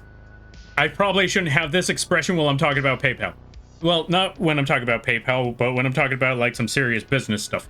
When I'm talking about this main thing. If you get any sort of payment and it goes to PayPal, always, does not matter how secure you think your account is, doesn't matter how long you've been doing this. The moment the money hits PayPal, that money should immediately leave PayPal. No ifs, ands, or buts, because here's the part that sucks the most. PayPal usually is not going to help you get that money back. PayPal is only going to tell you, I see where your problem is, and you're going to need to talk to wherever that money went to get it back. But it left through PayPal. Yeah, but it went elsewhere. So you're going to need to talk to elsewhere to get that money back. And then it'll be back in your PayPal. PayPal, you suck. So always remember, whenever, and this is for everyone here. This is for everyone here. If you ever get money and it goes to PayPal, immediately take it out. Do not give it, don't even give it a day. Don't even give it an hour. The moment it's there, get it. Because leaving money in PayPal is like leaving money on the porch. It may be on your porch, and you may be thinking to yourself, I'll pick it up when I'm ready. But if someone else sees that money on your porch, you better believe they're just gonna walk up to it, pick up that money, walk away. Never leave the money on the porch. Never leave the money on the porch. Never leave the money on the PayPal. There you go. All right. Flamethrower Lampy is a great Lampy. I agree. This is why I need a flamethrower for the actual model. Like, there's a flamethrower on the mech, but there's no flamethrower on the actual Lampy, and I need to fix that. All right, let me see. I made sure of it. Wait, made sure of which part? Let me see. We hit the goal? Oh, you made sure they hit the goal. Great job there, Miss Lime. Great job. And great job to everyone who's been helping Requiem out, because, yeah, Requiem, they've been going through some things, but I'm not going to get into details, but yeah, that was a rough experience that I saw them going through, but the fact that they made it back around, that's what's up. Stay strong, Requiem, you got this. And you could clearly see that you got a community that's got your back, even to the very end. That is commendable right there. That is admirable. All right. Not the shotgun? Always the shotgun. No ifs, ands, or buts. There's always going to be shotgun. If there's not a shotgun in this channel, something's wrong. Seriously wrong. All right, let me see. Oh, believe me. Lesson learned. No, lesson fuck mother and learned. That app is not going to get that from me anymore. That's fair. That's fair. Honestly, very reasonable. I had to argue with PayPal. Someone hacked my account years ago, and they wouldn't do anything to help me get it back, nor remove my bank account from the account. Dang, that sucks. See, this is what I mean. PayPal's a tough one. Contract kind of deal helps to dispute chargebacks, from what I hear from business owners. Okay, so very good reason to have a contract then. Very good reason to have a contract. Just show it to PayPal, or maybe not even PayPal. Show it elsewhere. Show it where it needs to go, and then, you know, force PayPal to do the thing. So you have to talk to someplace else. Isn't that where Don Quixote lives in Mr. Rogers' neighborhood? Yep. Which means they're giving you the runaround. This is the thing. They signed it. This is proof that this... Oh, this is proof that this is them signing it, and I'm going to dispute it. There you go. PayPal is dog water. Use Cash App since PayPal can't... Since PayPal can just take the money if someone says they didn't want to send it, or you didn't keep your side as much, or yeah, side and such. True, true. Lampy, pick a number from 1 to 100 and 1 to 26, please. Pick a number from 1 to 100. 24, and number between 1 and 26?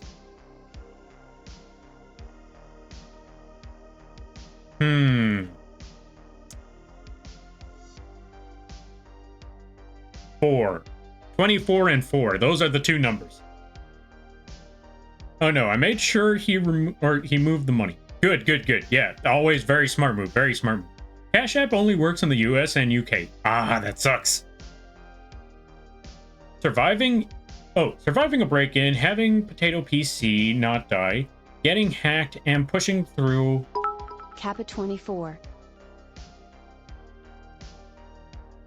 You know what? Fair. Thank you for the bits there, Fenrir. I greatly appreciate that. Okay, let's see. A man could ask for a break. A man could ask for a break, can't he? I mean, I think you got that break now. Hopefully. Here's hoping. Reminded me to move my PayPal funds. Actually. Yes, Wheezy. Move those PayPal funds. Do not leave them there. What did I just say? Good, good, good, good. Move the money. Move the money. Never leave the money in the PayPal. Okay, let's catch up with here. So we got the orange on Lampy, so now we need to add the orange to the camp. So here's what we're gonna do.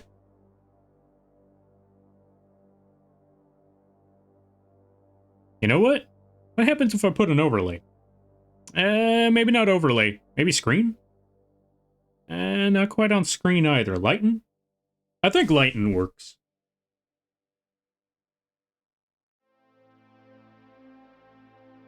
They're moved, I promise. Good, good, good, good, good. Yeah, because, like I said, I talked about it in nauseam for the past 5 minutes. Keep money moving. Yes. Keep money moving so no one knows where to get it. If it's always moving, then, yeah, if it's always moving, then you know that no one can just... Yeah, no one can catch it if they don't know where it is. That's the best way to go about it. No one can catch it if they don't know where it is. They have it constantly move.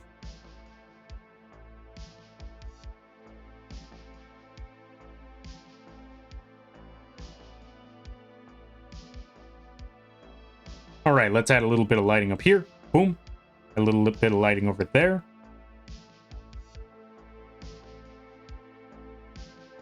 Okay, you know what? Maybe that one wasn't the best of ideas. Let's put it back to normal. Yeah, back to normal seems fine.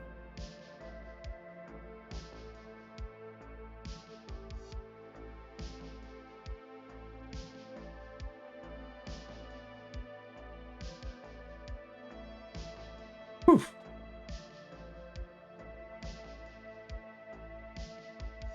And if you have enough, invest some and lock some in a place you can't spend it for emergencies. Also a smart move. That's why I've been telling people, like, save your money. Funny enough, I've always been telling people that, especially whenever it comes to them throwing money, like, mostly throwing money here. Whenever they throw money here, I'm like, save your money, invest, do the thing. Well, put that money, you know, put that money in an IRA or something there, like, invest in Moth Bank? Okay. Or invest in the cult? And I'm like, no investing in the cult. All right, let me see. So what you're saying is, I gotta pay the moth tax as a way of moving it. No, no, no, no, no, no, no, no, no. See, this is exactly what I was just talking about. This is exactly what I was talking about. No paying moth tax. Wait, wait, wait. No, no, no, no, no, no, no, no, no, no, no. I take it back, I take it back, I take it back. You wanna know why? Because I'm not the only moth out there. And there are some moths out there that do deserve moth tax. But you know what? You should go to those moths and pay those moth tax. Let me try to get a list of moths that you should pay moth tax to. Let me think. I'm trying to think. What's a good list of moths? Oh, so I gotta stop using the smudge tool. I'm trying to use the brush here. I also gotta make sure. Is the brush okay? Is it all good? Yeah. Let me see. You know what? Next time, I'm gonna get a list of moths. And I'm gonna get a list of moth VTubers, and I'm just gonna start listing them off. Like, you know what? Moth tax? Yeah, there we go. We got moth tax for a Sailor Wren. We got a Moth Tax for a Zebby. We got a Moth Tax for a Skitters. Well, who else is there? Who else is there? Give me a second. We got a Moth Tax for a Merry Mellow. There we go. There's a list of moths. There's your Moth Tax area. That's the best way to go about it. All right, let me see.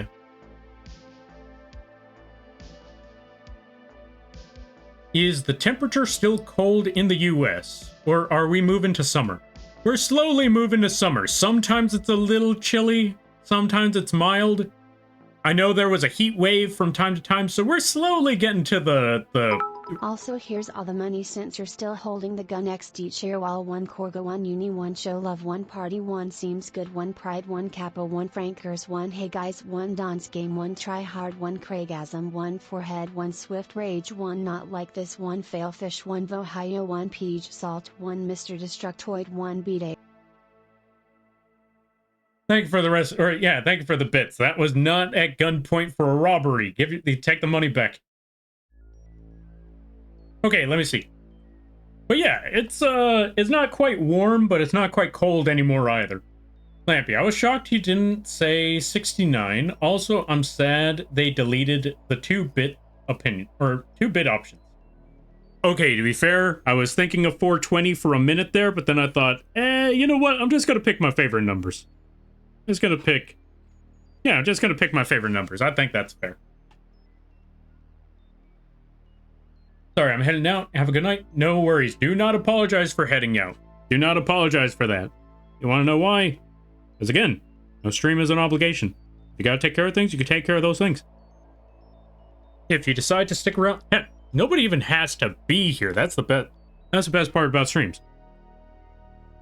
Like, if you have time, you still don't have to show up. If you choose to show up, that means a lot. Like, that means honestly a whole lot. And I'm always gonna be grateful for that. But never feel like you have to be here. Never apologize if you have to leave. Sometimes that's just life. And like I said, sometimes it's just one of those things where it's like, I got plenty of time, but I want to go to bed. Or I want to watch something. I want to binge watch The Boys or some sort of show. What show is on right now that people are binge watching? You know what? I'm going to take one that I heard recently. Sometimes you just want to binge watch Stranger Things for the 4th time in a row. There you go. So glad we got to hear all that. That's why I'm glad that I got the text-to-speech thing for the model. That was yeah. I'm glad I got the text-to-speech for the bird. That was a well worth investment. Could you imagine text-to-speech was only 15 bucks? Could you also imagine that you get free updates on text-to-speech? Can you also imagine that I didn't know about that second part and accidentally paid twice? I wish I could say that last part was a joke, but no, that unfortunately is a true story.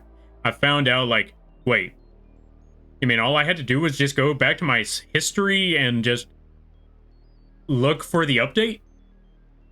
You mean I could have just used my email that they told me to save? Oh. And I wanted to see if that was actually true, so I tested it out. I looked back for that email that I picked, or the email that I got for it, like, back in 2023, and it turns out, yeah, it works like that. I spent another 15 bucks for nothing. Well, now I know better. Now I know better. All right, let me see. That's interesting to have... Oh, that's interesting to have 4 as favorite numbers. They're bad luck in Asian culture. Oh. Oh, yeah, I remember hearing about that. Is that why my life sucks? Good to know. That's a very interesting situation right there. But yeah, I don't know. I just really like, I don't know. I just really like the number 4. Maybe that says something about me. Maybe that's a concern. All right. If you have the time to listen to Moth Wine. Oh, if you have the time to... Oh my god, this part. If you have the time to listen to Moth whine, neurotic to hopes and dreams about it. Wait, what's that? Okay, Lampy, do you know the word of throwing someone out the window? Yeet? Is that what it's called? The word for throwing someone out the window. It's either yeet or alley-oop. Or... yeah, I don't know. What's the word for throwing someone out the window? Oh, no? Yeah. Yeah. This is why, folks, look at your emails. Like, if you're trying to get something and you already bought it once, look back on your emails. Maybe your solution is right there. Because I thought since it's a new update, I probably needed to pay for the new version. Turns out I didn't have to. Because, you know, the newer version was drastically different. So I thought it would have been like, you know, buying Dark Souls and Dark Souls 2. Turns out, no, it's just, I don't know the equivalent. You know what? The equivalent is buying God of War Ragnarok and then downloading Valhalla. Not knowing you didn't have to pay for Valhalla.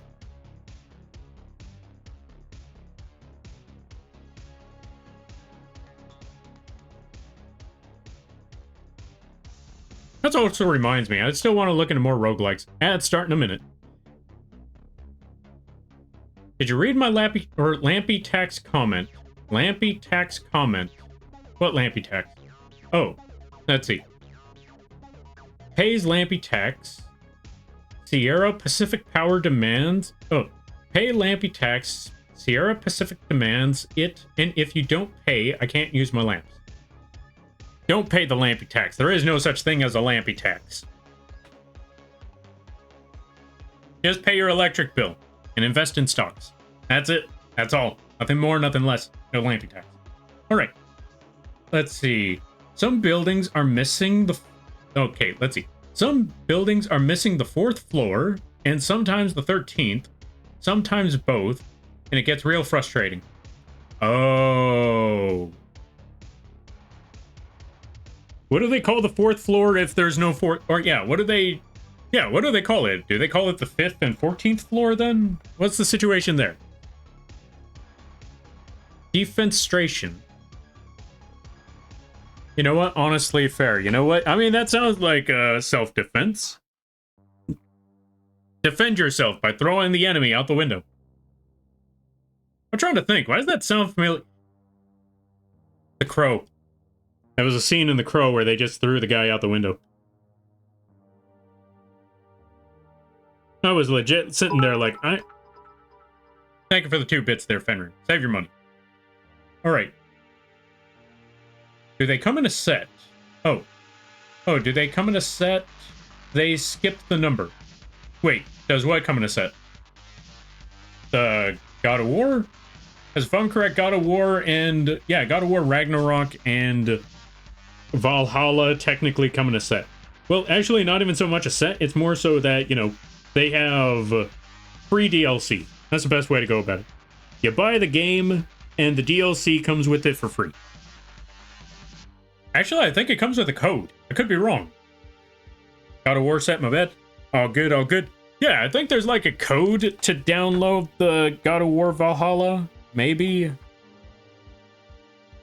No, wait, no, there is no code. I think it's just like free download. Like you buy the game and then you just download it on top of it. Welcome back from the ads there, folks. It's a superstitious thing for that. The hospitals do that because they believe it's bad luck to just have 13 floors, so they skip 13 and go right to 14. Oh. So that's what happens to that floor. Yeah, I can imagine why that would be frustrating. Like floor 3, floor 1, floor 2, floor 3, floor 5. Wait, what? How many floors did I go? Okay, so there's 1, 2, 5. No, wait, 1, 2, 3, 5, 6, 7, 8. How many floors do I got left? Yeah, I'd be confused. I'll be honest, I'd be confused.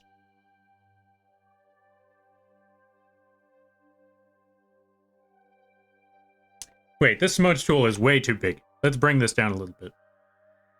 Also, am I on the right smudge tool? Hold on a minute here. Yeah, smudge tool. Okay, shrunk it down significantly. This should be a reasonable size now.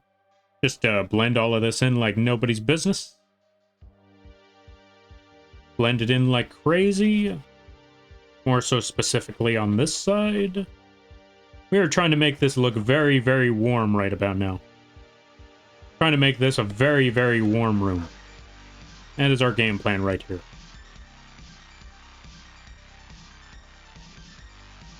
Make this room look like California a couple months ago.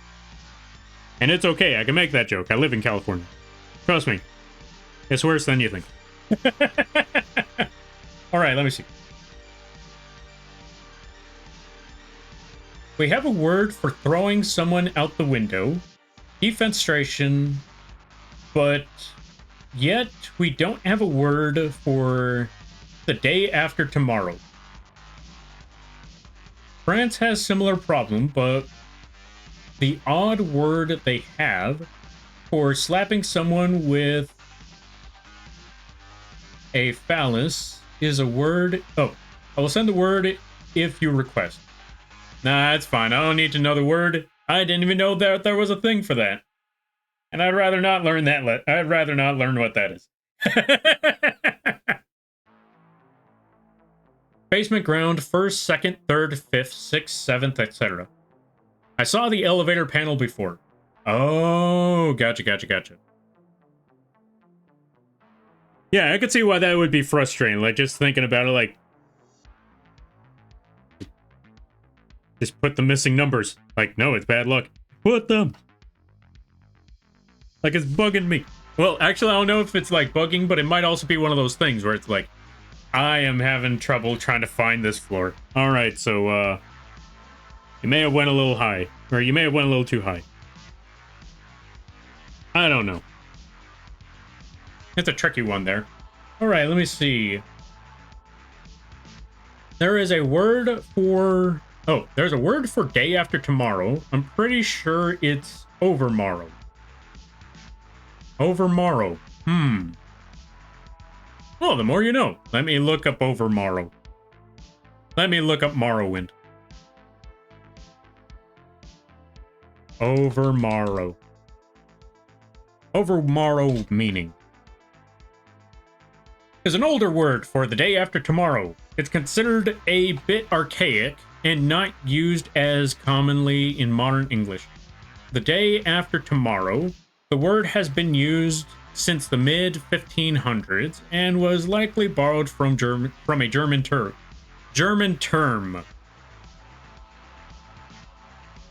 Adverb. On the day after tomorrow, we leave overmorrow. We should not miss a day of the festival. Good to know. There's a word. Overmorrow it is.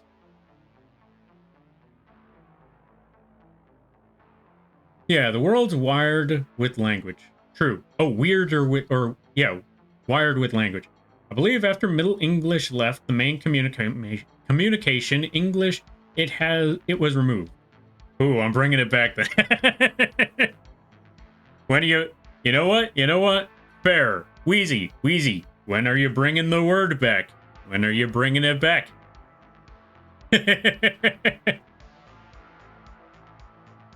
It needs to be, it's easier to say. Yeah, when are you bringing it back, Wheezy? Starting now? Dang, missed opportunity. I was gonna say, like, I was really trying to set you up for this one. Like, when are you bringing it back? This would have been the perfect time to say, you know what? I'm bringing it back overmorrow. But you know what? Right now works too. But dang, golden opportunity missed. Don't worry, you'll get him next time. You'll get him overmorrow.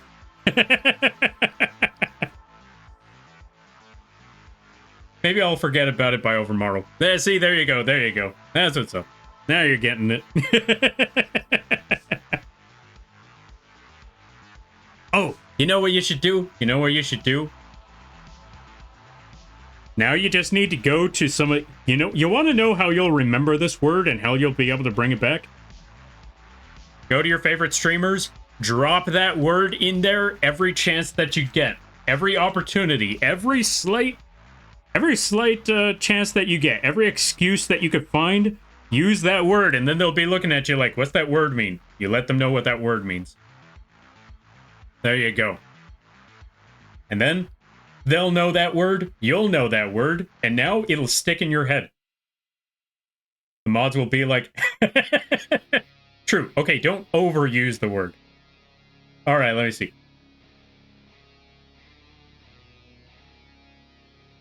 Lampy, you want to see how old the English said egg? How did the old English say egg? And if he started it a couple days ago, it would be airy yesterday. There's a word for the day before yesterday? I just called it Monday.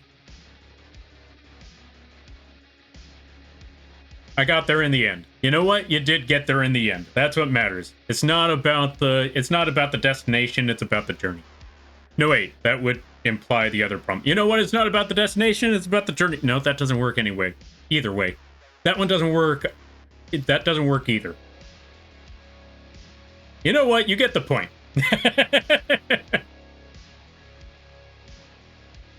Ag. Oh, you know what? AYG? You know what? I would go with egg. Egg. It snaps fingers. Or, no. It's finger guns. Finger guns. There you go.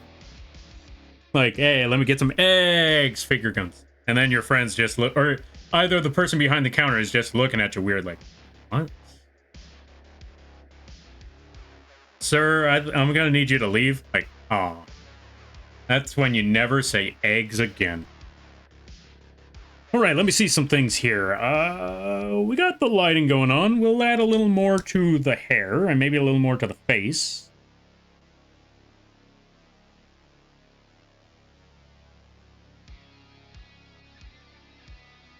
That should be good. Add a little more to this section. So let's get our brush. Put it back to 100% opacity, because I realized that's what was missing here.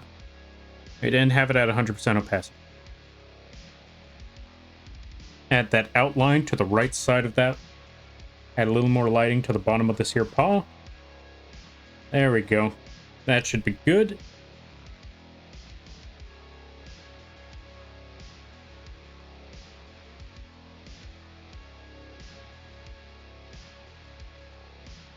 And that should be mostly set for the hair. Get the smudge tool.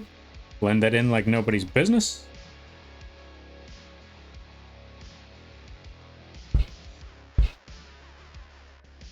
Okay, let's see. Let me see. That's like how the Midwesterners say it. Egg or the other part? Egg and ag to simplify it to read. Ah, fair. I mean, to be fair, I think I already understood that one. Egg. Finger guns. Okay, let me see. Let me get that smudge tool to blend this part in a little more. There we go. What time is it right now that I think about it?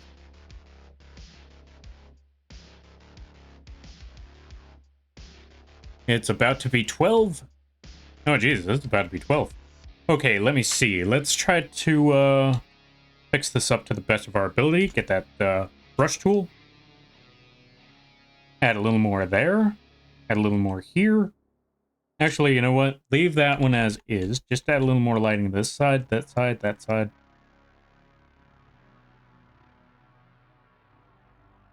That should be good.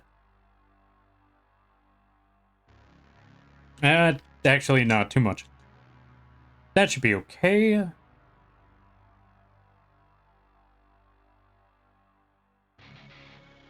Let's zoom out a little bit.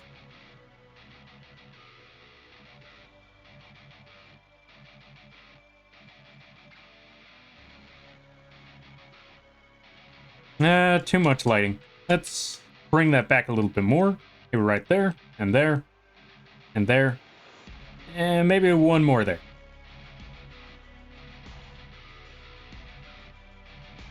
Almost. Okay, let's just nab that smudge tool to fix everything up. Let's bring that back a little bit. Maybe not too much there. Maybe just a little more up here. Let's put that brush right there.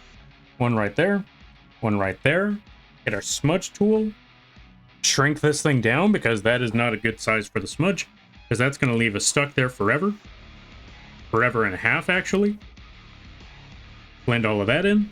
Give that one a minute. While we wait for that blending to work, let's catch up with the rest of the reading. All right.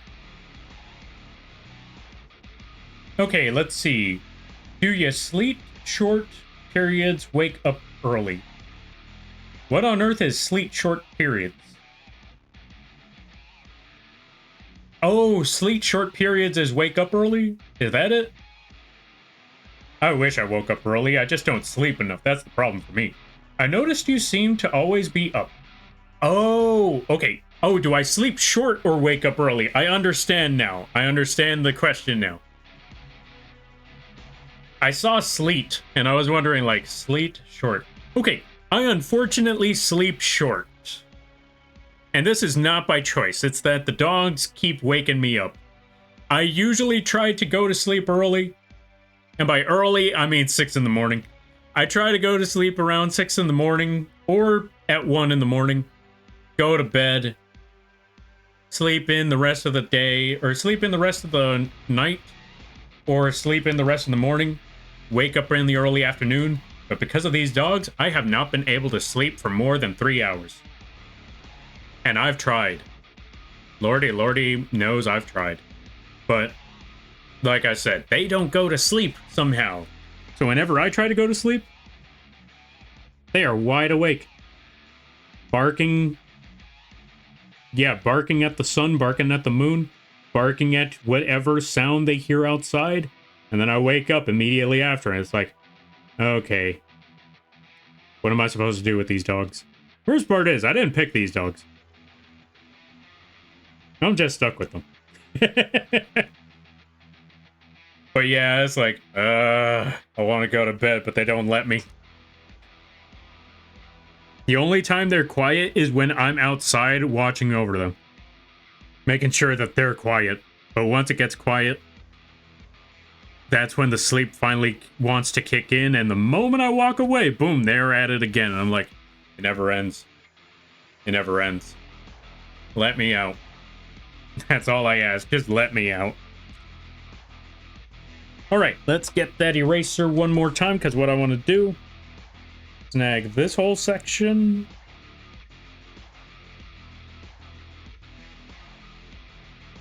Boom, right there. Delete. Also, this part of the track gets annoying after a while, so we're just going to skip to the other part. Skip to the next song. Get our smudge tool right over here. Bring it down a little bit more. Blend that in. There we go, because we really need to blend that sucker in a little bit. But yeah, that's basically the story. Or yeah, that's basically the story. That's why that's why you either see me up real early or real late. Or why you see me up at all hours, because I don't get to sleep. That's the best way to put it. I don't get to sleep.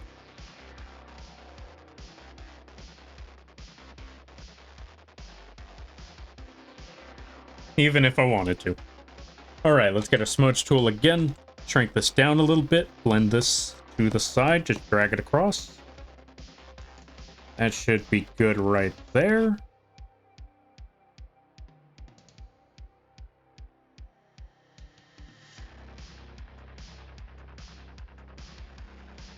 That should be okay. Let me see. Drag this up. Add a little more lighting there.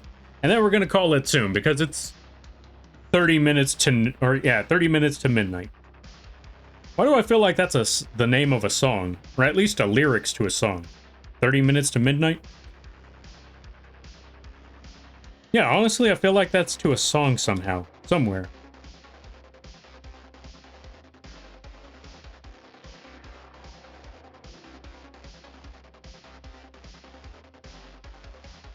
But I wouldn't be able to figure out what that is to save my life. Alright, let's also get this part, and let's add a little bit of an orange shine to them as well. And let's go over here and add a little bit more to that section. Now let's get our eraser and erase this much. There we go, that should be good.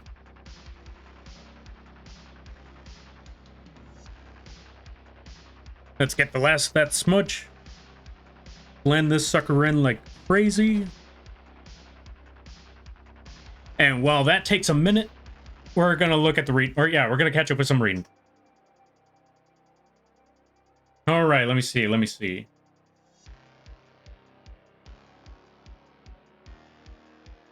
2 minutes to midnight is a song? Yeah, I think Iron Maiden. Oh, 2 minutes? If not, it should be. True. I gotta check out Iron Maiden again. I don't remember that song, but I wouldn't be surprised. Oh, but they're referring to the doomsday clock being at 2 minutes to midnight. Midnight being when the world is boned. Honestly fair. Honestly fair. I'm waiting for that part. Love a good smudging? Indeed. That's always the best part. This is why I live to this, I live to the adage of, if all else fails, smudge tool. Smudge tool works for everything. You need to push some, you need to push some of the pigment around without losing the... Yeah, you need to push things around without losing the main aspect of the project. Smudge tool. Only midnight rook hours. IRS. 2:27 a.m. here. Ah, fair. Rook hours. What's rook hours? It makes render a hell of a little more tolerable. Very true. Very true. That's why I live by the smudge. You live by the smudge, you die by the smudge, I don't know. Okay, I die by the smudge. Like if all else fails, or if all else fails, smudge tool.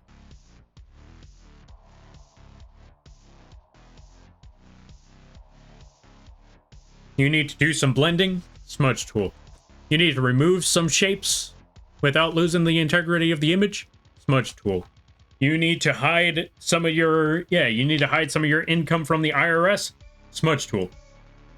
I don't know how, but that smudge tool is going to help me hide money from the IRS. For comedic, or for safety reasons. This is a joke. For safety reasons, Twitch and whoever my FBI agent that's lurking behind the PC, this is a joke.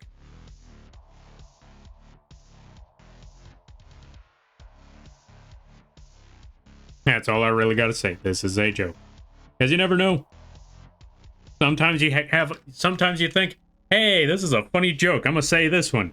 And then somewhere on the internet, oh, we take these things very seriously. Like, come on now. It's a joke. Although, to be fair, this is also why, just to be safe, it's always good to declare that either something is a joke or make it as blatantly obvious as you possibly can that this is a joke. Because you never know. You never know. Alright, let me see. Okay, so we got that part. Let's add a little more there. And I think with the lighting effects, we should be good. We can also add one more lighting effect down here if we really wanted to. Maybe add some lighting effects over onto this end.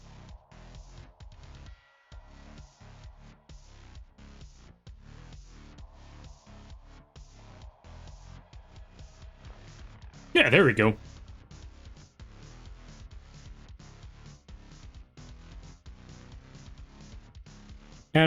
Add some lighting effects on the underbelly. And we're all set. We're all good. We're gonna leave it here. Gun. Thank you for redeeming gun. Explaining jokes makes them funnier anyway. So long as there's someone to throw the joke at. Because I will admit that sometimes if there's a certain someone with you that, okay, how do I put it? One of the best ways to really get under someone's skin is to say a joke, know that they got the joke that you said, but explain it to them anyway. Like, how do I put it? How do I put it? Like, tell a very, very terrible joke. Tell a joke that is so simple, but so bad that it's easy to get, but ain't no way someone's laughing at it. And if you're with someone that you like to mess with, tell them that joke.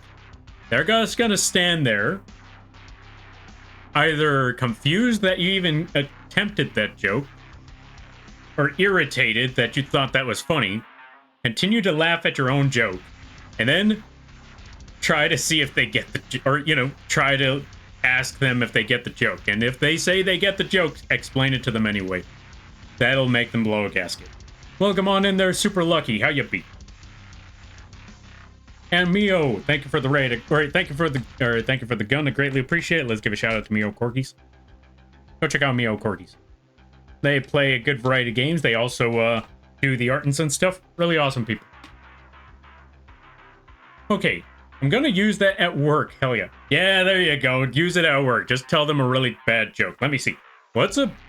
Oh, you know what? You know what? You could use one of the simplest jokes from back in the day. Just say, I flew in from so-and-so, and boy, are my arms tired. Dead tired, as a matter of fact. Give me a second. We gotta switch out to Dead Tired Lampy. Thank you. I greatly appreciate that. Brain dead. Boom. Thank you for the Dead Tired there, Fenrir. Or be a bank and tell a person they need to verify this 50 times. That's also another way you could get out of someone's skin. Thanks for the stream. Yeah, no problem. Aim's gun. Not so fast, Moth. Or, yeah, let's see. Not so fast, Moth. Man ain't gonna say hi and saw you flying around my bright light. Get your own bright light. I found this one. I'm gonna use that at work. Yeah, so basically, before I go... Oh, I meant shout out. Oh yeah, no problem, no problem. But it is getting pretty late, so I am gonna have to call it now.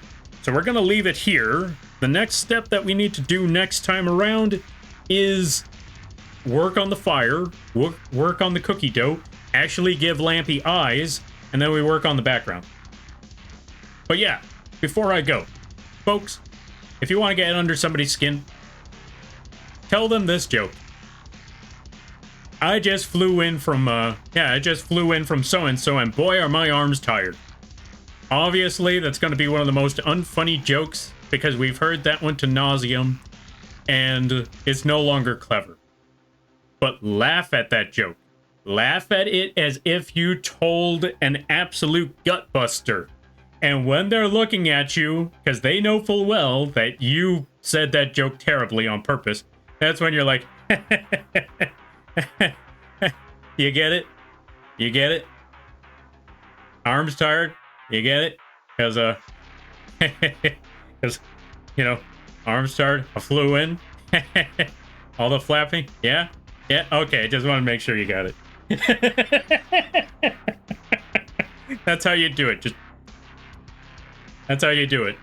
Heck, add your own flavor to it if you really want. It doesn't even have to be that joke. It can just be a horrible, horrible joke. Just be a joke that's so bland. And with that being said, let's go find someone to raid. Let me see who is on at this hour. Who could we drop everybody off on? Oh, you know what? I see someone that is on. Okay, I see a few people that are on. Let me see a few things right quick. Because I got 2, maybe 3 options. I got exactly 3 options right now. Let me see, let me see.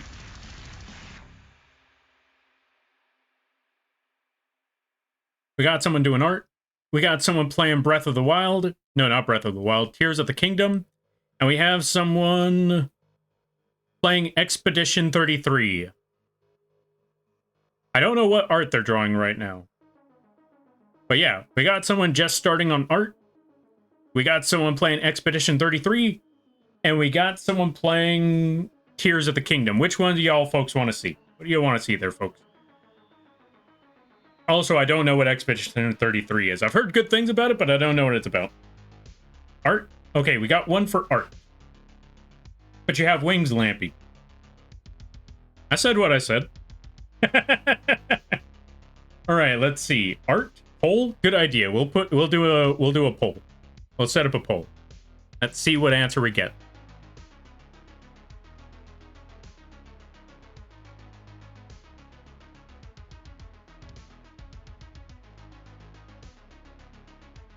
Okay, let me see.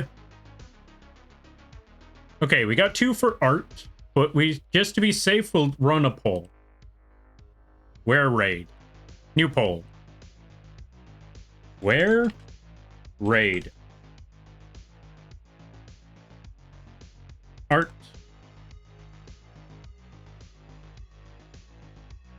Zelda.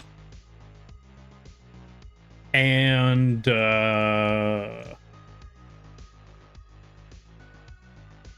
Expedition 33.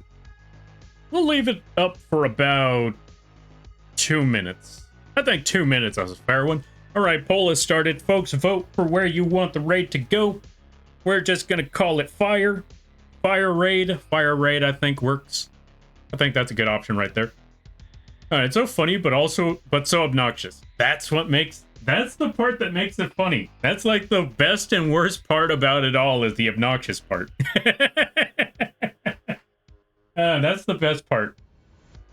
Especially if you laugh at it more than anybody else. Because that's when they're looking at it like, okay, we get it.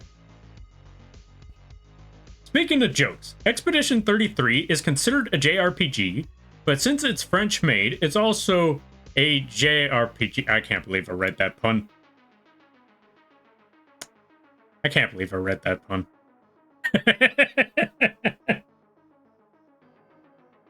You know what? Honestly, fair. Fair. Understandable. You know what? I'm gonna consider that one clever because of the... I'm gonna consider that one clever because of the use of an extra language in there. So I'll give you that one there, Blobby. I'll give you that one. I will say puns hurt my soul, but yeah, I will give you that one. I think that one actually was pretty clever. All right, we're gonna see the rate. The poll is almost over. How many do we got for what? We got 2 for Expedition 33, 3 for Art, 2 for Zelda. Let's see who gets that. Who wins that one? We got 4 for Art. Currently 4 for Art, 2 for Zelda, 3 for Zelda, 2 for 33, 3 for 33, 4 for Art. It's a matchup between Art, Zelda, and Expedition 33. Who's gonna be the winner? Wait, I forgot. Did I put a choice of where you could use extra points? Gonna find out. Contributed 5 channel points. Well, that answers a lot. I forgot about that part. Hold on a minute. I forgot that I accidentally had it to where people could rig the poll. Can you disable points? I can. I just forgot to do so. I forgot that I could do that. I kept it balanced? Tell you what. I saw 2 people say Art, so we're gonna stick with Art anyway. We're gonna drop you folks off over with the NASCAT. I don't know what Art they're doing. Be right back. Ah, for crying out loud.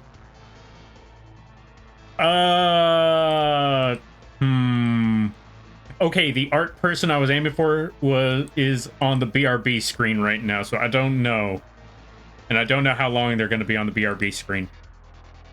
I was like, all right, we could drop you folks off over here, and then like, oh, okay, new game plan. I know someone else we could drop you folks off with.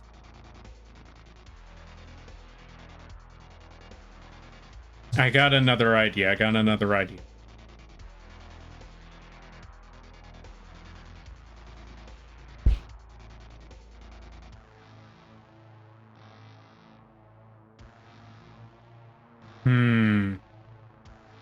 Or we could just troll. No trolling. Fenrir voted for me. I was too lazy to do it. You know what? Fair. All right.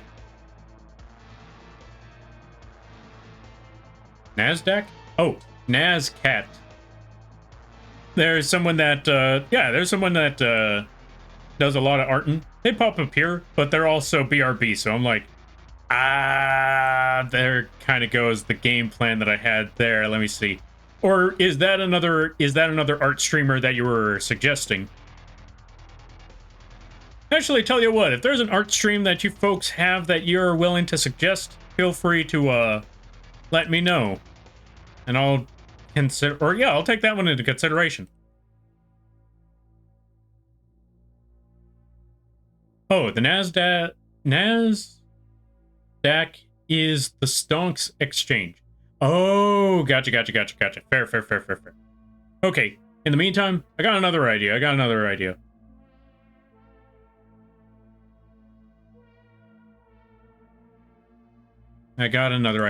Okay, let me see. Okay, you know what? Since I couldn't find that, we're just gonna drop you folks off with Zelda. We're gonna drop you off with some Legend of Zelda. Because I haven't rated this person in a while. And I know if you ever wanted a stream where there was... Yeah, if you ever wanted a stream where you knew they were going to be there for a good while, and you were worried about getting dropped off in a... How do I put it? If you ever worried that you were going to, get dropped off into a stream, and then get dropped off into another one immediately after, I can assure you, this is essentially the last stop. They may have been streaming for like 10 hours, but chances are, I'm imagining they're going to be streaming for another 3 to 4 at this hour, or at this rate. So, we're going to drop you folks off with the Iron Lung. What's the best way to put it? They marathon games like crazy. So if you ever wanted something in the background where you're just watching someone just marathon an entire series, not even one game, like an entire series. They played all the Souls games, with the exception of Bloodborne and Sekiro. They played all of they're currently running through the Legend of Zelda games right now. So here's going to be our raid message.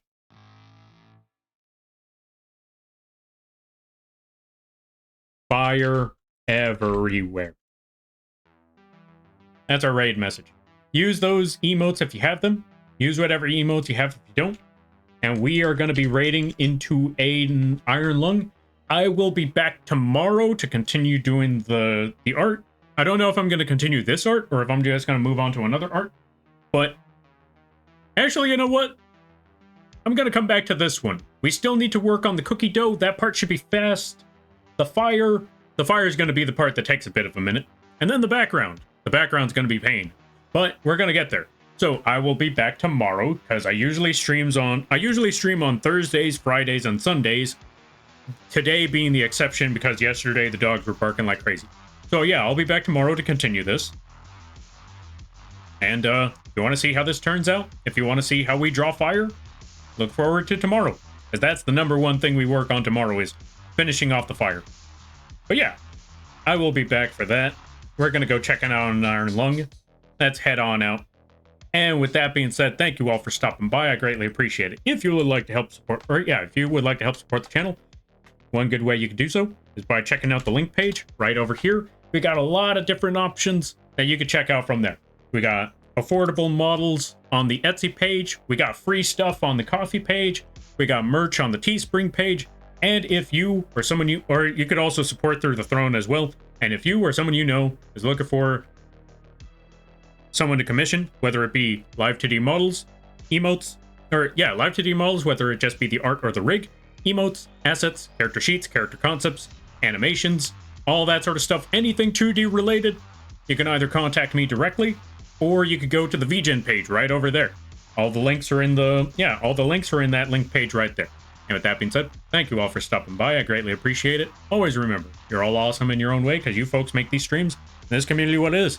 It's awesome cracking jokes with you folks, brainstorming, having all these conversations, all that good stuff. And if you lurk, that's great too. But the fact that you took the time out of your day to have this bug rambling on in the background and drawing means more to me than you could possibly imagine. And don't let anyone tell you otherwise. Alright, the raid's about to start, so I hope you all have a good night, a better tomorrow, a great week, and maybe I'll see you tomorrow for more artin'. You all take care now. Laters.